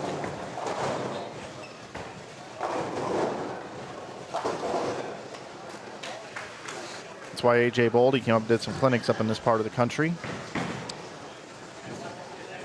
And I believe this is one of his first visits back since his win. Yeah, I think so. TV win. I remember the first show he made at Bolero, Wauwatosa. We were all, it was a Wednesday night league. I was working the shop, and we had every monitor on, and people were cheering. It was so much fun. So many that bowl league that night know him, know his parents, and it was really fun. It was really fun. You don't hear people watching bowling across a whole center that are bowling league cheering for what's on for bowling on TV. Yeah.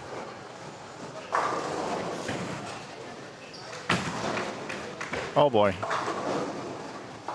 Brett Biondo going to plastic up the middle of the lane.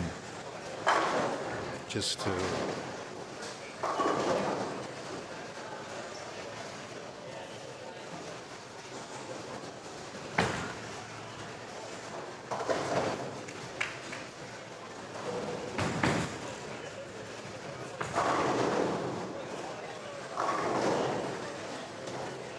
tournament would not be possible without our great sponsors. Want to thank all of them. Want to thank the GIBA for running the event.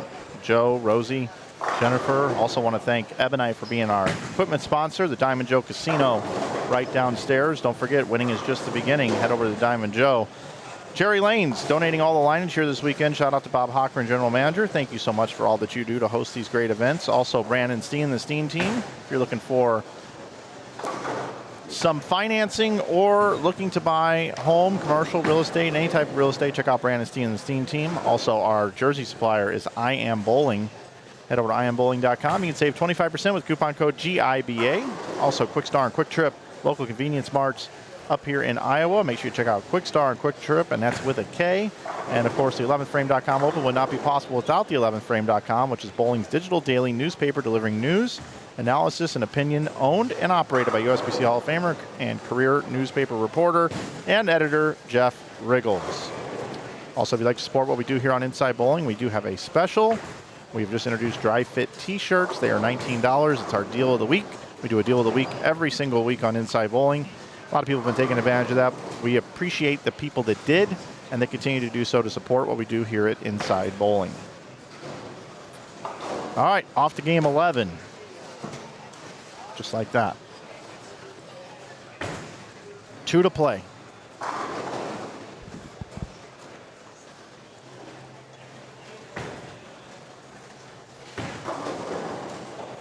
Where's David Cole sitting right now? He is 8th going into that last game.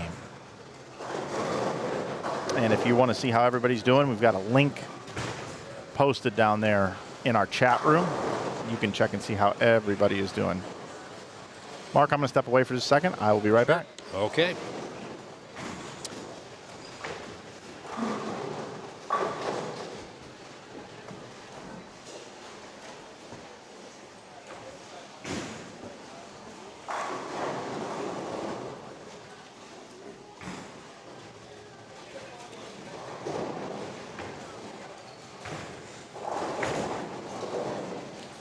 And to L two-handed on the chat, yes, he is throwing a Helios.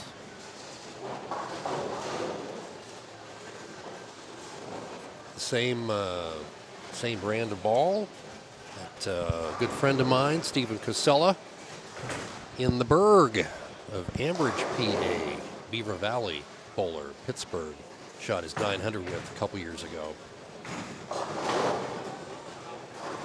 Stephen, hope all is well with you, and now that we're feeling better after Thursday's exhibition win against the team that doesn't play too far from here, as we're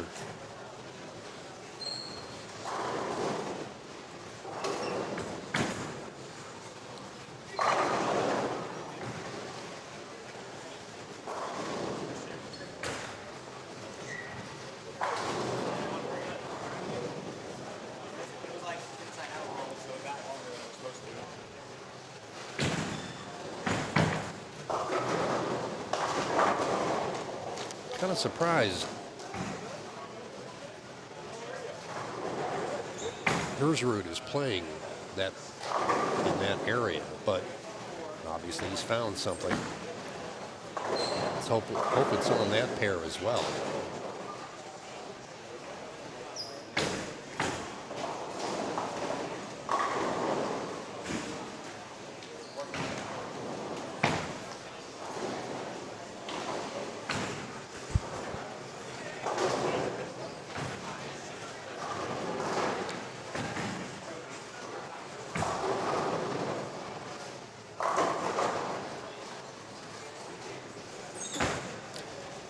In the thumbnail, Brett Biondo with a strike, although it was Brooklyn.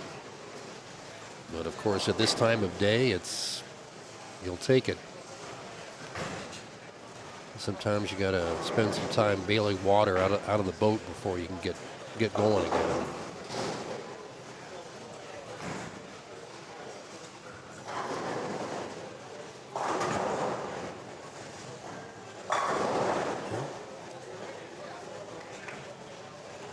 Meyer with a nice double after that first frame open.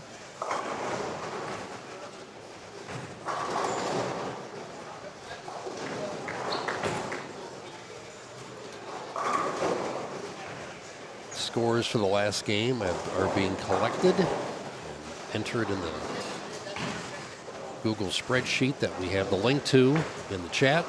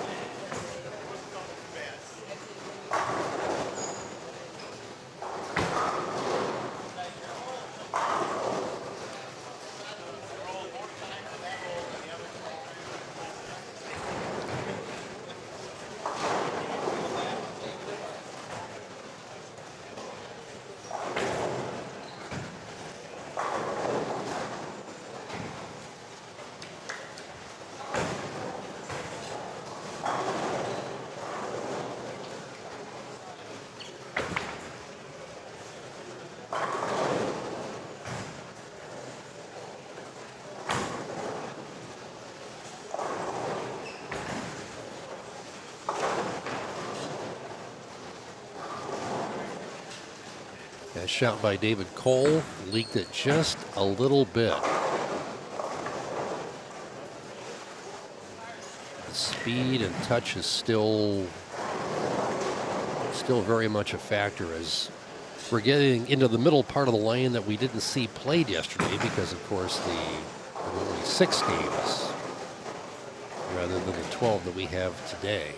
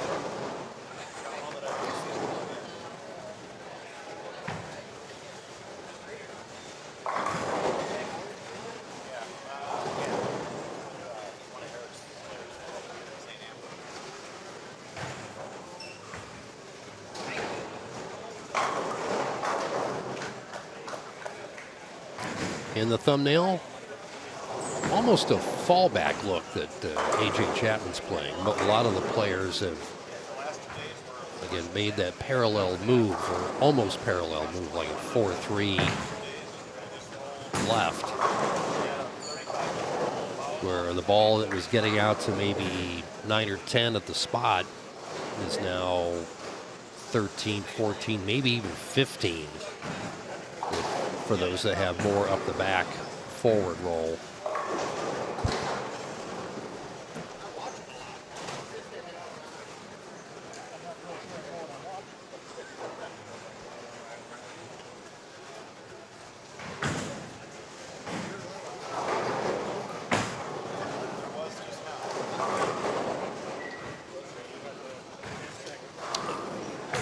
Thank you, Joe. As we get handed the printout of the new score, the new updated scores after game 10. Kendrick Siders still leading. Now has opened a 97-pin lead over A.J. Chapman.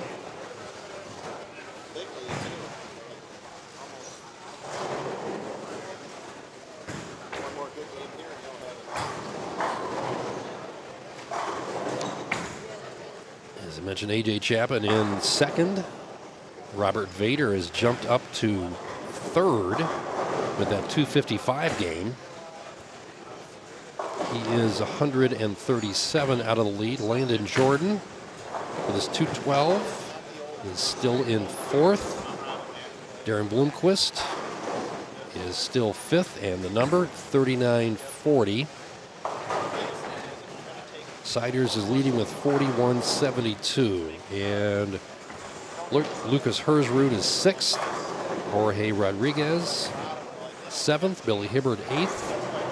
Garrett Meadows ninth.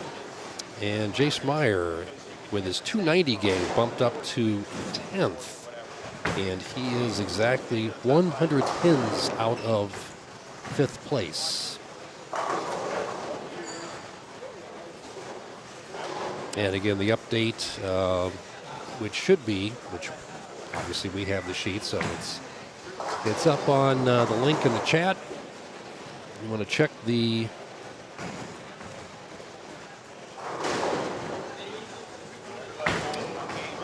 for your favorites. And our defending champion, David Cole, with his 181, is now at 38.27. And he's got about 113 out of 5th place. 2 games to go. We're past Amen Corner. We're now hitting the last 3 holes at Augusta National.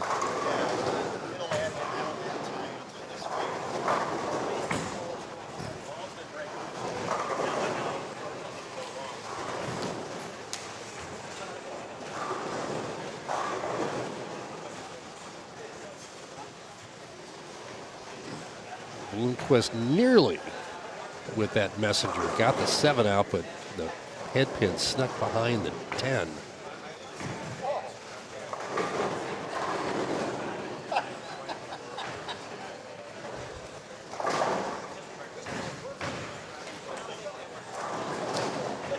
Sorry, it was just the thumbnail is right in front of our table here, and we were watching Brady Stearns' first shot go down the middle of the lane and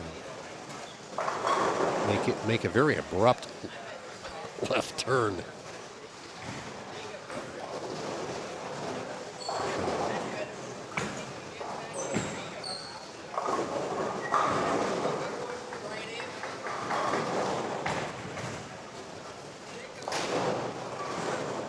Stepladder will start around 3:45-ish. We'll have the exact time once all the games get recorded. And it will be on they will redo the lanes. It'll be a fresh pair.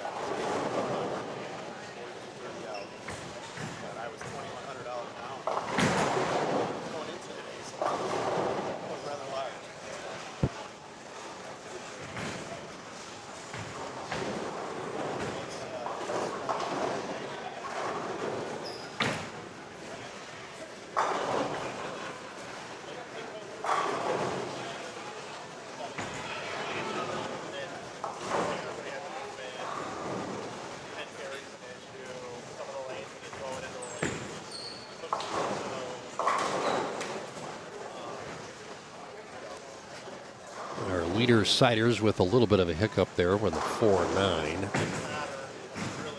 He'll have 96 in the 5th.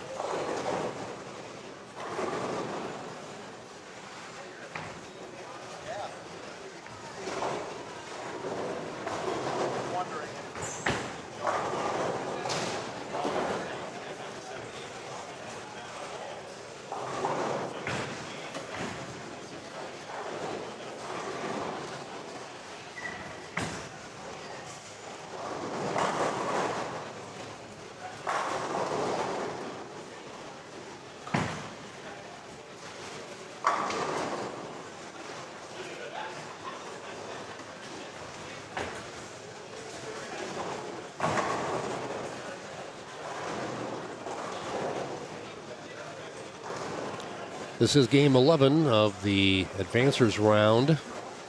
One more after this before we cut to the top 5. Stepladder, the 11thframe.com Open. Opening tournament of the Greater Iowa Bowling Association, GIBA. 26-27 season.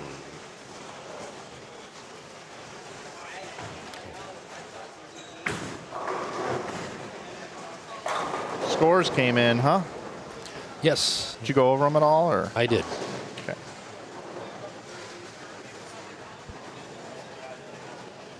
Brett's really fighting it here. You got to kind of come up the back of it and play a bit of fallback. Can't really go around it. Doesn't want to hook. That one hooked. Right lane hooks more in the middle. So Siders, Chapman, Vader, Landon, Jordan, and Darren Bloomquist, your top 5 right now, huh? The lead between first and second got a little bit bigger.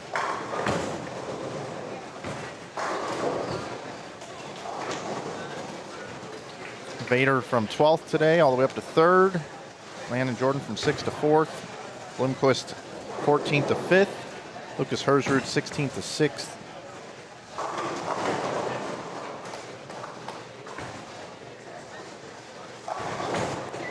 Tim Grundler started out awesome, but has bowled 179, 180, 169 the last 3.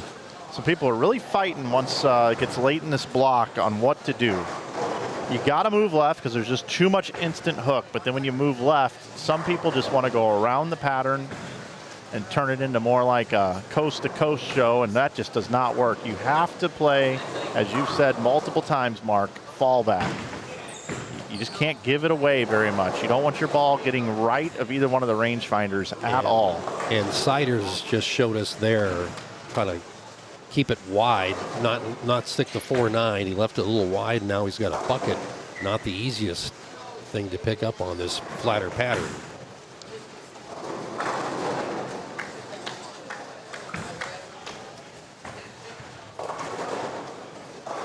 That one just hooks instantly for Brett. He's very frustrated. Yep. A lot of players are. A lot of players are bowling bad right now.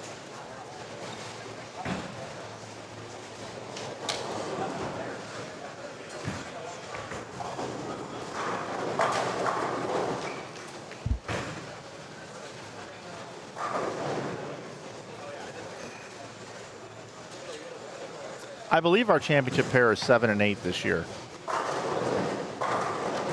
I have not heard. I do not know that. That's what I believe it is. Okay, well, we'll go with that. It was 11 and 12, which used to be 15 and 16 2 years ago when I was here. Yes. But I was told the banner's above 7 and 8, so it's going to be 7 and 8. So after this squad is done, or this round is done, we will then break, come back with a step ladder. I got to reset some cameras for that.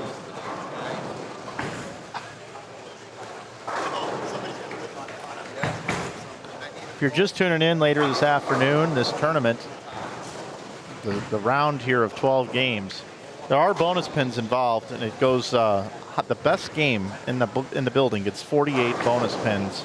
The worst game in the building gets 1 bonus pin, and everywhere in between gets the rest of the bonus pins. And that has been taking place for 10 consecutive games, and this is the 11th time we've done it in a row here today.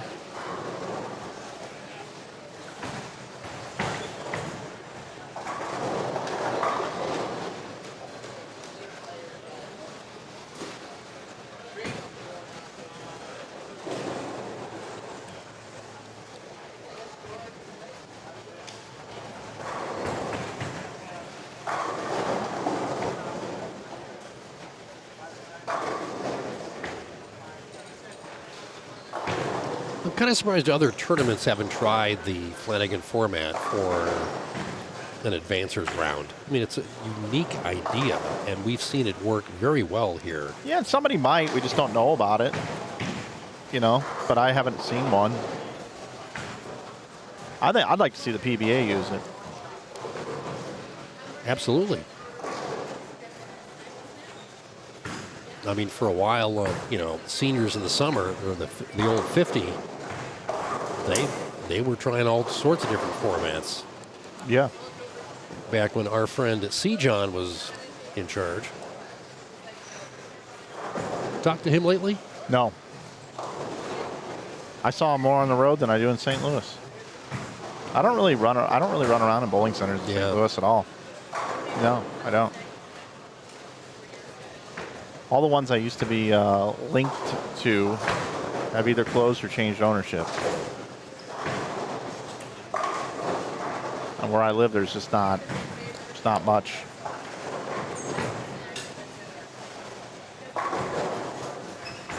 Guess I got to build one. Well, or see a group out of a town and a center that we know of. Well, many people on the stream know about. Landmark. Yeah. Is coming back. Is it? It's. Is that official? I saw rumblings. The rumblings are louder. Been chatting with Kathleen Hermasinski for the last couple of weeks. All the lanes work, foul lines work. They'll have. They're having a doubles tournament similar to the one they had last September when the closing was announced. And now it looks like they're coming back. They put in 20 new AC units in the building, so the humidity that was an issue before the summer will be no longer. So all they were looking for at last word was a little more financing, and we should be up and running. And all sorts of plans for other tournaments, leagues. And it's sort of now with the Town and Country Center down there closed, there really isn't the one, that was Landmark was the place, that was the pride of that bowling community. The tour stopped there ever since it opened. I mean, the very first telecast in that building had the highest Nielsen rating of a PBA, any PBA telecast ever. 21 million watched that show when Joe Hutchinson won in '80. That's a deep dive in the stats there. So buddy. the owner, the new owner of the building, appreciated that and got and thought, well, maybe it's. They were going to turn that whole area into pickleball courts and other things for the health club that's in there now. And we found out how much it was going to cost to rip it all out and had second thoughts. And Kathleen and her group got in discussions with them about, hey, why don't, it's still viable. Everything still works very well. Go ahead and do it. So that's the plan. So they have a doubles tournament on, I think it's September 19th.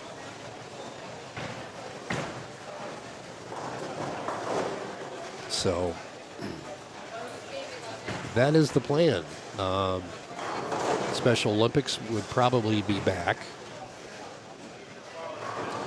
along with some college tournaments. I don't know if they can get college sectionals because they're committed to Stardust in suburban Chicago in Addison. They've had that there for a number of years. But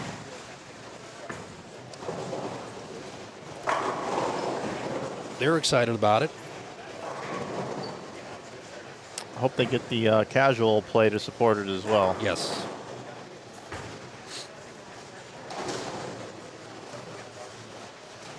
Landon Jordan just bowled 243.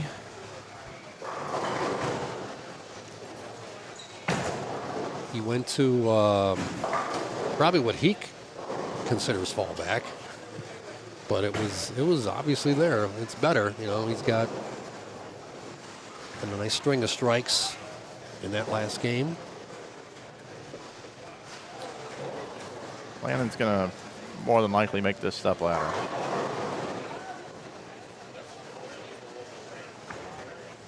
You know, 240 right now might be as big as what 260 was a couple hours ago. Yeah. Earlier this morning.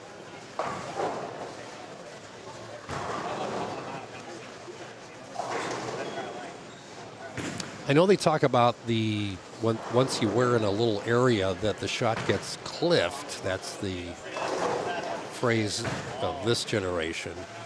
But normally with the cliff, you can throw it wider, but we're not seeing that at all. It's still that narrow little, maybe 3-board area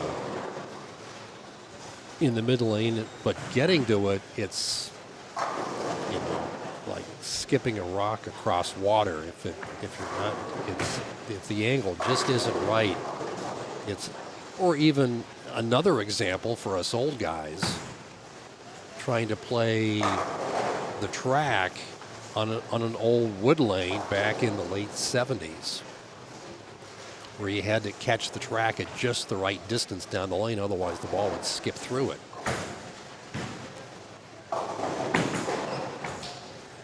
He's moved a little deeper, and that was too wide.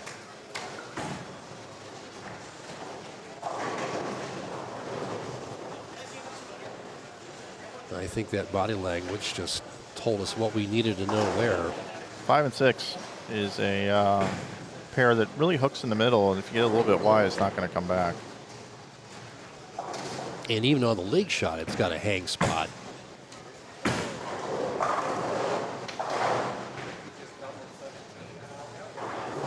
Very well thrown shot by Siders on 5. Just, he's so gentle with it. He's got that same thing going where he's got the fingers at 7 o'clock and just lightly turns it just a hair.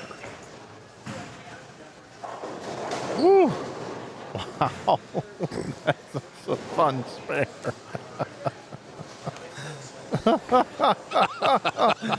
He just turned around. Yeah. Water. Look at him. Oh man! But if he throws it into the lane just a little bit, it hooks by both pins. It's zero. It's right over the 7-pin spot. Yeah, or worse, in the gutter. Wow. I'm gonna predict AJ here is gonna just not give the pocket away at all, and he's gonna flat 10. It's gonna just puke into the 1-3. Nah, he got the 10 out. Well, throws it too good. The loft.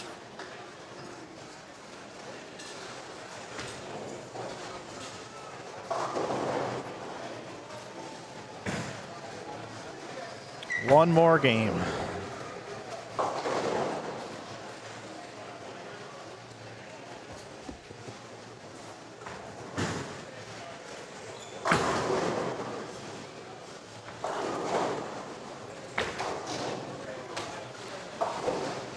I think Brett Biondo is going to strike out here on the right lane.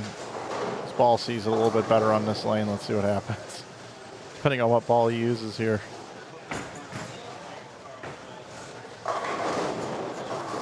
Did he messenger take out the 10? Yep.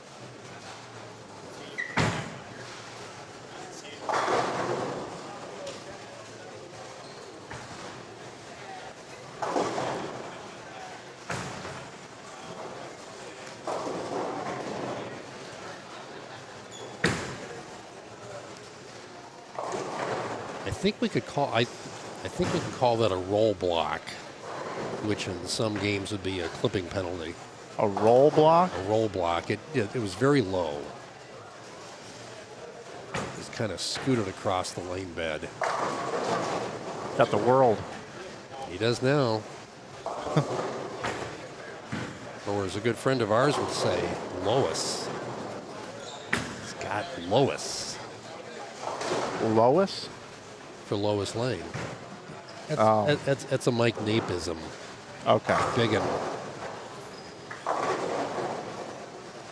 I've moved on from that. I think I'm into MOE now, M-O-E, margin of error.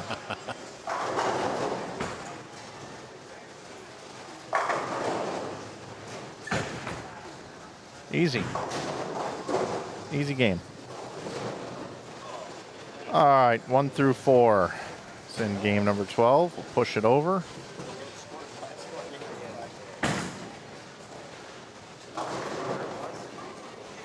Game 12 of 12. Mike Flanagan here with Mark London as we bring you the end of the advancers round here at the 11frame.com Open. We'll get you your scores after 11 here very quickly. And then once we have those, we'll be able to paint a bit of a picture of who's going to make this step ladder. That will start about 20 minutes after we go off here. So it looks like we are trending closer to 4 o'clock like originally scheduled. Kendrick Siders looks like he's in good shape to make it along with AJ Chapman. Robert Vader also in a pretty solid position along with Landon Jordan. The 5th spot I think is a little bit still up for grabs.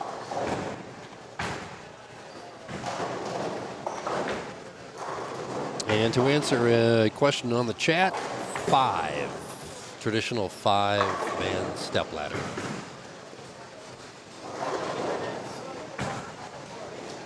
And there has been quite the tight scrap for the 6 through 10, who's going to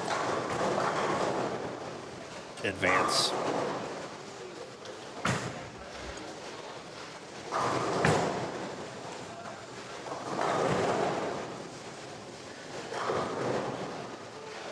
We had, let's see. Before, after 10, Jason Meyer was 100 pins out of 5th, but that may change a little bit. Normally this format does promote that.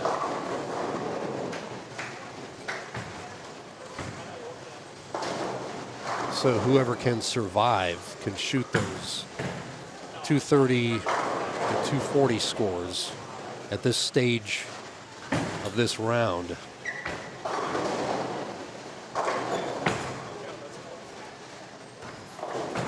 They have a better chance.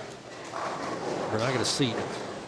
I'll be shocked if we see a 260 this game from anybody.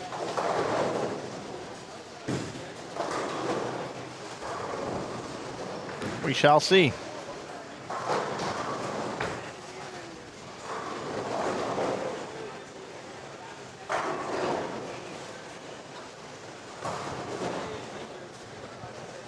As Biondo drops the dime. 18 games to get to the step ladder. 6 yesterday, 12 today. These bowlers will be pretty exhausted by the time they get to the step ladder today.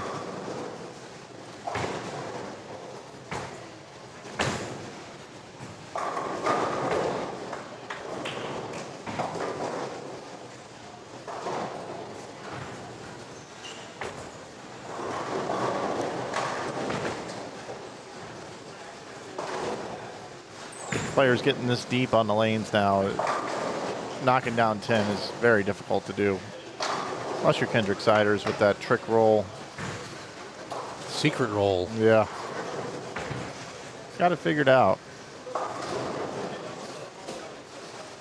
It's the fingers go from 7 o'clock to 5, and then as the thumb, and then as he lifts it, the hand rotates again in the opposite direction. It's the roll that put Lenny Borsch in the Hall of Fame. Both of them. I will return. Okay.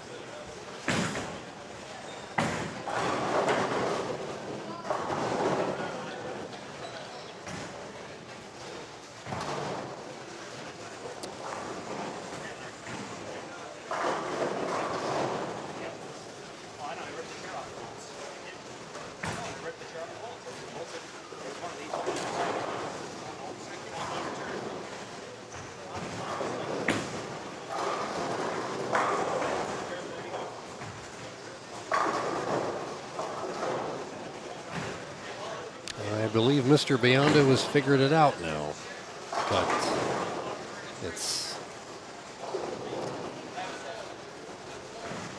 not the easiest thing for any 17-year-old to do at this level. You got to remember, 17.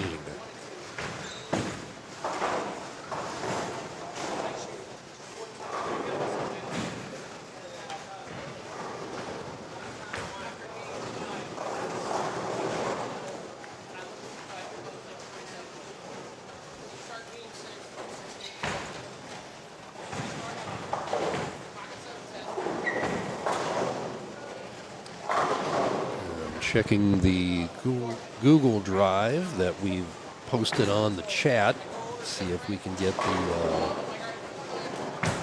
Well, not yet.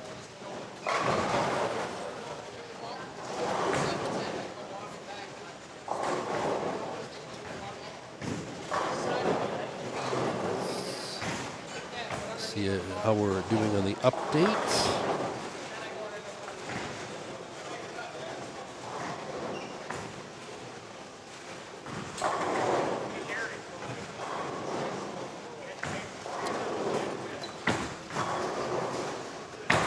Kendrick Siders is still leading.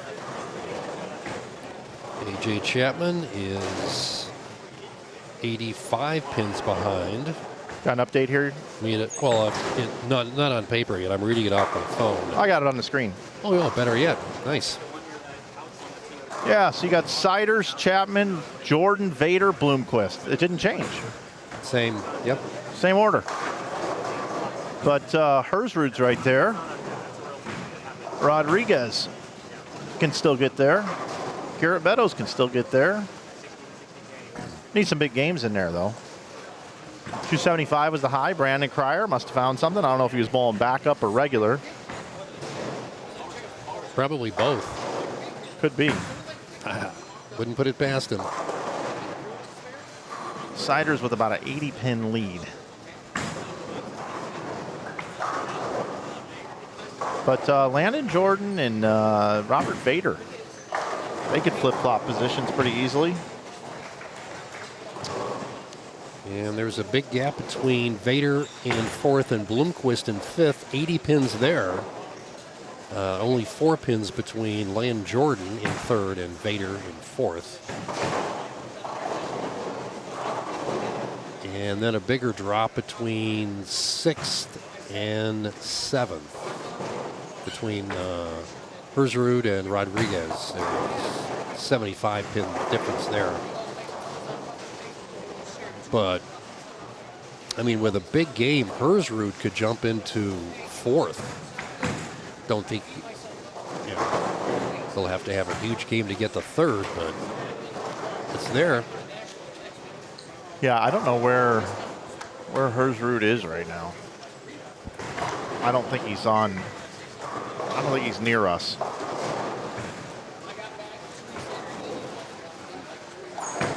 I may have to do some bird dogging here to see exactly what pair he's on. Yeah, Hersrud, let me figure out where he was here, where he is. Hersrud. It could be 4 pairs down based on. He's down with Bloomquist and them, so he's a pair right of Vader in them. Yep.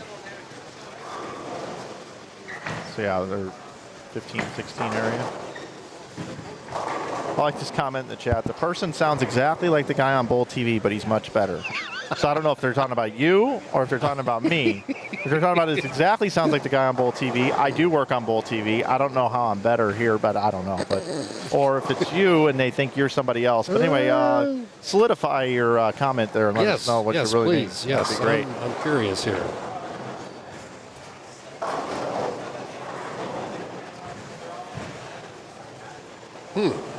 But he's much.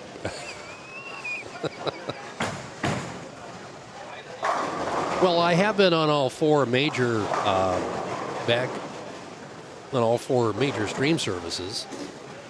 Yeah. The first time I was on with you was at the Lucy in 13. Okay. During the moment. The only year I did it. Yep.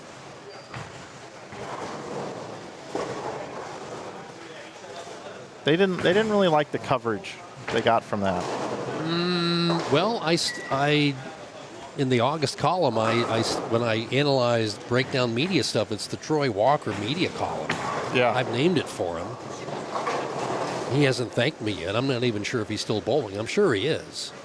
But just, my God, just the timing of that sweep coming down was just incredible. It's been a long time. 13 years now.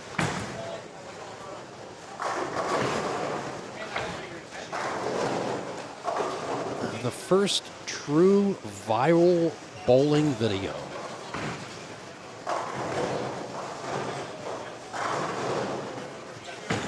I'm sure it's over 2.5 million hits now. But considering, I think so. But considering 90% of that was in the first week, that's what blew a lot of people away. Josh Scanlon had a good one too. USBC posted one with or 3.7 million views on that Oh, it's one. up now. Okay. Yeah, All right. 13 years ago. The Josh Scanlon one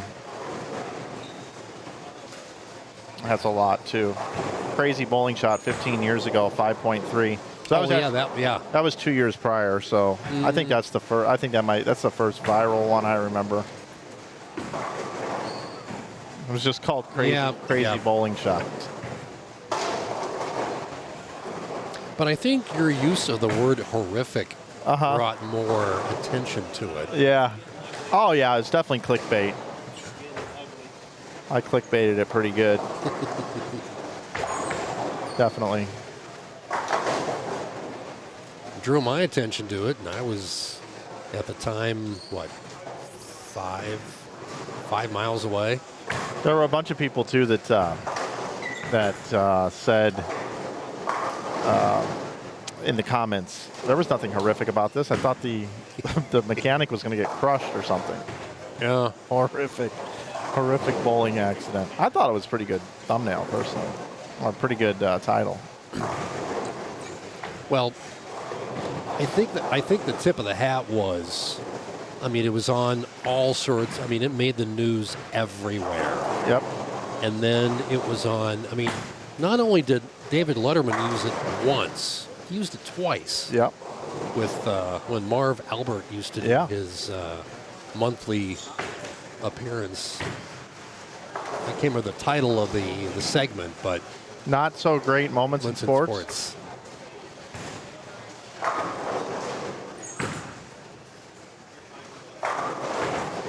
I know we've talked about this in more detail off the air, but yeah, that's. And I chatted with somebody else, the other person involved.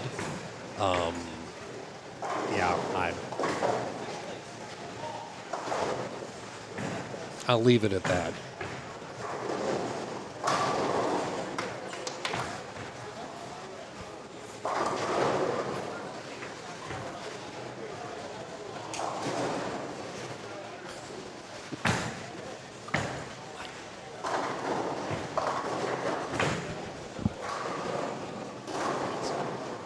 You don't have to be quiet. It's fine. You can cheer. I'm serious. Go ahead. Well, all right.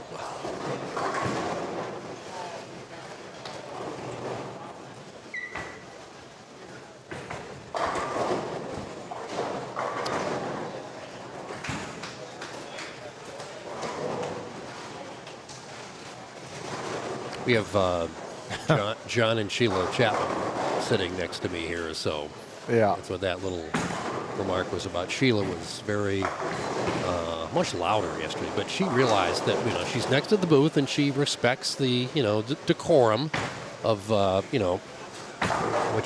we used to call proper broadcasting. But now the live stream era, almost anything goes. Well, within reason.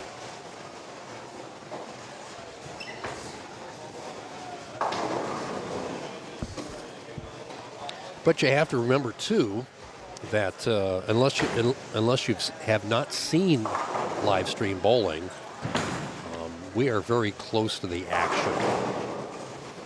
We are literally at the edge of the settee. Actually, we're on the settee by a couple feet. The edge of the approach is probably in the ballpark 17 feet from where we're sitting right now.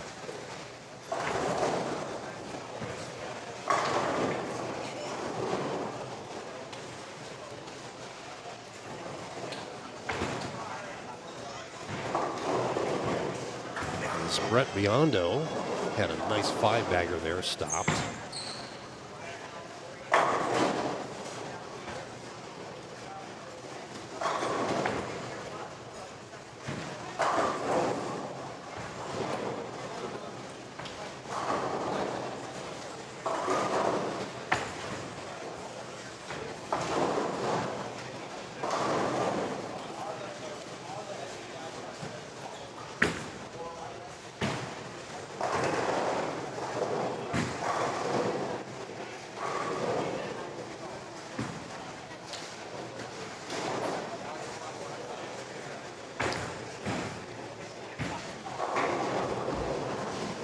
I didn't realize the 2026 PWBA Tour Championship's about to start on Bowl TV in 45 minutes.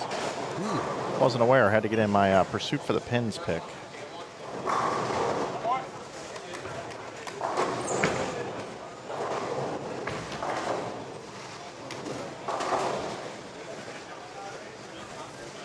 All right. Well, Siders is bowling good enough.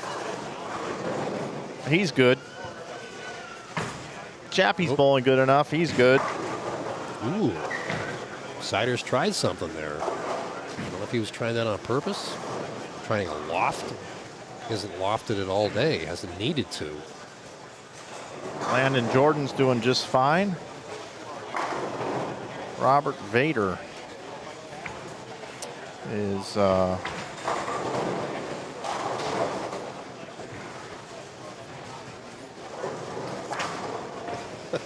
over there on David Cole's pair.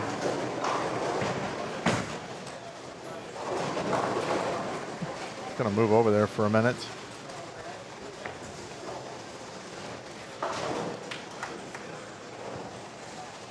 Vader is letter D. He's hanging. 71 in the fourth, spare up in the fifth.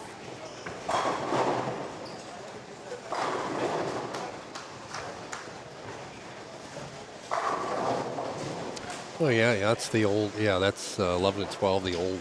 Well, in case you're wondering, now you weren't here, but last year was the first event of this new scoring system, and when they installed it,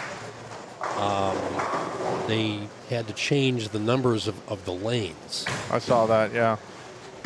So when they built this, what is known as Alley Cats, the party room, that was 1 through 4. And the rest of this started at lane 5 through lane 30.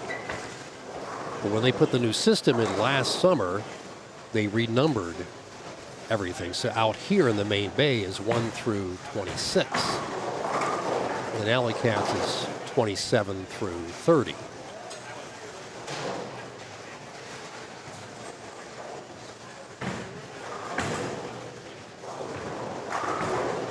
But I'm wondering how different lane new 11 and 12 are doing, because that pair, historically, they break down fairly evenly at about the same pace.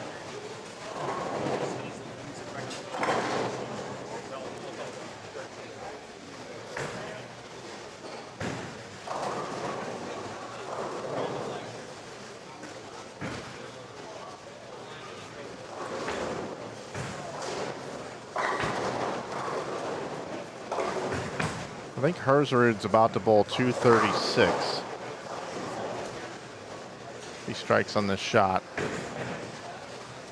It's his ball going down the lane over there on 14. 235, I believe. That might be enough. So if he bowls 235.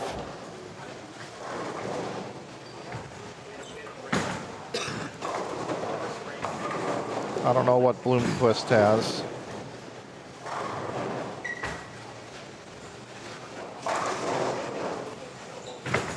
Lundqvist is on his pair, letter B.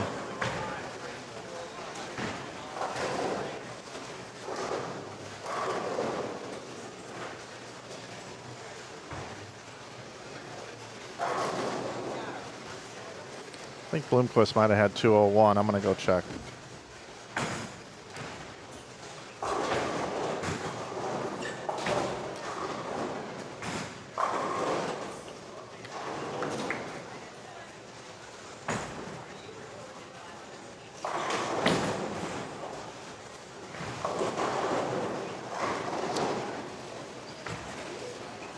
As we're getting ready to determine the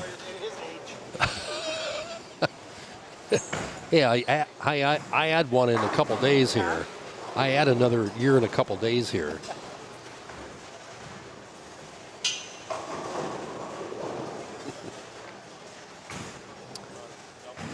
Getting ready for the top 5. The top 4 are pretty much set.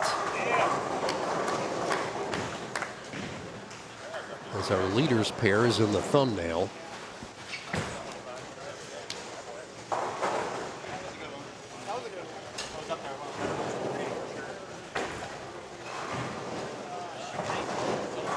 As Mike Flanagan is looking for Lucas Herzrud's score. He thought it was 201. He's going down to confirm that.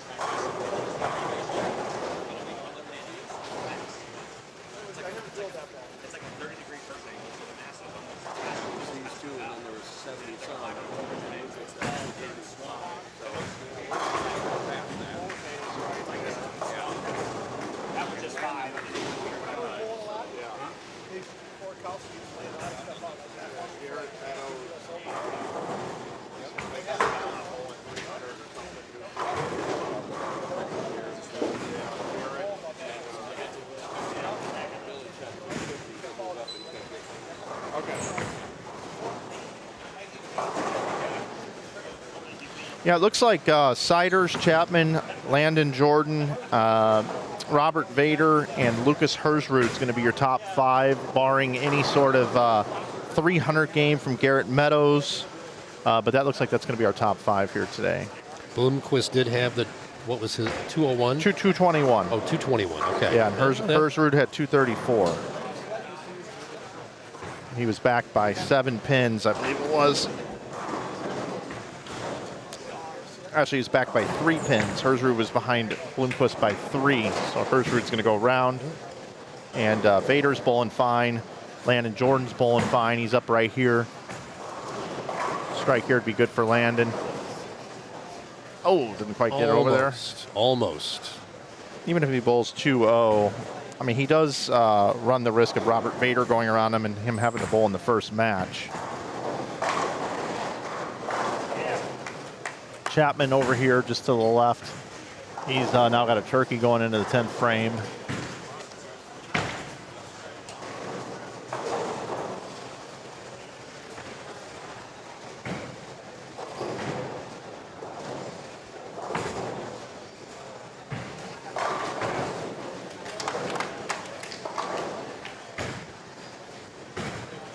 Siders with that gentle placement of the ball on the lane. Walked right in. Just like a walk in the park on a Sunday.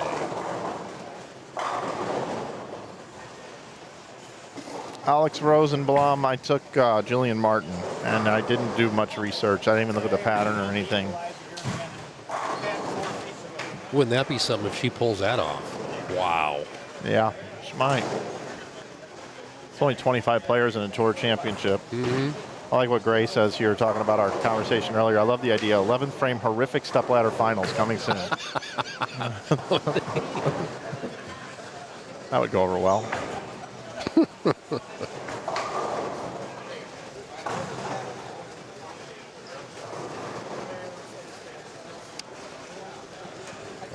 Yes, the pulse.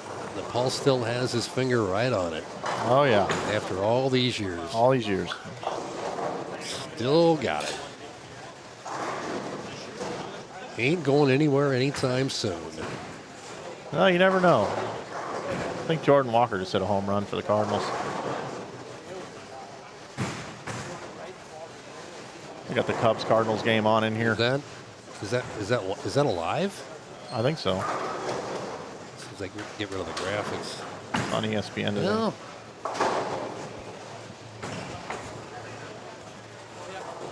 Yep, it's live. Jeez.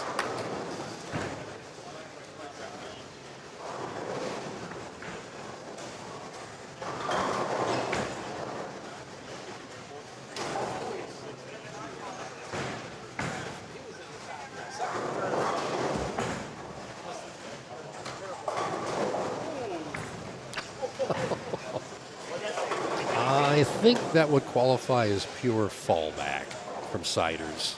If you missed it on the thumbnail. I think the ball literally turned over in the pocket, at the pocket. A.J. Chapman gets the first hit in the 10th and now the second. It's going to be in the 240s.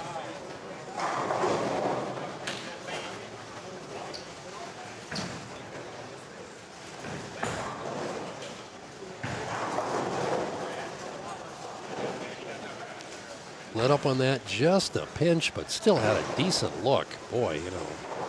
Landon Jordan, would like to see him make this spare.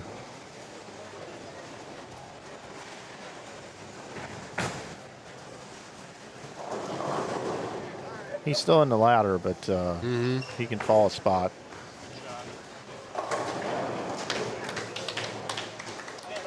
So Siders is going to be 1. Chapman's going to be 2. What Vader Bowl, Eric, you know? Yeah, Vader, yeah.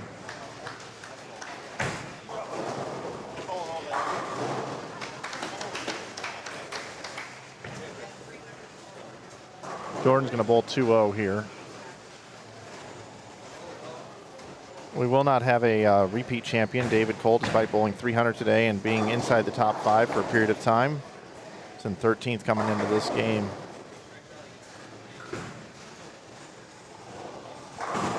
Siders, Chapman, Landon Jordan will be 3rd or 4th. Robert Vader will be 3rd or 4th, and Lucas Herzrud's going to be 5th.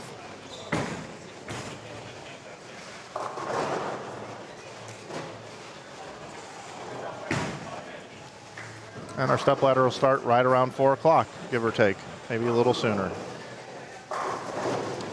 As we're now passing the 3:30 Central Daylight Time point.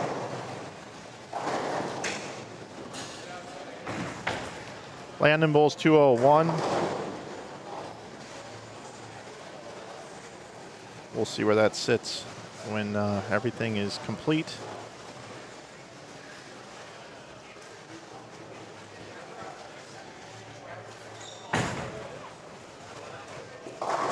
One last time, I want to take an opportunity to thank our sponsors. I want to thank Ebonite. I want to thank the Diamond Joe Casino, Cherry Lanes right here, Brandon Steen and the Steen team, IAMBowling, Kwik Star and Kwik Trip, and the 11thframe.com. One stream left here from this building, and it will be the stepladder.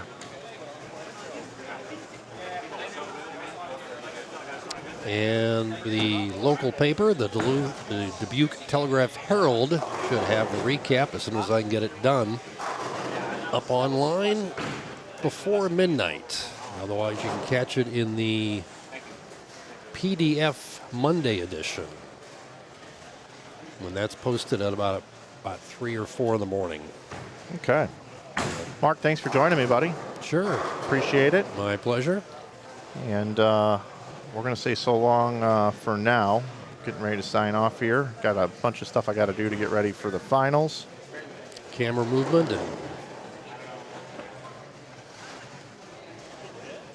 I got to get talk to some of our players, get some bio from them. And of course, the victor will get the obligatory headshot, which will also appear with the story. Yeah, I need a picture of all 5 finalists for the thumbnail for the post one as well.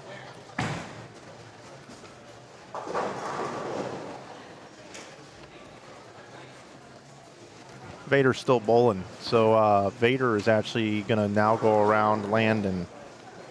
Landon with 201. Vader can bowl 221. So Vader's going to be your 3 seed. Landon Jordan's going to be your 4 seed. Lucas Herzrud your 5 seed. Siders, Chapman, Vader, Jordan, Herzrud. Big double.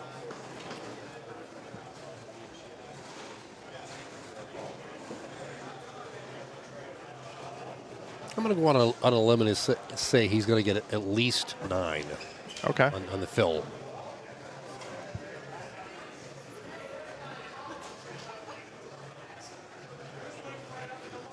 Last ball to be thrown in the entire event.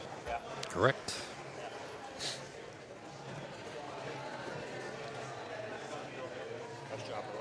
Thanks, brother.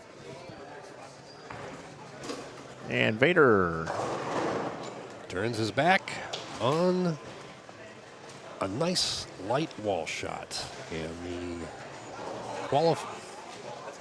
the advancers round is now over. That's it, everybody. We'll see you back on our next stream. We invite you to join us coming up here in about 20 to 25 minutes. We'll be right back here on YouTube. Inside Bowling's the channel. Thanks, everybody.